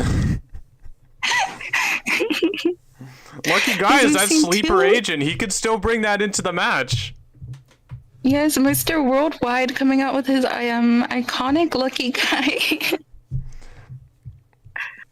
I mean, we'll see if it pays off. I know the thing about Lucky Guy too is he can also kind of be a budget mechanic potentially by getting a controller. You know, he has that two Oh, yes, paths he could go down. He could be a secondary rescuer or a third decoder. Or just a kiter. You know, like, he's kind of a blank slate at the start of a game. Yeah, he's very versatile with the items he can get. He can be pretty much whoever he wants, a rescuer, decoder, kiter. Yeah, I mean, what do you think? What do you think Quake is going to play into this? I mean, obviously, everything he knows is probably taken away. Yeah, I'm... Oh! This is available? Oh! Is it? You know it is. Huh. I guess this was the obvious choice. I just kind of assumed this was banned, but it's not. No, because I also assumed it was banned as well. I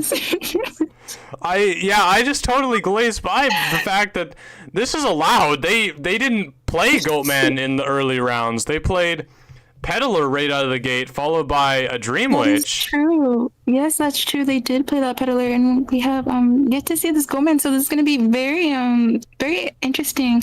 See how they play here. I mean, I have to say this is looking very tasty for the Goatman. Like if there was ever a comp to play Goatman into on the competitive stage, like it's presented right here. Yes, and the Goatman spawning right next to that Feral Lady as well. Yeah, just I mean, gosh, well, Leo's Memory is a very survivor friendly map, so I mean, we'll see what Half a Heart has in store for us. Yes, and Half of Heart survivors all running borrowed time as well. And we see the Flywheel on only the Feral Lady and Knee Jerk on the iconic Mr. Worldwide, our Lucky Guy and the Composer, and then Tide on the Mercenary. Yep, really kind of preparing for a late game.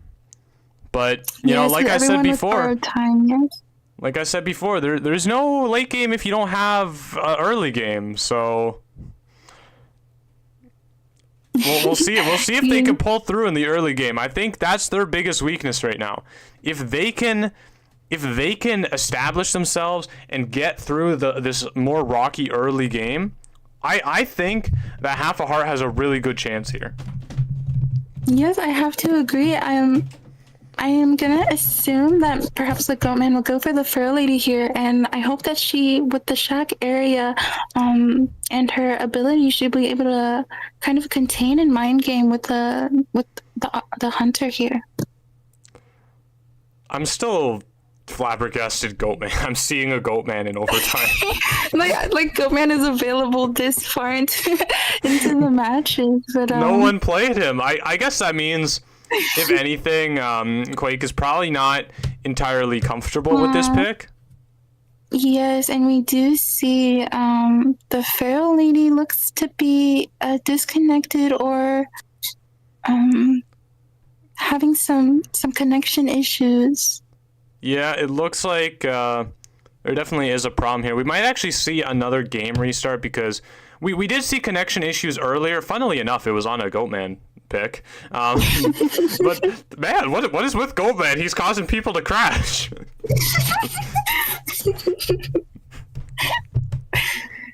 Yeah, so we most likely will be seeing a restart here. Yeah, this is probably going to be a restart. I know it was Quake here that paused the deduction, but I mean, it was on the behalf of Team Kitty Cat, who obviously would have paused it, presumably, if they could do that. So yeah, we're more than likely just going to see the game be restarted because the previous restart, it was on the side of Half a Heart, so Kitty Cat still has that one available to them. Yes, they do. But yeah, just gonna have to just be a little longer to get to this Goatman match, but I just, of course it was when they played Goatman. That's when, in the same way too, at Shack. Like, it's just funny how Both times. Oh. This is the strangest thing. Yes. Okay, well, we're seeing. I'm not sure what actually we're seeing. Okay, we're seeing the Hunter Shredder. Yeah. Okay, I wasn't sure if it was the decision was made to play on, or not. That would be a very strange decision for the referees to make, but it's not my decision to make. So I was like, I guess that's what we're doing. Okay, well, back we are again. They're so silly.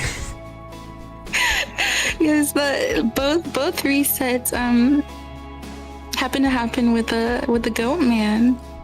And that shack too, like that. There's another layer. Yes.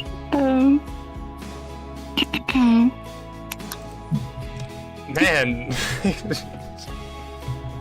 it's crazy. Something's in the water with Goatman. So next time in the next match, if we see a Goatman pick, I'm gonna be on. I got like my binoculars on the lookout for more ping issues. It's very silly, very silly. Yeah, I mean, so for the audience, once again, we're just gonna be seeing a repick of whatever was picked previously. This is not like the match is going to be restarted to kind of hopefully resolve any of the connection issues, but it's going to be same personas, same characters, same spawn points. Everything is going to be the precise same. It's just a restart, which will hopefully mitigate any issues. So there won't be anything different. Yes. Hopefully those connection issues or anything that the fair lady was experiencing, hopefully it clears up for her and she's able to play well during this match. Yeah, for sure. I mean, I know Cookie for sure was very happy to see the Pharaoh ladies, so it can't happen like that. That can't be what it is.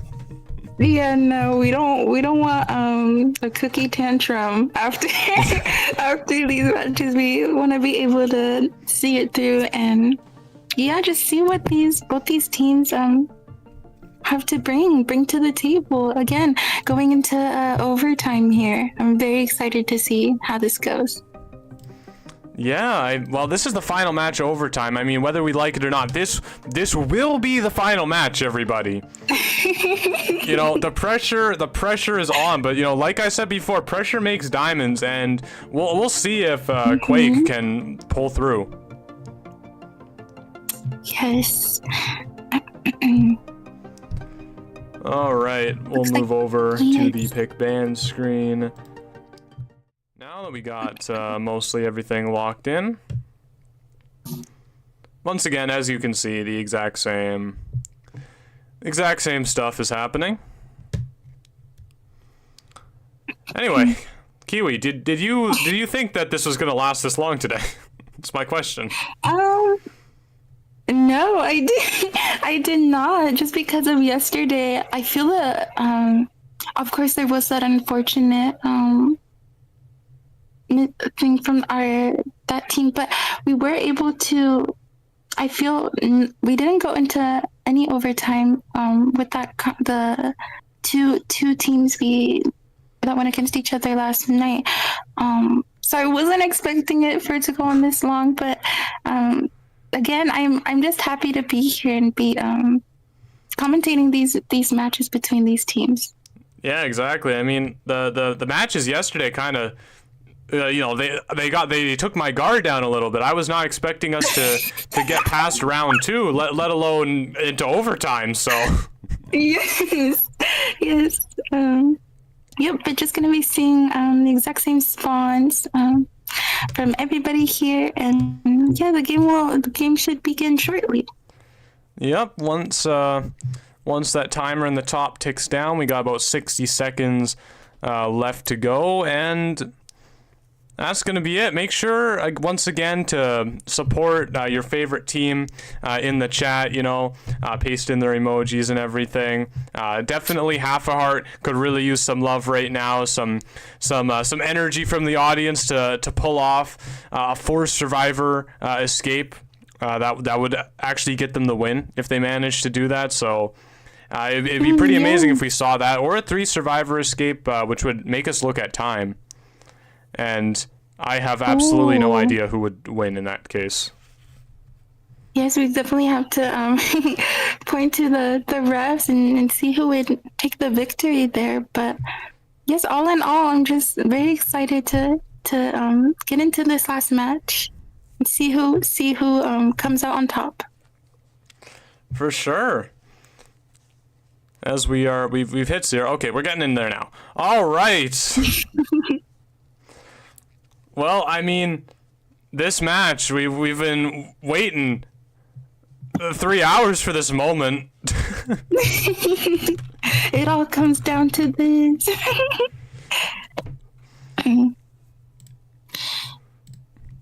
All right, well, we have Quake once again with the... I don't really even know what skin this is, like yellow. Yeah, me either.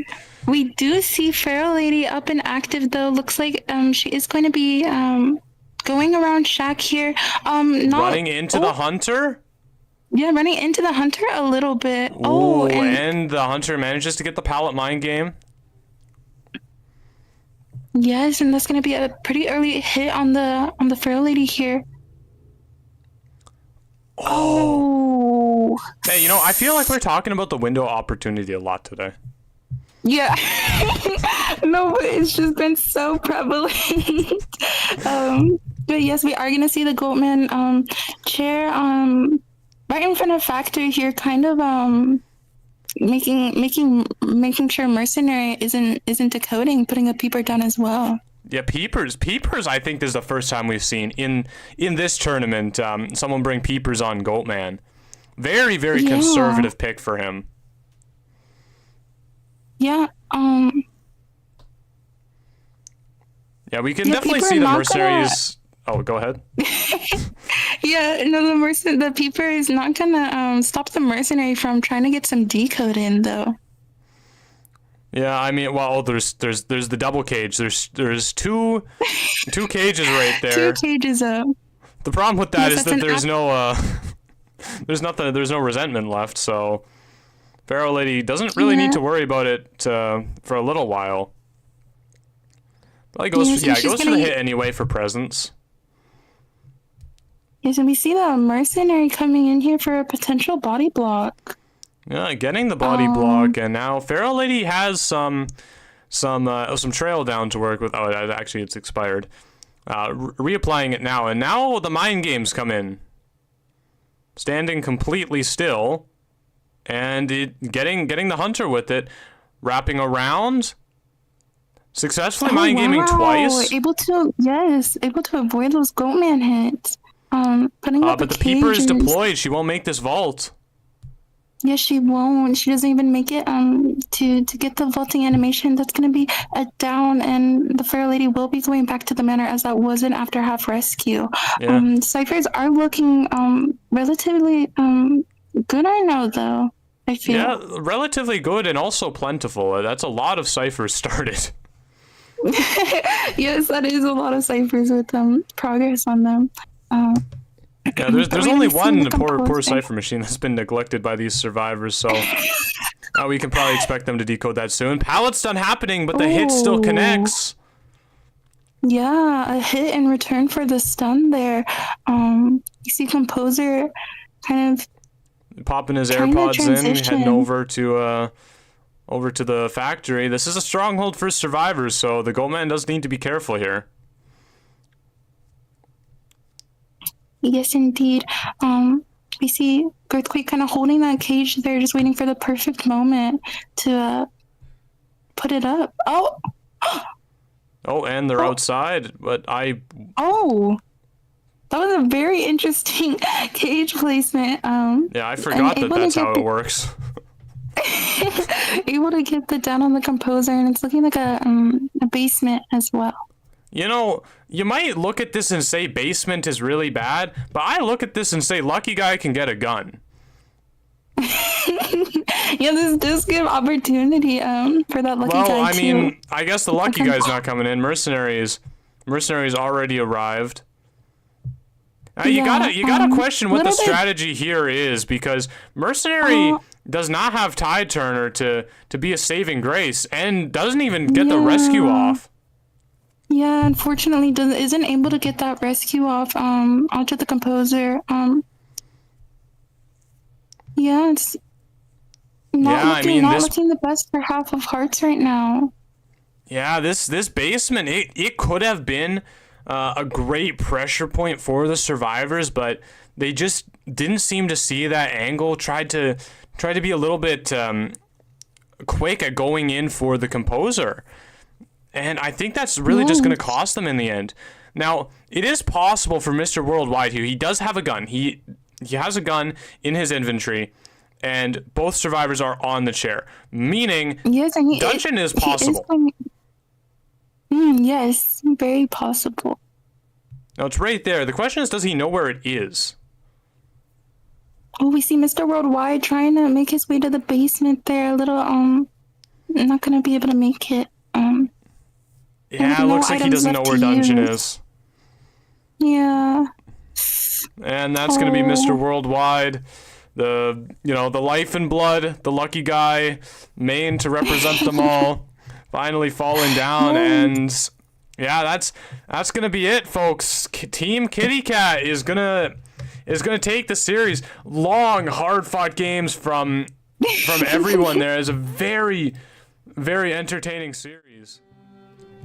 Yes, but congratulations to Team Kitty Cat. Yeah, it looks like the cats run away with it in the end.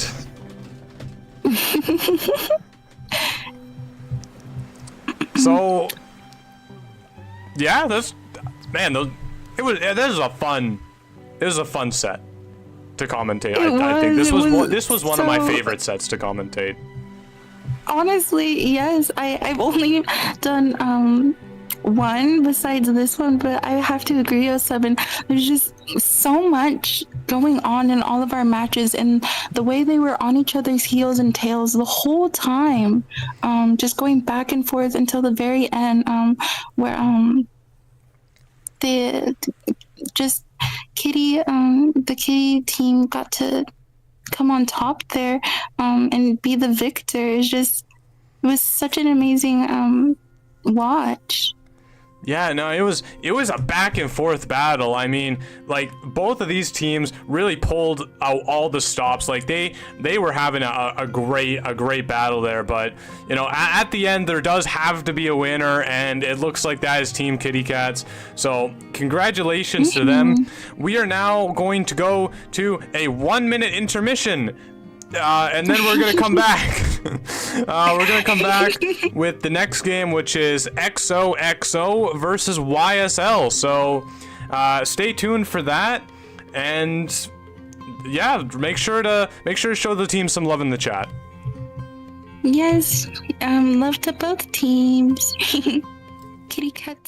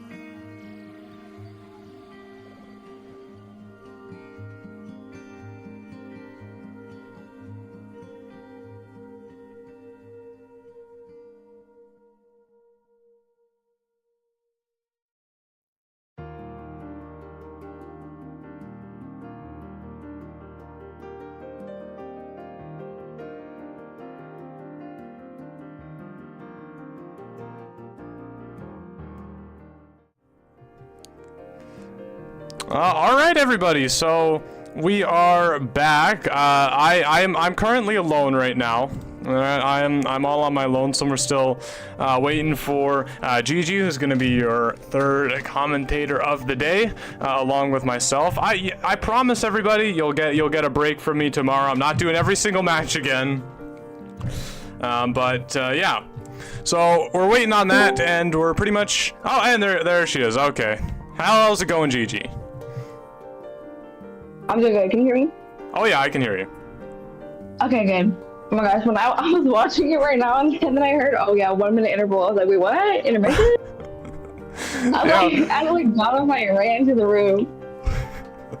Oh, I'm so sorry. I mean, we went so over time. We're trying to get the other team like just going right away. Yeah, but then what happened? Like, what? They were just giving 4Ks on 4Ks? Well, it was actually pretty interesting. So, Team Kitty Cats, I think, came out of the gate on the back foot. So, Half a Heart got a 4K, and then Team Kitty Cat only got the 3. And then in the second round, it was reversed. So, Half a Heart didn't quite manage to get the 4 elimination, and Team Kitty Cat did get it. Third round, they both got a 4 elimination. So, we had to go into overtime, and then I'm sure you saw overtime. Yeah, I was watching that. I was like, dang. But wasn't also like I just saw a lot of glitching in the game? Yeah, you know, it's kind of funny because Half a Heart had a technical issue with one of their players during a Goatman match at Shack. And in overtime, Team Kitty Cat had a technical issue with one of their teams against a Goatman at Shack. Oh my gosh, how the tables have turned. How the turns have tabled. Yeah, so we ended up with two unfortunate technical issues. I mean, you know, that kind of stuff happens. It's just funny that it happened against the same hunter in different rounds in the same place. Same spot. Yeah, well, it's like. Yeah. That's the okay. I guess like Shaq is cursed now. Guys, yeah. don't play Shaq. Don't play Goatman next to Shaq. Yeah, Goatman chasing Shaq is bad news, I guess. Right. But Kiwi did such an amazing job. I don't know if we're like, but Kiwi did such an amazing job with commentating. I took notes, talking, but. Yeah. Wait, I did not hear anything you said. I was saying that Kiwi did, like when I was hearing Kiwi did such a great job at commentating. Oh, okay. I promise that was not like to try to give Kiwi words of affirmation. That was literally just me, like being distracted. Are we getting the Ever Sleeping Town map? Yeah, we're getting Ever Sleeping Town. That okay. Was, I don't know what was banned, but this was what was picked. What was banned? I don't know. I wasn't told. Okay, alright, I guess the survivors are going to try to conquer Ever Sleeping. Yeah, Ever Sleeping Town's been just a very prevalent map. Like, we've seen Ever Sleeping basically in every single set, either first or second. Really just a good map. It is a good map. There's also, also you just have the tram. It's just there. I said this earlier, like last session too when I was commentating, but the trams just be there. They're just waiting. But I wonder whose side to take today, because I'm pretty sure last time I was the hunter side. Taking some of the hunter side. Let's see if there's any luck on the survivors. It's definitely been on the hunter side yesterday. We didn't really see any tram action today. It's kind of been neglected. So maybe this will be the match where it'll just come roaring back into action. Exactly. I'm trying to get some tram action. 6 or 7, person playing. But oh yeah. Also, you just have so much to work with in Ever Sleeping. I feel like it's just such a great map. I feel like if I did have to choose the one map I would just play over and over and over, I would pick Ever Sleeping. Yeah, it's such a balanced map. You know, there's really strong areas for survivors, but like in every one of those areas, it's like there are hunters that can counter it, and there are things you could do to counter it as hunter, and like vice versa. 100%. Absolutely. I mean, you have other maps like Sacred Heart Hospital that can kind of be a little tough on some hunters. But I think ever since was like as you said earlier, you do that balancing for both factions, and it's just fun to see. I mean, we do have like the we do have a balance there, which they gave the champ. But enough about the champ. We're just ready to see some action. Yeah, we're ready to see that tram in action. It's gonna be good. This whole play is gonna be good, and I'm excited to be here now. Oh yeah, I mean, I'm excited to have you here. I'm excited to be here myself. I'm excited to do one more set today. I mean, it has been a mammoth stream today. Like we're gonna go way longer than yesterday. The grind never. I mean, oh my gosh, yeah. I mean, I did see like.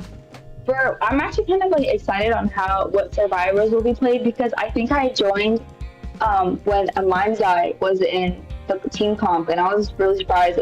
I was like, that's where my eye got caught. I was like, I've never seen a Mind's Eye in a team comp before, especially in a tournament like this. So I'm kind of excited to see what other survivors we might see. I mean, hopefully we see some interesting picks from both teams. But I'm excited just in general, trying to get that, see what the outcome will be. Yeah, I mean, we did get that Mind's Eye pick, which I mean, Kiwi and myself were both like just dropped on the floor. Like we did not know what to say. I mean, Mind's Eye, I think with her new buff, I think she's like a pretty chill character. She's just there. What did she get buffed with? I don't know. It was like I think she had like her outline disappears when she uses her cane or something like that. And I remember seeing people talk about it, how it's pretty tough for the Mary mains out there. Because I'm pretty sure if like her mirror is like if Mary's mirror is like to Mind's Eye and she uses her cane, Mary can't see her. She disappears. Oh, you're right. Wait, that's such a dumb buff. That like counters like two people. It's better. And it's just nothing otherwise. Right. I guess maybe it counters quenching effect.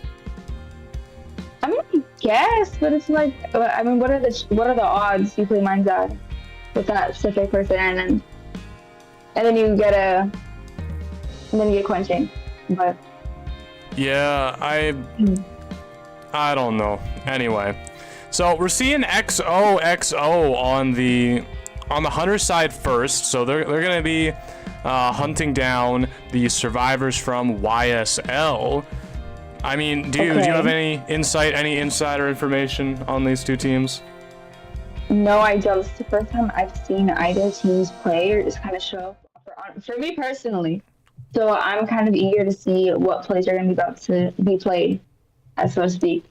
It looks like a psychologist doing a ban. I haven't seen that. Has that been a common ban up to this point? It's what I've picked up on is that's a ban that basically means you're probably seeing a Goatman, especially with no priestess ban on the town. Like I'm saying probably a Goatman. Oh, okay. I like Goatman is just such a interesting, fun character to watch. Like on either maps that we see. But I do like Goatman and Ever Sleeping. I will have to say I like Goatman and Ever Sleeping, especially when they are like the hunters with the Goatmans are able to time it right for a drop down cage hit. I think those are the coolest things. For sure. Or they just drop down. But yeah, the banning of the Gravekeeper too, like that really rings the bell of Goatman, at least to me. Goatman. See, now for me, I'm over here thinking like I want the anticipation to build up and seem like we're thinking, oh, it's gonna be a Goatman, and then I'm waiting for like something just completely change, and it's not a Goatman, because that'd be hilarious. Yeah, I mean, gosh, I've been totally wrong before, so like don't take what I have to say for like much, but I mean, we see that top into your pick, so I mean, it feels like it's like a pretty high percentage of a Goatman.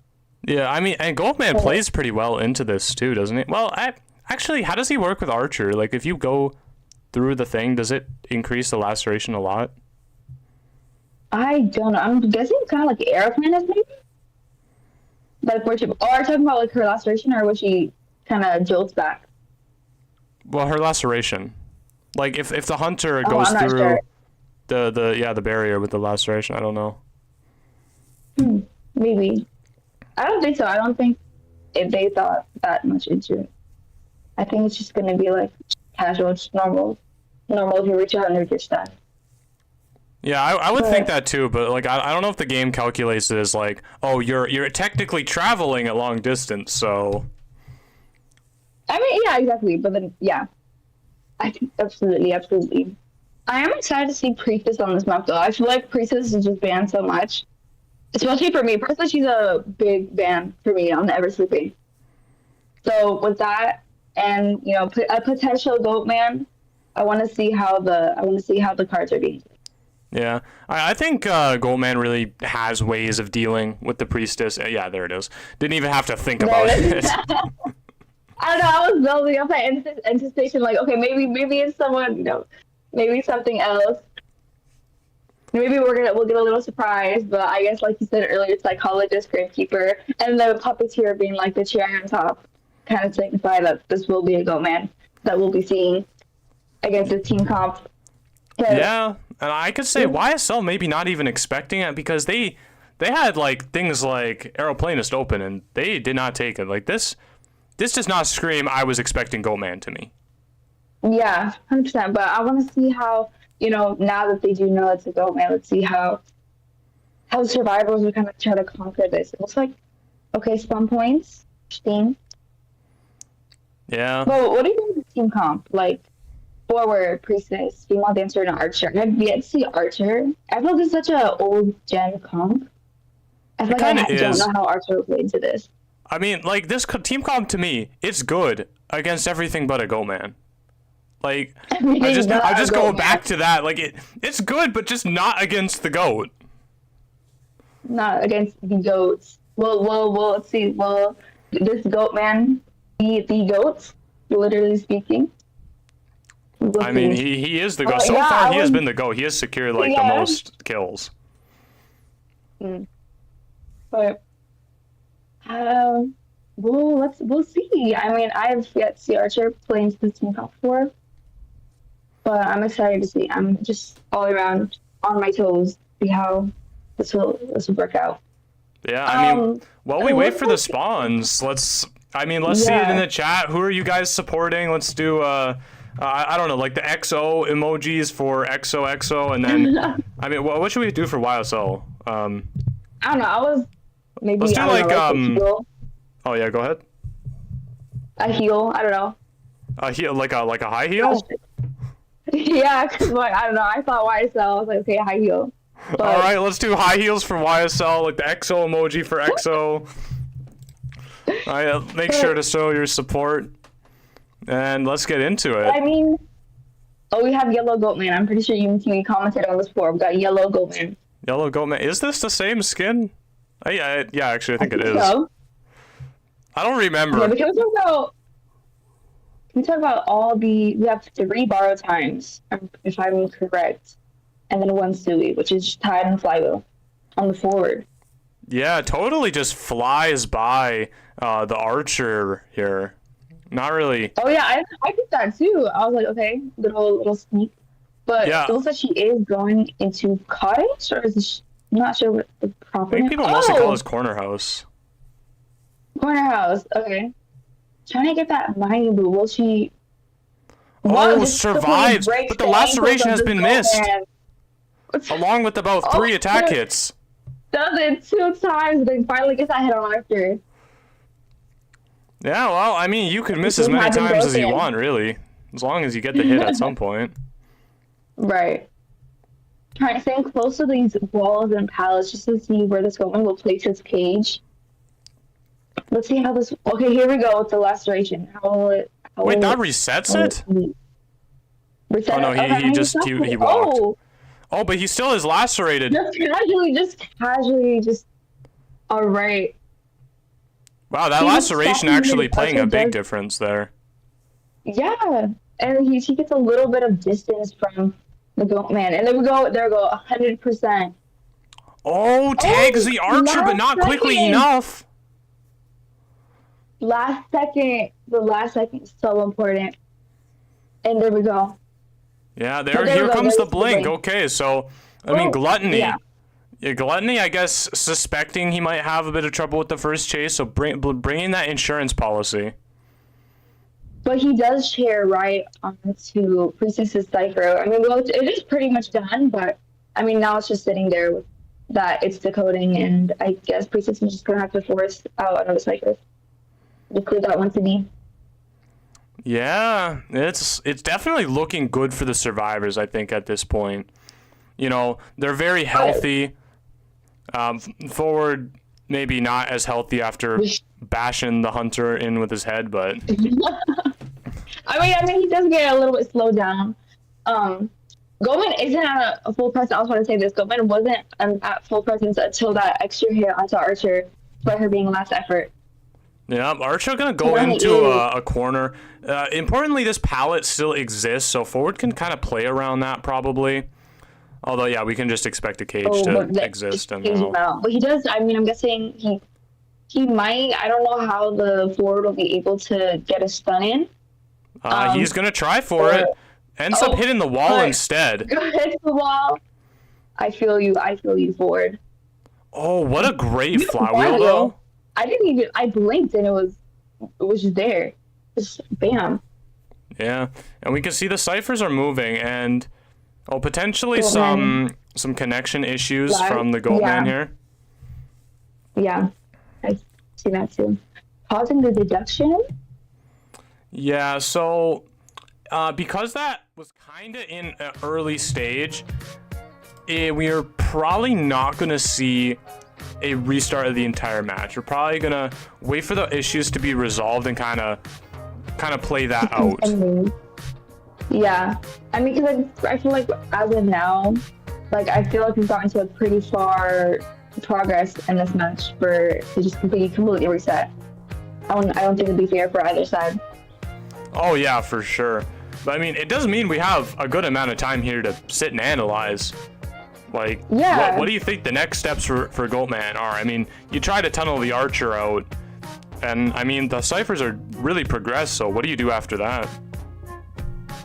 I mean, as the Goatman, I would just try to get that guaranteed elimination from Archer, and then see what you can probably do about Forward, because Forward is probably just going to try to harass as much as he can against the Goatman, but the Goatman does have ways to prevent any golden rescues for it. So he might be able, I mean, if he plays his card right, he might be able to get both of them down. But we see on the left side here, the ciphers are pretty good. Besides the cipher that he's like right next to, ciphers are pretty good. So, I mean, by all this time of him chasing survivors, getting them down, sharing them, I think the ciphers will pretty much be done. Yeah, it's definitely a tough spot, especially for like Goatman. You don't normally see a Goatman kind of on this much of a back foot, and I think that really speaks to just the skill of these YSL survivors, you know, and that Archer especially, like with that very spectacular first kite.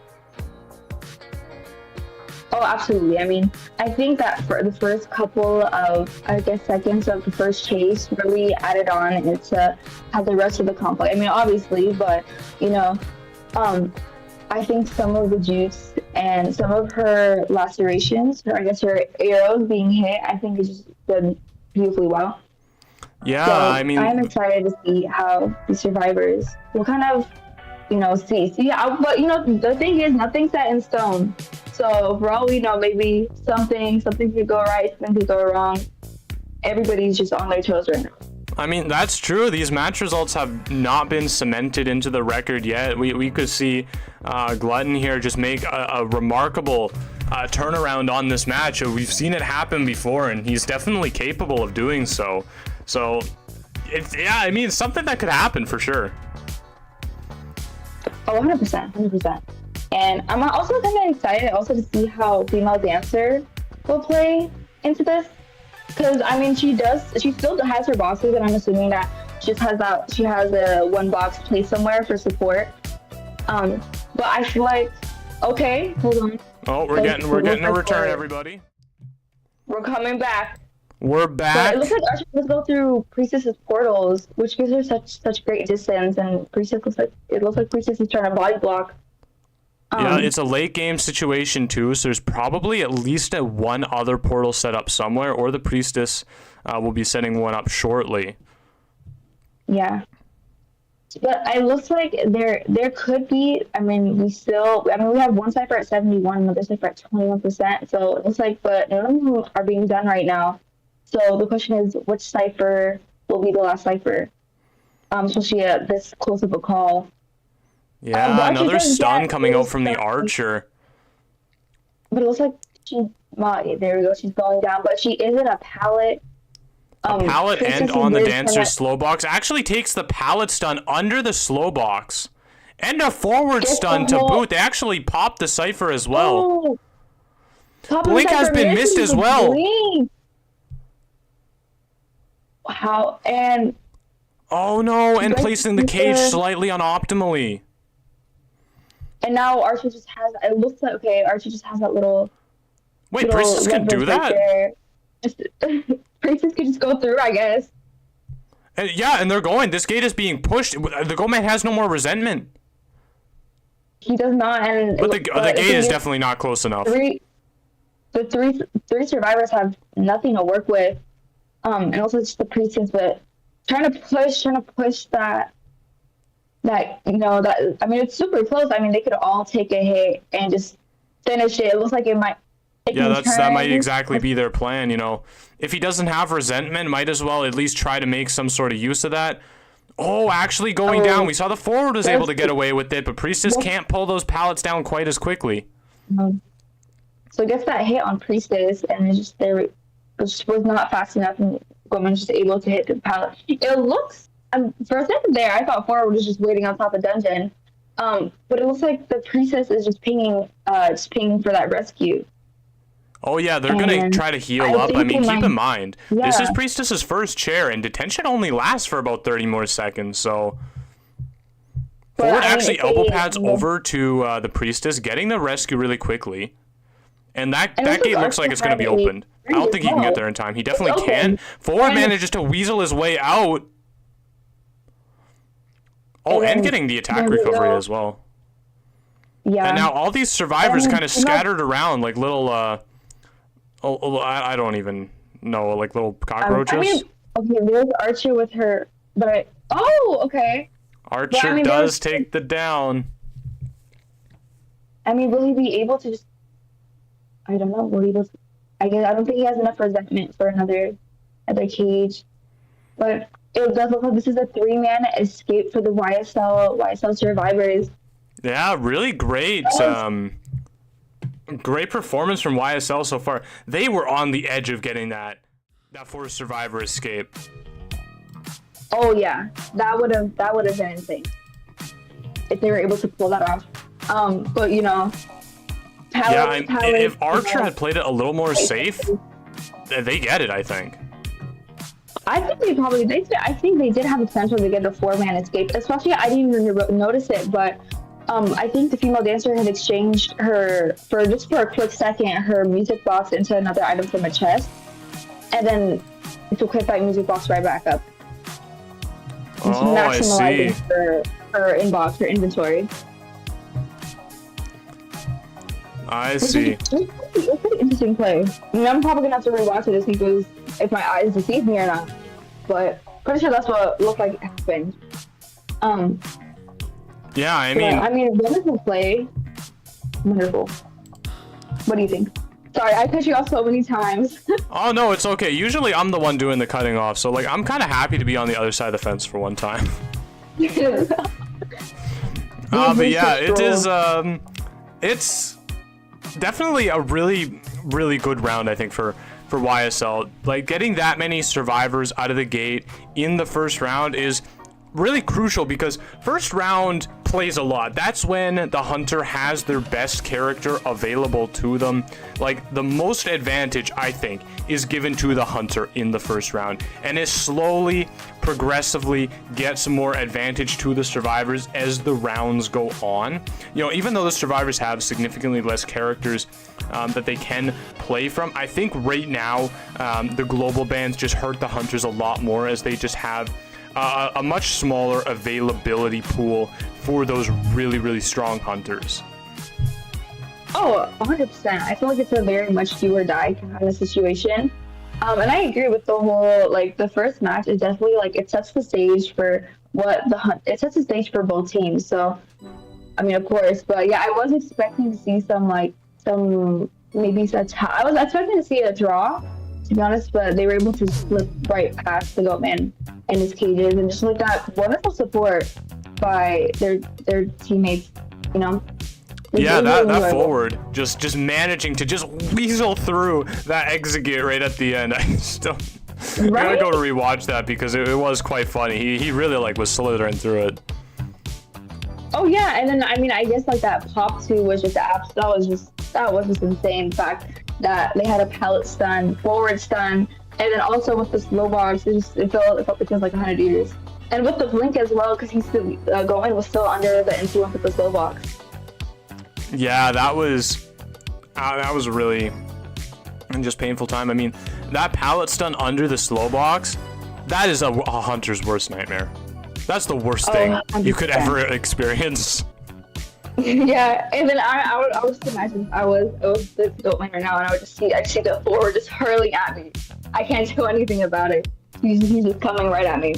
Yeah, no, I would be seeing the forward, and then like this next second I'd be seeing the menu screen and be pressing surrender, like just right then and there. Like, okay, it's time to pack it up.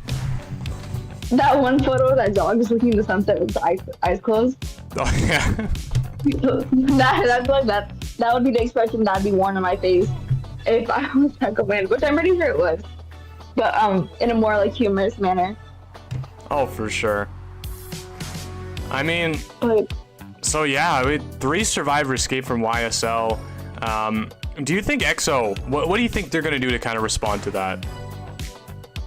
As for the hunter, I'm not sure because, to be honest, for the first couple, like for the first match, hunter wise, I'm not sure 100%, especially because I don't know if the survivors will play. But maybe another hunter to try to like. I'm pretty sure because if XO. If YSL as the hunter gets a 4K, or who's the hunter? XO or YSL? I'm getting confused. The hunter that just played that was for XO. So XO is on the survivor side now. Okay, so YSL hunter. I'm kind of want to see how they will be playing because, I mean, I guess if a 4K as hunter boosts up their points. I'm actually looking at the name of the YSL hunter right now, and they were actually #1 for hunter ranked points on the server for a good while. Like, I think they only stopped being #1 very recently. Oh, see, I swear the thing is like that just seems so familiar, but I just want to talk without being sure. But being #1 hunter like in the entire like NAU server. Yeah, I mean it's NAU, but that's still a big accomplishment. I didn't even get the time to put the screen on. Look how fast they're going. They know exactly what they want. 100%. And we got great people from Puppeteer, so maybe potentially like getting another Goatman to see if like the survivors can try to like counter if YSL does decide to play Goatman. Yeah, I mean, this is very anti-Goatman. Like very anti-Goatman. Right. Yeah, and we see Aeroplan is going to play as well. So, what will be the decision? I'm actually very excited to see because obviously I would be really excited to see another Goatman. But I'm looking at these bans and it's very like general, very general. Yeah, I mean you can't really deduce anything from these. I mean, we do still have that 4 survivor ban pick, so. That's true. That's true. So maybe like a turn of events and it's like a doctor and see a hermit match. Doctor. Magician 4th pick. Okay, I love to see some Magician gameplay. I think Magician's probably just my favorite survivors to just watch. Oh, wait. Yeah, they didn't even select a 4th ban. Did they not?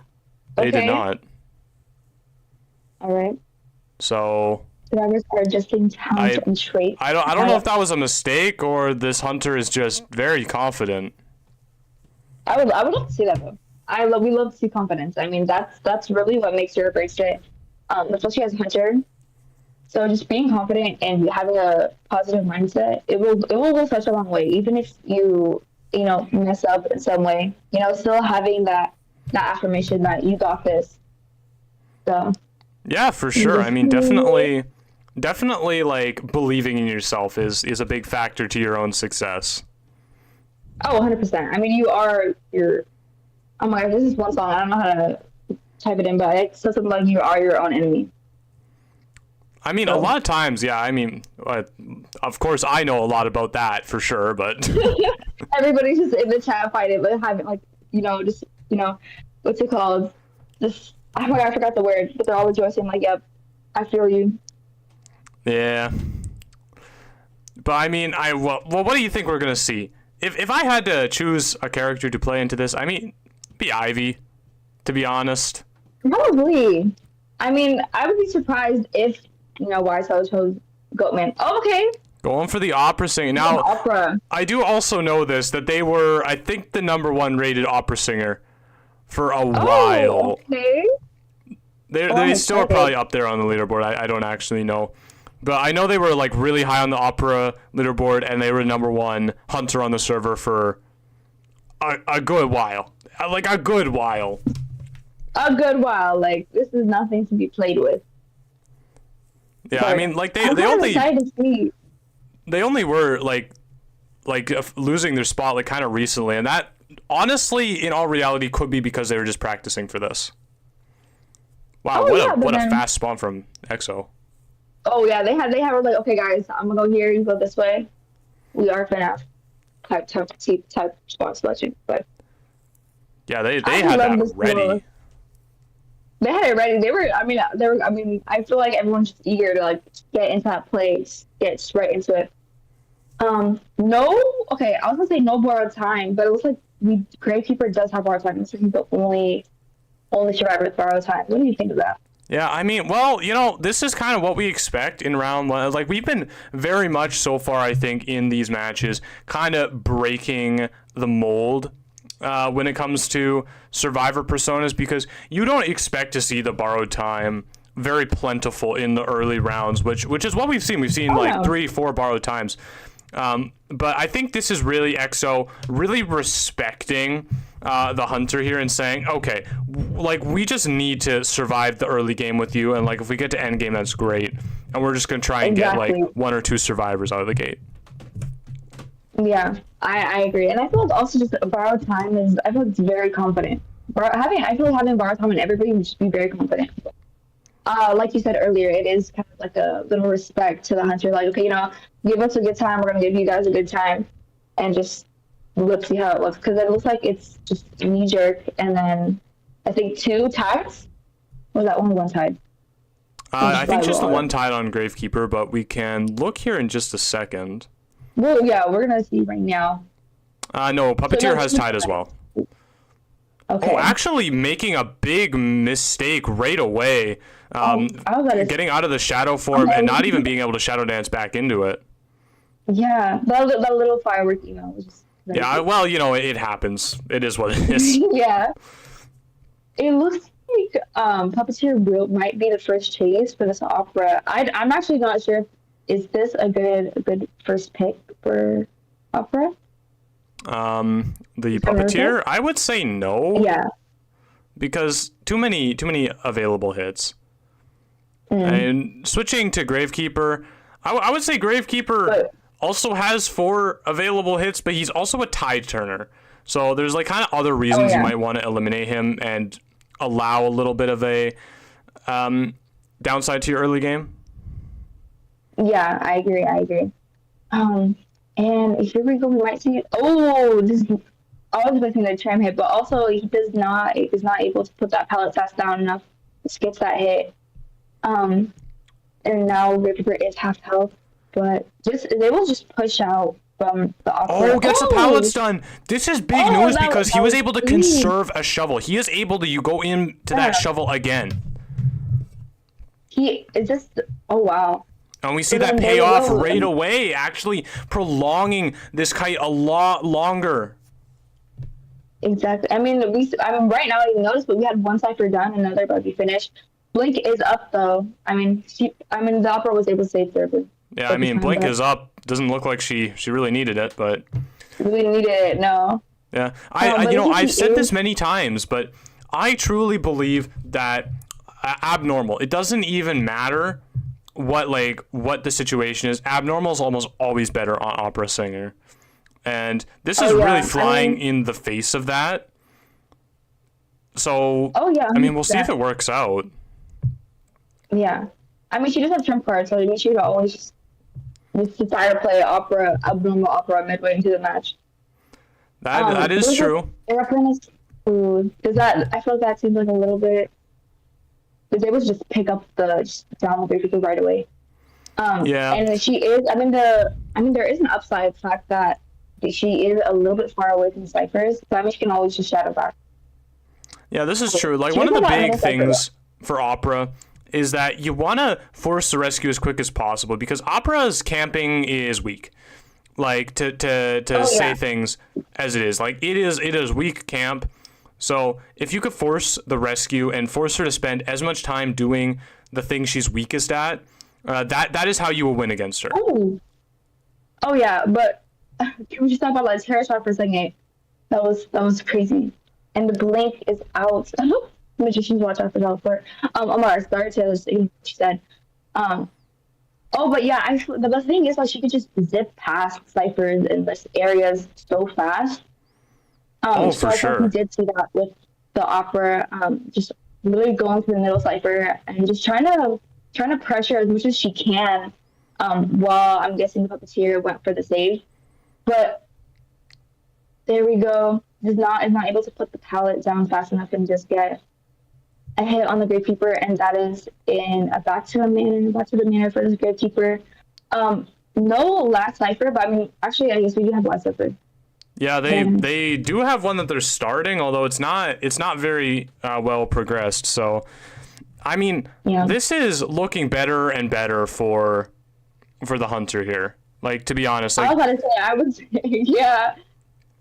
That double down on the puppeteer is very, very meaningful. 100%. I mean, and now this time of Magician hiding and Airplane is having to go back and try to heal the puppeteer as much as they can. Or the puppeteer healing the Airplane, so they can both get the benefits of the heal. Just waste a lot of time for decoding. Yeah, it definitely does. The thing is here, I think the ciphers are positioned well. This is going to be the downfall, I believe, of the opera singer, is the ciphers are positioned as such that she cannot really be able to guard both of them effectively. So no, I think the survivors really are going to get away with a draw here. Like, I don't see it ending any other way based on the performance that I've seen. Oh yeah, 100%. But I don't. The thing is, Puppeteer does not have borrowed time, so I want to see how they come position, and getting that draw, like you said, because very far away. Yeah, you know, I mean, she still has teleport. I would almost say that they may just attempt to. Well, they're not doing that. They're actually going to go for this rescue, although. I mean, you could question how good it went. A magician is just avoiding everything. I know. I'm like low-key walking in just to watch this magician. Every time I'm just beautifully just. Ooh, yeah, you could potentially bait the opera into hitting the puppeteer in puppet form and then go for the cipher pop. Whoa! Did you just? That was the quickest puppet I've ever seen. The town sadly downs the magician, and opera has her teleport up. I mean, she could try chairing. She can chair this magician, teleport to Aeroplanus. But Aeroplanus does have his resources. Yep, putting that shadow clone right there. So, you know, assuming quick down on Aeroplanus, which I guess was not going to happen because he does have the hover, you know, to be able to use. Kind of giving Puppeteer a window to do something. Oh, but will he? I mean, we've seen, like you said, I mean, I've seen him live stream lots of windows of opportunity, but will this be one? Yeah, well, in that match particularly, there was 3 windows of opportunity. You don't see it very often. Puppeteer making his way over there, I think, has been spotted out, though. He has. Yes, he has. Making his way over to Dungeon. I actually thought Dungeon was middle, so. Oh. You know. Oh. Looks like Yeah, it'll be gonna a end up one-person being a escape. 3 survivor elimination. Really great showing from the survivors, though. Like, to be honest. Yeah. Like, I had a wonderful play. Yeah. I mean, YSL is going to be taking home this first round, but I definitely don't think that that is a reason to kind of be counting out XO. Like, they are definitely a team that is going to be giving YSL a big run for their money. Like, it is going to be a back and forth in this second round. And, I mean, don't be surprised if XO comes out on top of this second one. Oh, 100%. I mean, like, actually, nothing's set in stone yet, but I mean, after that first match, we would, like, one would assume, oh, okay, YSL, but yeah, XO is not to, what's it called, underestimate. Especially from that opera gameplay as well. Yeah, no, they were playing it really great until the end. The problem is they did not have the traits to tackle the end game properly, you know, and that's really the big danger of not bringing all that borrowed time into the match, is then you don't have that extra boost of healing, and it can really degrade your game. Although you can make the argument there as well, they wouldn't have got to that position without bringing the traits that they did. So, you know, it's definitely not a dig at XO. You know, they did what they needed to do, but it's just, you know, it's the dangers, it's the risk that you run with that strategy. Yeah, because I mean, it can play both ways. I mean, we saw it play both ways, and they did such a great like containing the hunters, like elongating, you know, making sure they got all their ciphers done. But then because we eventually got to endgame, those skills or those borrowed time talents just were not there, and it kind of just changes everything. It really does. And you know, I said in the last set that it was very much a set defined by the hunters. You know, it was the hunters that were finding, you know, the critical moments and being put in the very, you know, pressure-filled situations. But I think this set is definitely in stark contrast, and it is going to largely come down to the difference between these survivor teams. You know, these survivors are really the ones that are going to be put, I think, in those difficult situations, and they're going to have to be the ones that shine the brightest to bring their team on top. Oh, absolutely. And I'm kind of excited to see that, especially with, I'm guessing, with our next roundup too, and stuff like that. But we'll see, though. We'll see. I'm really excited. I mean, every time I see any matchups or any Hunters or Survivors, I'm always taken by surprise. So either place will just be enjoyable for me to watch. Oh, for sure. And I mean, so I'm getting the word in now. We've got Moonlit River Park as our first ban, well, our only ban in terms of the map. You know, not a favored map today. We've seen Moonlit ban, I think 4 times it's been banned. So 4 times? Yeah, people really not enjoying Moonlit River Park. Oh, who doesn't love a good coaster and a slide? I mean, I don't know. I feel like we could just have some fun on the side. Just, I think Hunter players don't love a good coaster and slide. Oh no, but just little silly action. It's like ever slipping again, which is really interesting. I mean, that's not possible. They haven't updated the map yet. Yeah. That is one of the rules for the audience that may not know. Once a map is picked, it becomes globally banned. So now that Ever Sleeping Town has been played, it is now out of the pool for the entirety of this set. Get out of here. Tram, may I see you again, old friend, but today, it won't be today. Yeah, till we meet again. Till we meet again. Yeah, I imagine doing that with like that song from the Titanic, like My Heart Will Move On or whatever it's called. Oh yeah, I can kind of see that. I mean, I feel like imagine just being on the train, that song's playing, bam, the tram's. Yeah, seeing the Moonlit Tram go into the, or not the Moonlit Tram, the Ever Sleeping Tram go into the distance.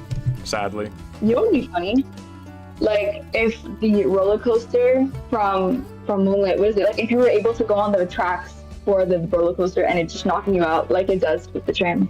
I thought that'd be really silly. That would be that'd be the most weird thing.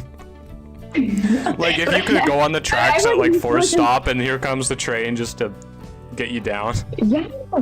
But then also like being able to go on the tracks means that in the entire like platform for the stops is just completely flat. So you can like go either side without having to go on the roller coaster, change which side you're gonna exit out from, or having to go a whole like wrap around to get to that point. You know what I'm talking about, right? Yeah, I know what you mean. I know what you mean. Okay. Because I was like, wait, I'm kind of mumbling and stumbling. You're getting into like into layers of abstraction now. Yeah, but if you understand what I mean, like that's all that matters. But I feel like that is great. I feel like we need more maps that are interactive. Just for the silly side of it. Yeah, I mean, well, I think I really do think that Moonlight's probably just taken out because hunters don't enjoy the coaster. Oh yeah, I mean it's just a big map. I mean, it's no. Also it's true. Not fun. You know, I actually like Moonlight when I'm playing Bon Bon for the sole reason that if you can get a fast down, you are always knowing exactly where the rescue's coming from. Like you can 100% of the time cut off the rescue. Oh yeah, I was gonna say that because the thing is, it's like it's also supposed to like sometimes it's a disadvantage for the survivors because if your teammate gets down from the other side of the map, by the time you get there, even if you walk by the time, like if the person gets down, you're already making your way to their chair, you might not reach them in time. So just because the map is just too big. Yeah, it's a very scary situation when the hunter knows where you are, like kind of in advance. Especially with Bon Bon. I mean, Bon Bon's already scary enough to rescue against, let alone him leaving me halfway. Oh yeah, you haven't played against my Bon Bon. He ain't that scary. No, I haven't, and I don't plan on it. All right, well, we are gonna see Sacred Heart Hospital as the map pick, and it looks like XOXO is sending their hunter in first once again. So we're gonna see that YSL once again on the survivor side. I mean, we'll see what they manage to do. Did you say Sacred Heart Hospital? Oh, sorry, not Sacred Heart Hospital, Red Church. Basically the same thing, am I right? Red Church. What? They have like similar colors. I mean, I don't know. I feel like Sacred's very pink, yellow, and tan, and Red Church is just. Well, no, I mean like in the thumbnail. They're like both kind of red tinted. Oh. Sure. Okay. Okay. I'm just saying. I mean, it's like very different. I don't know. Yeah. I very often actually get confused between, like when I'm just looking at, like the thumbnails, because I have to do that sometimes in like doing videos or like coding something. I need like all the thumbnails for a map, and I so frequently accidentally name Church Hospital. Like it happens so often. And vice versa. You know what? Not even vice versa. Oh. Okay, so I'm guessing it's Red Church being called Sacred Heart Hospital. So no special treatment for Sacred Heart Hospital being called Red Church. No, absolutely no special treatment. But we will see a magician band. I don't get all the hubbub about magician. You know, I've seen many magician bands. I've seen many magician picks. And now I'm not trying to say magician is a bad character, but the priority given to him does surprise me. Oh yeah, but I mean, like right now, I feel like he's just such a great character as of now. Like I've seen like a lot of magicians being played in my matches. Also, I find it really funny how, as I said, I don't know what all the hubbub is about magician, acrobat, shot band. So I was like, yeah, foreshadowed. You forced. Yeah, shadow band. I guess they've probably done their research. They know what gluttony is, you know, going to be doing. Oh yeah. Mm-hmm. And that appears to be a shadow, it seems. Oh yeah. Well, I mean, we do. It looks like we're having like a meta comp, like an old school meta comp with the mechanic and seer being picked. for the survivors. I mean, one thing about Mechanic is she goes really good into like what the current meta is right now, but like not great against the more specialty hunters usually. Kind of an interesting character in that facet. Very interesting. Very interesting. Yeah, a mercenary band. Okay. Yeah, I was gonna say that the mercenary band is kind of. I think the mercenary band, like, it's not like crazy, but I think it's kind of like interesting, like being paired up with the acrobat band and the mercenary band. Yeah, I mean, I'm trying to waffle between opera and hullabaloo, and kind of guess the angle. I'd have to think it's a hullabaloo. Yeah, especially with that acrobat band, because I think the acrobat directly. I think the acrobat and acrobat and hullabaloo like just go hand in hand, especially because I mean it's the same person, like the GG, of course. Gluttony doesn't want any other clowns in that match. All right, he can be the only one. Yeah, exactly. But what does like the psychologist band signify? Because I mean, we see that. I mean, usually that means it's a goat man, but goat man's global band, so. Yeah. And we have a puppeteer. I think it's a pretty chill comp. I'm actually really excited to see some cowboy gameplay. Oh yeah, you're right. I totally like glazed right over that. Cowboy exists. Oh yeah, there's something. I mean, there's such a huge variety of survivors, and like when you don't see them played often, and then you see them show up one random day in a tournament, you're like, oh, I forgot these. Yeah, wow, they're a thing. Hey, hi. It's like seeing an old friend. You're here too. You know that one audio where it's like the guy's talking and then he turns and he's like, and you should know this too. Like out of nowhere. That's how I feel about like Cowboy. I'm like focused on the mechanics, see your puppeteer, and oh, okay, Cowboy. Hello, Sailor. Yeah, I mean, well, what would you pick if you were in Gluttony's position right now? What would you choose? Maybe, I mean, actually I'm gonna say, is Opera still like an available pick? Yeah, she's still there. For Gluttony? I don't know. I feel like Gluttony will kind of like surprise us with the Hunter pick. I'm not sure 100%. I mean, I would like to see some Opera. I haven't seen Opera in Red Church, but I think it would kind of be, it's just how like fast you can just go. Like I'm always, fascinated either, with Opera speed. So I think that's who I'm kind of like thinking, but I can also be very wrong because I'm not the smartest when it comes to what hunters I would pick. I mean, I would just pick my main. Disciple's wild. Disciple. Wait, why? It's a tie hunter. I mean, Gladdy can completely just tear this survivor count down. But I guess this is basically. Oh, what were you saying? No, continue. You continue. Okay. I guess this pick basically signifies saying, like, Gluttony basically conceded, like, okay, I am probably not gonna, like, outbeat these survivors. If I pick something that's meta, they've probably played against it many, many times, very, like, practiced with it. So going for like something that, okay, I'm just gonna get a tie, and then I'm gonna rely on my survivors. I'm gonna use my team as a crutch and just, set them up to a place where they could succeed. Oh, I see that. Something just very. I mean, also just agreeing with you how a lot of these survivors, especially in this tournament, are just playing and training against meta hunters. So I feel like picking a hunter like Disciple, who was usually a tie hunter and is kind of a little bit untraditional in this kind of this position, is just, I feel like it catch them off guard. And I want to see if they're prepared or how it will be played out. Yeah, I've been very critical though, like, and I'm going to continue being critical about the Disciple pick, because I do not see Disciple as like a 100% tie hunter anymore. Like I used to see her that way, whereas like you pick Disciple and it is basically a guaranteed tie unless something crazy happens on one side or the other. You are basically like gonna draw every single game against her. Yeah. But I no longer see it that way. I see it as a tie hunter that has the potential to lose now. Oh, very interesting.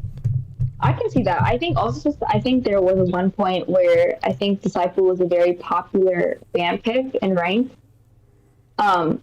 So I feel like her, I feel like her winning potential has gone a little bit down. But I don't know. I'm not sure about the whole tie to losing. I think we might see a win from Gluttony here, but not a win, but we'll some great gameplay from Gluttony. I mean, I think in terms of tournament, absolutely tied to losing.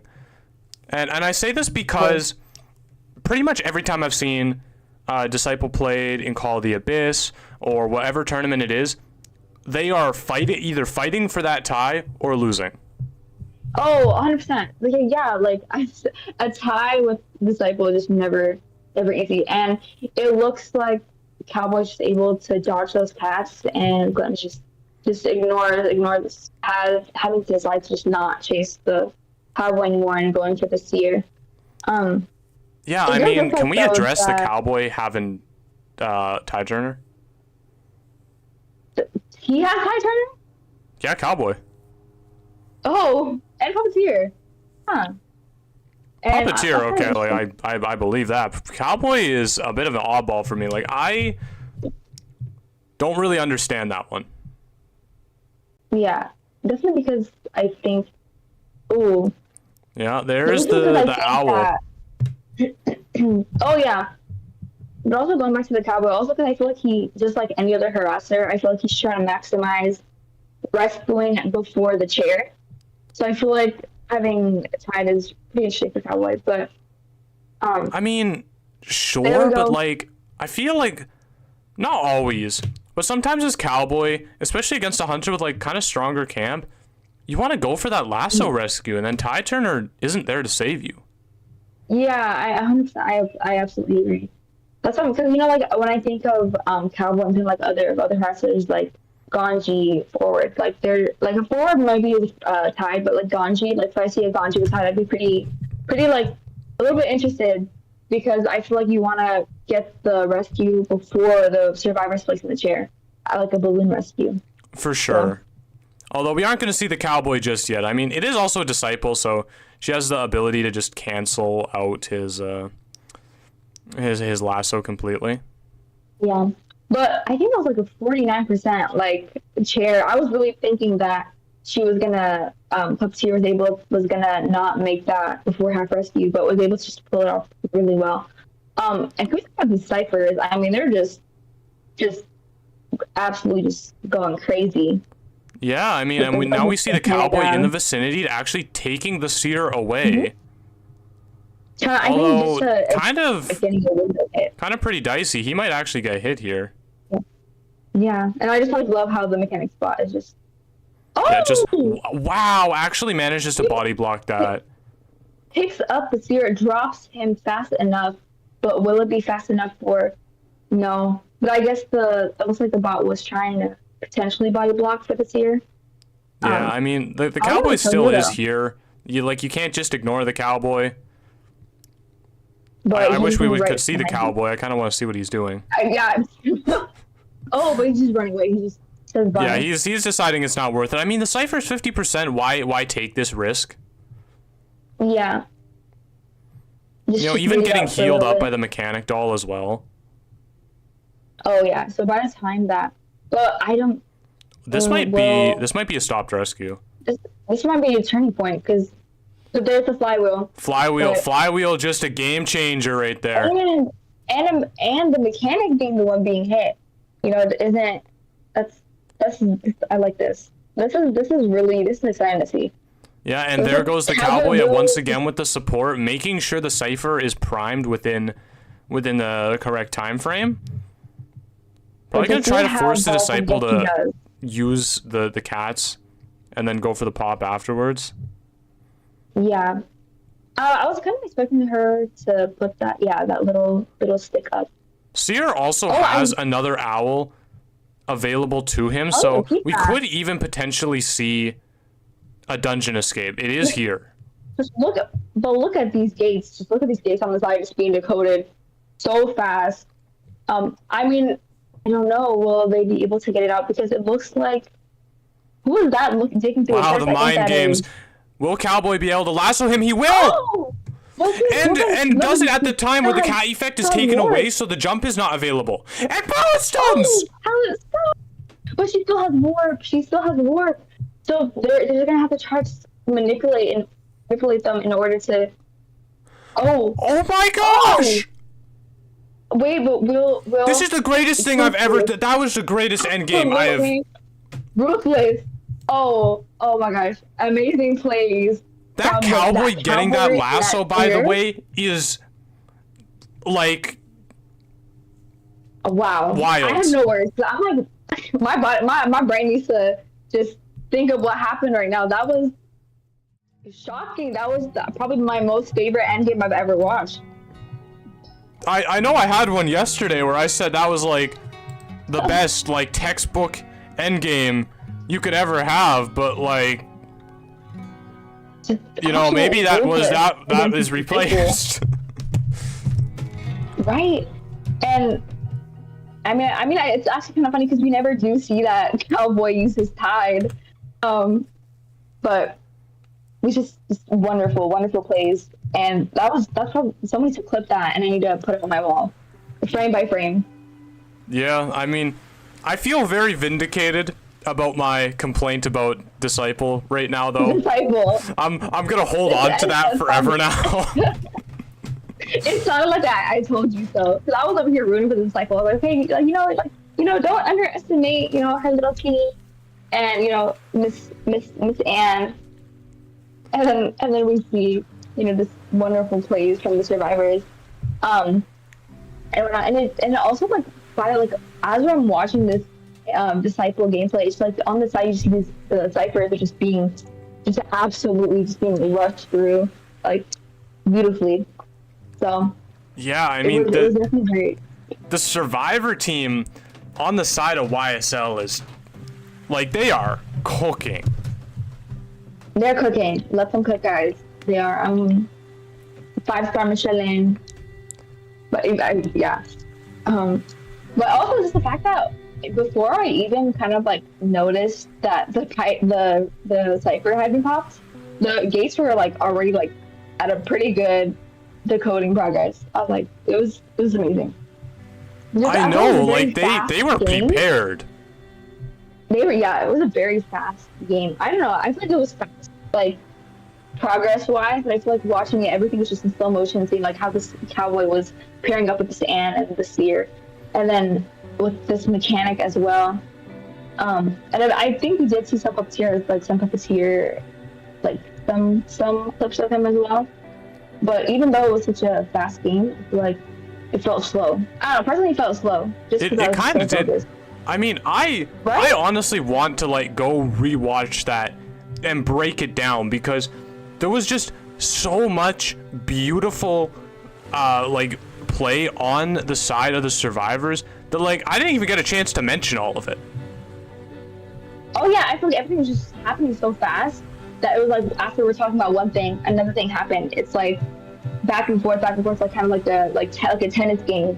Never really stopping for a second to kind of think about what's going to happen, and just seeing how kind of like hypothesize what either side will do to secure either end game. Yeah. It's just happening so back and forth. Well, I mean, like let's just imagine for a moment. I mean, what do you do if you're XO at this point? Like, what do you bring into this game? Because you are needing a forced survivor escape to like stay in and force a round 3. But I mean, the chances are slim, but never zero. Never zero. Never zero. So I mean, what do you think just, they could have that could increase those chances? I mean, for the survivors, I'm kind of not sure. Because I feel like it comes down to what Hunter is being played into it. I mean, we do see a GOAT ban, and Zeta, or you see Peter not being able to play Opera anymore. But you did tell me that they were top Hunter. So I mean, they're what's it called? They're variety of Hunters. Very, very, very nice. Yeah, I mean, I was seeing some of it in the chat. People were saying that this Hunter does have a very, like, it's a very decorated Hunter, of course, but they actually have a pretty deep variety of characters from what I was gathering from what people were saying. Obviously, that could be not entirely true, but Yeah. I mean, I guess it's like if you're a top hunter for a good time, I feel like just playing around with how many hunters you can really master is kind of would just be a fun thing to look for, or just kind of like try to accomplish. Yeah, I agree. Especially maybe some of the older hunters where kind of the fundamentals apply to them more. Like newer hunters break things up a bit, and you can do new things. Yeah, 100%. And it's just I'm just excited. I don't know. I've been using the word excited all over, but that's just how I truly feel. I'm very, very pumped up, especially because you did say that XO would need a 4-person escape. So it's kind of just seeing like I'm looking at their team comp right now. It's kind of interesting. Yeah, I mean, but in terms of a forced survivor escape, usually you see a lot of teams bring like things like Explorer and Embalmer into that. Oh yeah. And the reason why is that they can clutch the dungeon or exit gate, basically. Mm-hmm. This is not normally what you see. This is actually very similar to what Halcyon, the team comp that Halcyon used in the previous night. And they were very close. We're going to address that in a minute. But they were very close to actually pulling off a forced survivor escape when they needed it most by using the prisoner connection to kind of decode the other exit gate. So I'm wondering if that's kind of the idea here. Yeah. Okay, so now moving on to the smiley face. Yeah, I mean, I just love how we just went quiet for a second, and then we were like, we're gonna address that in a second. Yeah. A smiley face. Okay. It's a good pick here. It really is. Yeah, I mean, because you're going against pretty chill survivors. So it's not like kind of insane. Especially I feel like it made sense considering the smiley did block the archer and meteorologist in its screen. So try to get those high tier survivors out the way. Yeah, I mean, and then I guess prisoner can shock you once and coordinator has the gun, but other than that, and flywheel, of course, the constant threat. Yeah, but also just the fact that there's so many walls. I don't know if like Smiley Face's buff has like helped him able to just kind of avoid these walls and that turret, but there's just so many ways for you to accidentally mess up your dash as the hunter or as the Smiley Face. Yeah, absolutely. But I mean, you know, if I'm sure that this hunter player has absolutely, yeah, they probably aren't going to be crashing into any walls. Like I feel like they have enough time on this character that it's probably polished, very polished. Yeah, no, I was about to say that. I was literally about to say polished like a fine wine, and until I realized that doesn't make sense. I was about to say, I was thinking like a diamond or something, but I mean, with fine wine too, I mean, you can always polish the glasses. You know, it makes sure the wine inside of it is better. Oh, so, that's true. Perception is everything. Exactly. I'm actually really excited to see some Smiley. I've been waiting for a Smiley hunter. I don't know. I feel like when you asked me the question yesterday, like what hunter I'd be more excited to see, I didn't really know because I was like, okay, my main's like Hermit, Jack, but we saw that already. I've been wanting a Smiley face. So yeah, I mean, and Smiley face, you know, the funny thing is, it's kind of been tossed around. I've heard it from, you know, friends of mine that are really good players. And they're like, you know, Smiley face, you could see him in, you know, round 2, round 3. It's a thing. I'm like, oh, that's cool. I hope we kind of see that. I've always tossed it out as like a possibility. You know, Smiley's good here. But this is the first time we're actually seeing it for real.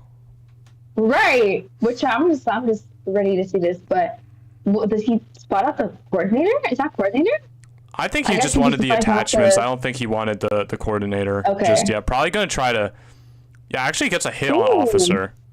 Gets a great hit, and then now he's ready just a bunch of parts to just kind of smartly just get back into that dash. Yeah, oh, wow, he put on everything. He like the whole toolkit. Oh, missing the officer by a hair twice. 2 hairs, in fact. Whoa! Oh, but does get that eventual hit. It looks like Smiley Face as his first officer can go down with that small sensitive side is just gonna hit a wall. Get that out of the way there. Yeah, just I mean, getting the rescuer down this early. There's no other tide turners on the side of XO. Oh, you're right. I mean, this coordinator with her gun, but then after, like, what do you do after additional tide? I mean, yeah. I mean, you could use your gun as a tide turner. Probably gonna have to use it to even get the rescue off at this rate. Even get the rescue. Oh, but tries for a mind game. Actually, very successfully gets that rescue. That was really well done from the coordinator. I was kind of on my seat, and she still has her flywheel up to use right now, just in case, you know. Yeah, I guess mind gamed at the pallet instead. Yeah, but I mean, the first officer had like some pretty good time to kind of get out, get some distance. But of course, Clown can just close that back up. Oh, here. Oh. Get the blue confetti falls off of him at really poor time, and Psychologist isn't even able to get the heal off. No, not at all. I mean, I want to see how close. I wonder how close she would have been to getting it off. But can we just low key, even though coordinator and first officer are in this kind of position right now, the ciphers aren't doing crazy bad. Oh yeah, especially coordinator's on the ground. She doesn't have a modified drill, mind you, so she is kind of ready to get up at any point in time. Probably doesn't want to use the exit path quite yet, though. If it's not necessary. Save that. Yeah. I'm not. I guess they're going to plan on selling the first officer. I don't know if Joker really knows where the coordinator is, because I mean, he could always go back, but. Yeah, I mean, it doesn't look like it. I mean, he probably thinks that she, went away somewhere, just crawled off into the distance. I mean, she's up now anyway. Yeah. But now it looks like Prisoner will be our next target, but he does really just swerves right. Yeah, it goes all the way around the pallet, and actually gets in front of the flywheel effect as well. Oh, when did the Prisoner use his shock? I didn't even see that happened. He did? Oh. He did, wait. yeah. He did?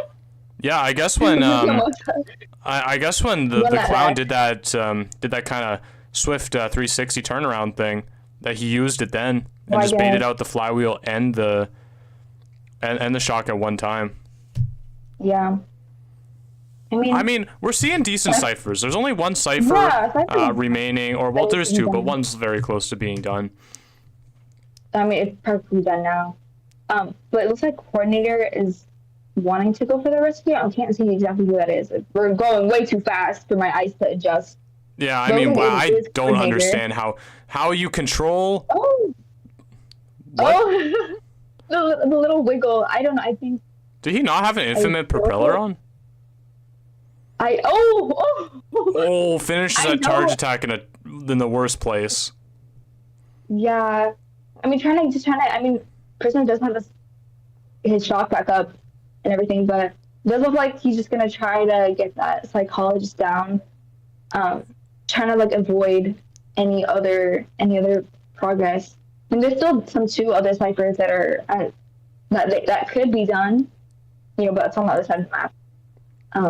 And Prisoner still has his connection, so you can always just connect to that. Oh, that's true. That's actually very true. Mm-hmm. See, I think that might be the plan here. Let's try to go to another cipher. But Clown is at a point where he can kind of race to either or. Yeah, I mean, he will probably go for the Prisoner. He's gonna see the cipher shape. Yeah. And he's definitely he sees the connection. He knows what's going on here. He knows the game. I don't know how you can see the connection. I mean, he could hear it. I thought they could. No, I don't think so. I don't know. Actually, I don't know. Maybe I'm crazy. I thought it was a thing. Maybe not. She? Okay, well, he's caught on to it now. Right. In any case. Yeah. I guess Prisoner, doesn't have his little ball of electricity ready yet. Yeah, I'm guessing what is that? I can't tell who's that in the distance, but I'm guessing Psychologist is going to try to finish up that cipher. I feel like they're at a pretty chill to to have like have enough distance that Clown can't just zip back, can't control that Cypher and the chair at the same time. Yeah, he can't do both. Coordinator could actually take a hit. Well, he's just gonna leave and not go for them. I mean, but will the psychologist get? I don't think she'll be able to get the Cypher done on time. Oh, she definitely won't, but she will be able to lock him over on the other side of the map, and they're gonna push the other Cypher now. Yeah, I mean, I think it might be ready by the time that Coordinator just comes over and gets the save, because all that time of psychologist dying in that corner.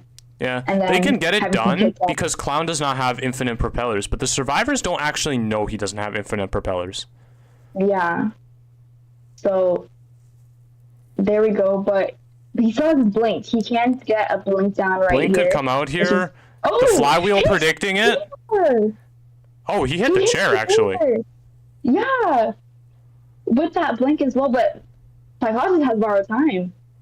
You can just get back up right there, and it looks like yeah, it looks like we're actually going to see a draw here. Yeah, but what does that mean? Oh, Psychologist just... Oh. Whoa! What are those controls? That was beautiful. No, I mean, I think I saw something similar to that, and it's someone else's tournament, and they just kind of did that little spin around. Yes, and I thought it was the cutest thing ever. That's like, insane. Bro, like, yeah. My little fingers could not do that. Like in a million years. You trying to do that? Dude, I would try to swipe the screen that fast, and like it would just break off at the knuckle. Oh yeah, I would just my phone would be across the room at that point. But it's just got the friction shot it out. Just flies out the window. But I mean, it kind of just proves how much discipline and control, like with these controls as Smiley Face that you have, how much this hunter does have the skill with Smiley Face. And Smiley Face, I feel like is such a great, interesting hunter. So being able to do that just shows how much work you've been putting into the guy. I mean, I don't think I would be able to pull that off. For real, that I'm honestly speechless. I didn't even know that was possible. Like, I did not think that would. If you show me that clip, I would be like, oh yeah, that's like a private server, like someone using a macro or something. Like, there's no way a human can do that. Right. That's not possible. No. I actually did it twice too. Like it was nobody's business. I want to hear the ASMR for it. If that hunter's playing on a PC, I need to hear the clicky clacks on how that was achieved. I mean, I can't. I feel like I'm more impressed with that than the actual game the Smiley played. Is that bad? Right? No, I mean, come on, that's all we've been talking about right now. It's little spinny. Yeah. Hello. Wow. Hello. It is me, Team Kitty Cat Hunter. Yeah, quick.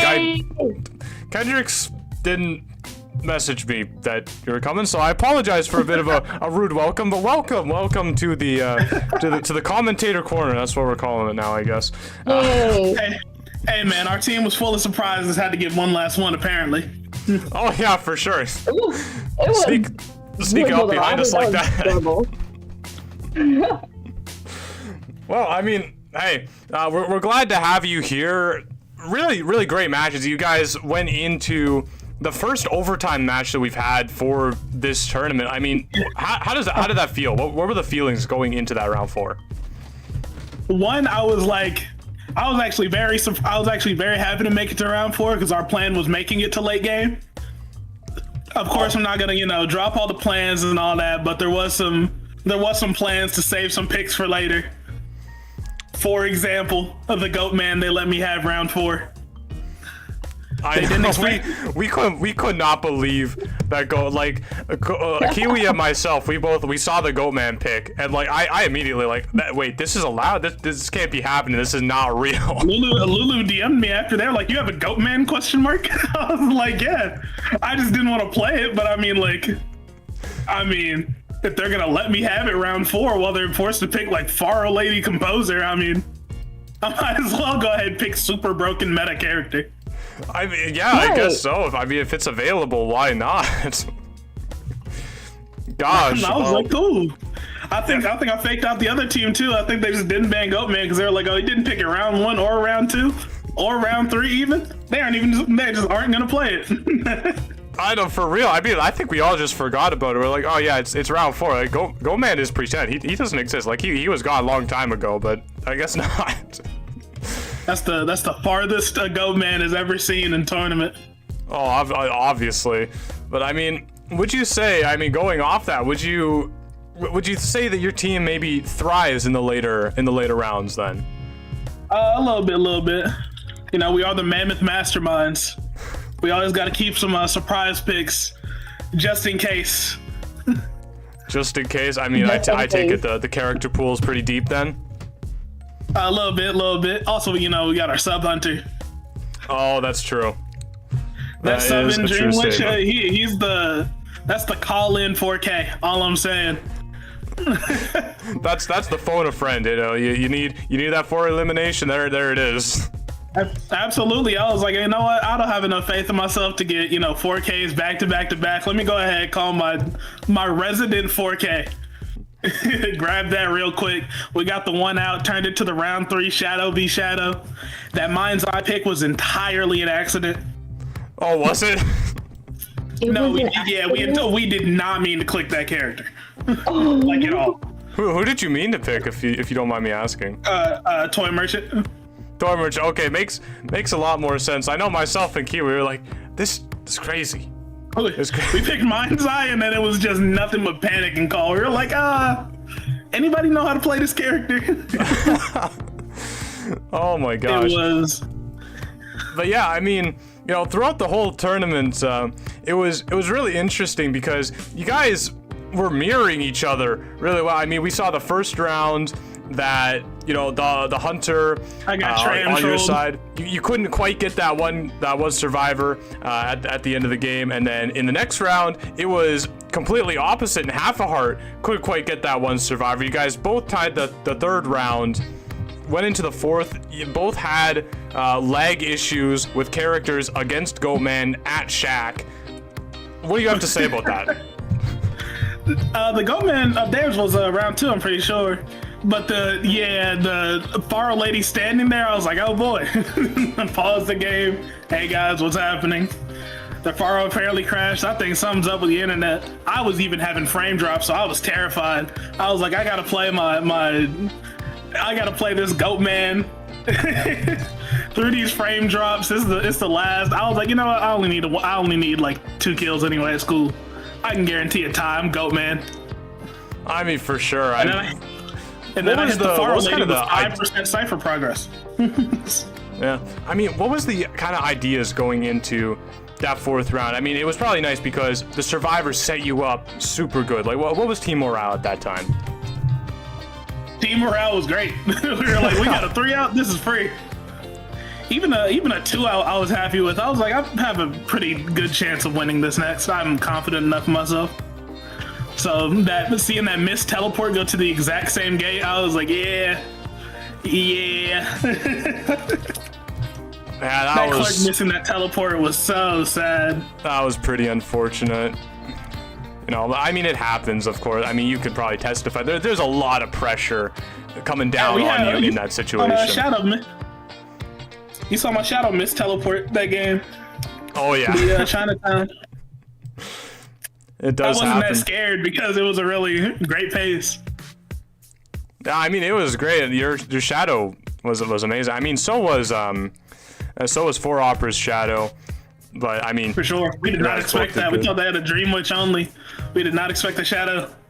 Yeah, I mean, speaking of 4 Opera, actually, and I noticed you guys ban Opera a lot. Was that because of the name, or do you have like insider information? No, we checked. Okay. We checked. We had some insider info. Because yeah, we weren't sure. I mean, they don't tell us anything. Queen, but we were like, if they pick Bloody Queen, we win. Lol. Oh, you feel confident against the Bloody Queen then? It's less about that, more the fact that it would have been Bloody Queen on Chinatown. And it's like, hey man, you just walk upstairs and that character up. Long cooldown. That's true. I mean, you go up the stairs and her ability just doesn't exist anymore, so. It disappears. I mean, you're going to be moving on as a really good set of matches. How do you feel about your next... It hasn't been decided yet, but do you have any feelings about your next matchup or potential matchup? I don't care. All I wanted was to win one. I just wanted to win one. I don't even care about the next one, if I'm going to be honest. Of course, I'm, hopeful to play some more, but, like, after I got the one, I'm cool. I played this game for, like, 2 months, and I got at least one tournament round win. All I needed. Wow. That's very impressive. 2 months and you're already here, like, kind of doing very amazing on the tournament level. Absolutely. Yeah, well, I will probably be dipping now, so thank you. Yeah, no, And thank my, you for your sponsors. time. We really appreciate it. My sponsors called in. They told me to tell y'all that Muffy is hot. Thank you all. Goodbye. I see. They're very wise parting words. Very wise. I mean, what do you make of what do you make of everything, Gigi? I think today, we've only had yesterday and today, but I feel like today definitely was probably one of my most enjoyable watches for all three matchups. And I think it's kind of funny how they really said the Mind's Eye pick was a complete accident. I think that's just gold. Yeah, it's so funny because we're like, they gotta have some crazy strategy. We've never seen it before. Right. It's about to be like insane. They got all planned out. It's ready. It was not that. But I was like, okay, maybe she's a Mind's Eye gameplay. I mean, we kind of even dissected it too, like, oh, her buff, this and that, like, why she could be a good character in this team. But then just finding out it was a whole other accident was kind of silly. Yeah, well, I mean, I agree with them. Toy Merchant would have been better. It was Leo's Memory, like the map, right? Or what map was it? It was not Ever Sleeping, Chinatown. Oh, it's Chinatown. Yeah, I feel like it'd be really, especially with Toy Merchant, like her catapults and just like, I'm not sure who the other survivors were, but if they were survivors who didn't have recyclable talents, then I feel like Toy Merchant would be pretty chill, getting opening those chests, giving her teammates something, while also assisting with those catapults. Would be really nice. I've been wanting to see some any gameplay. That'd be really nice.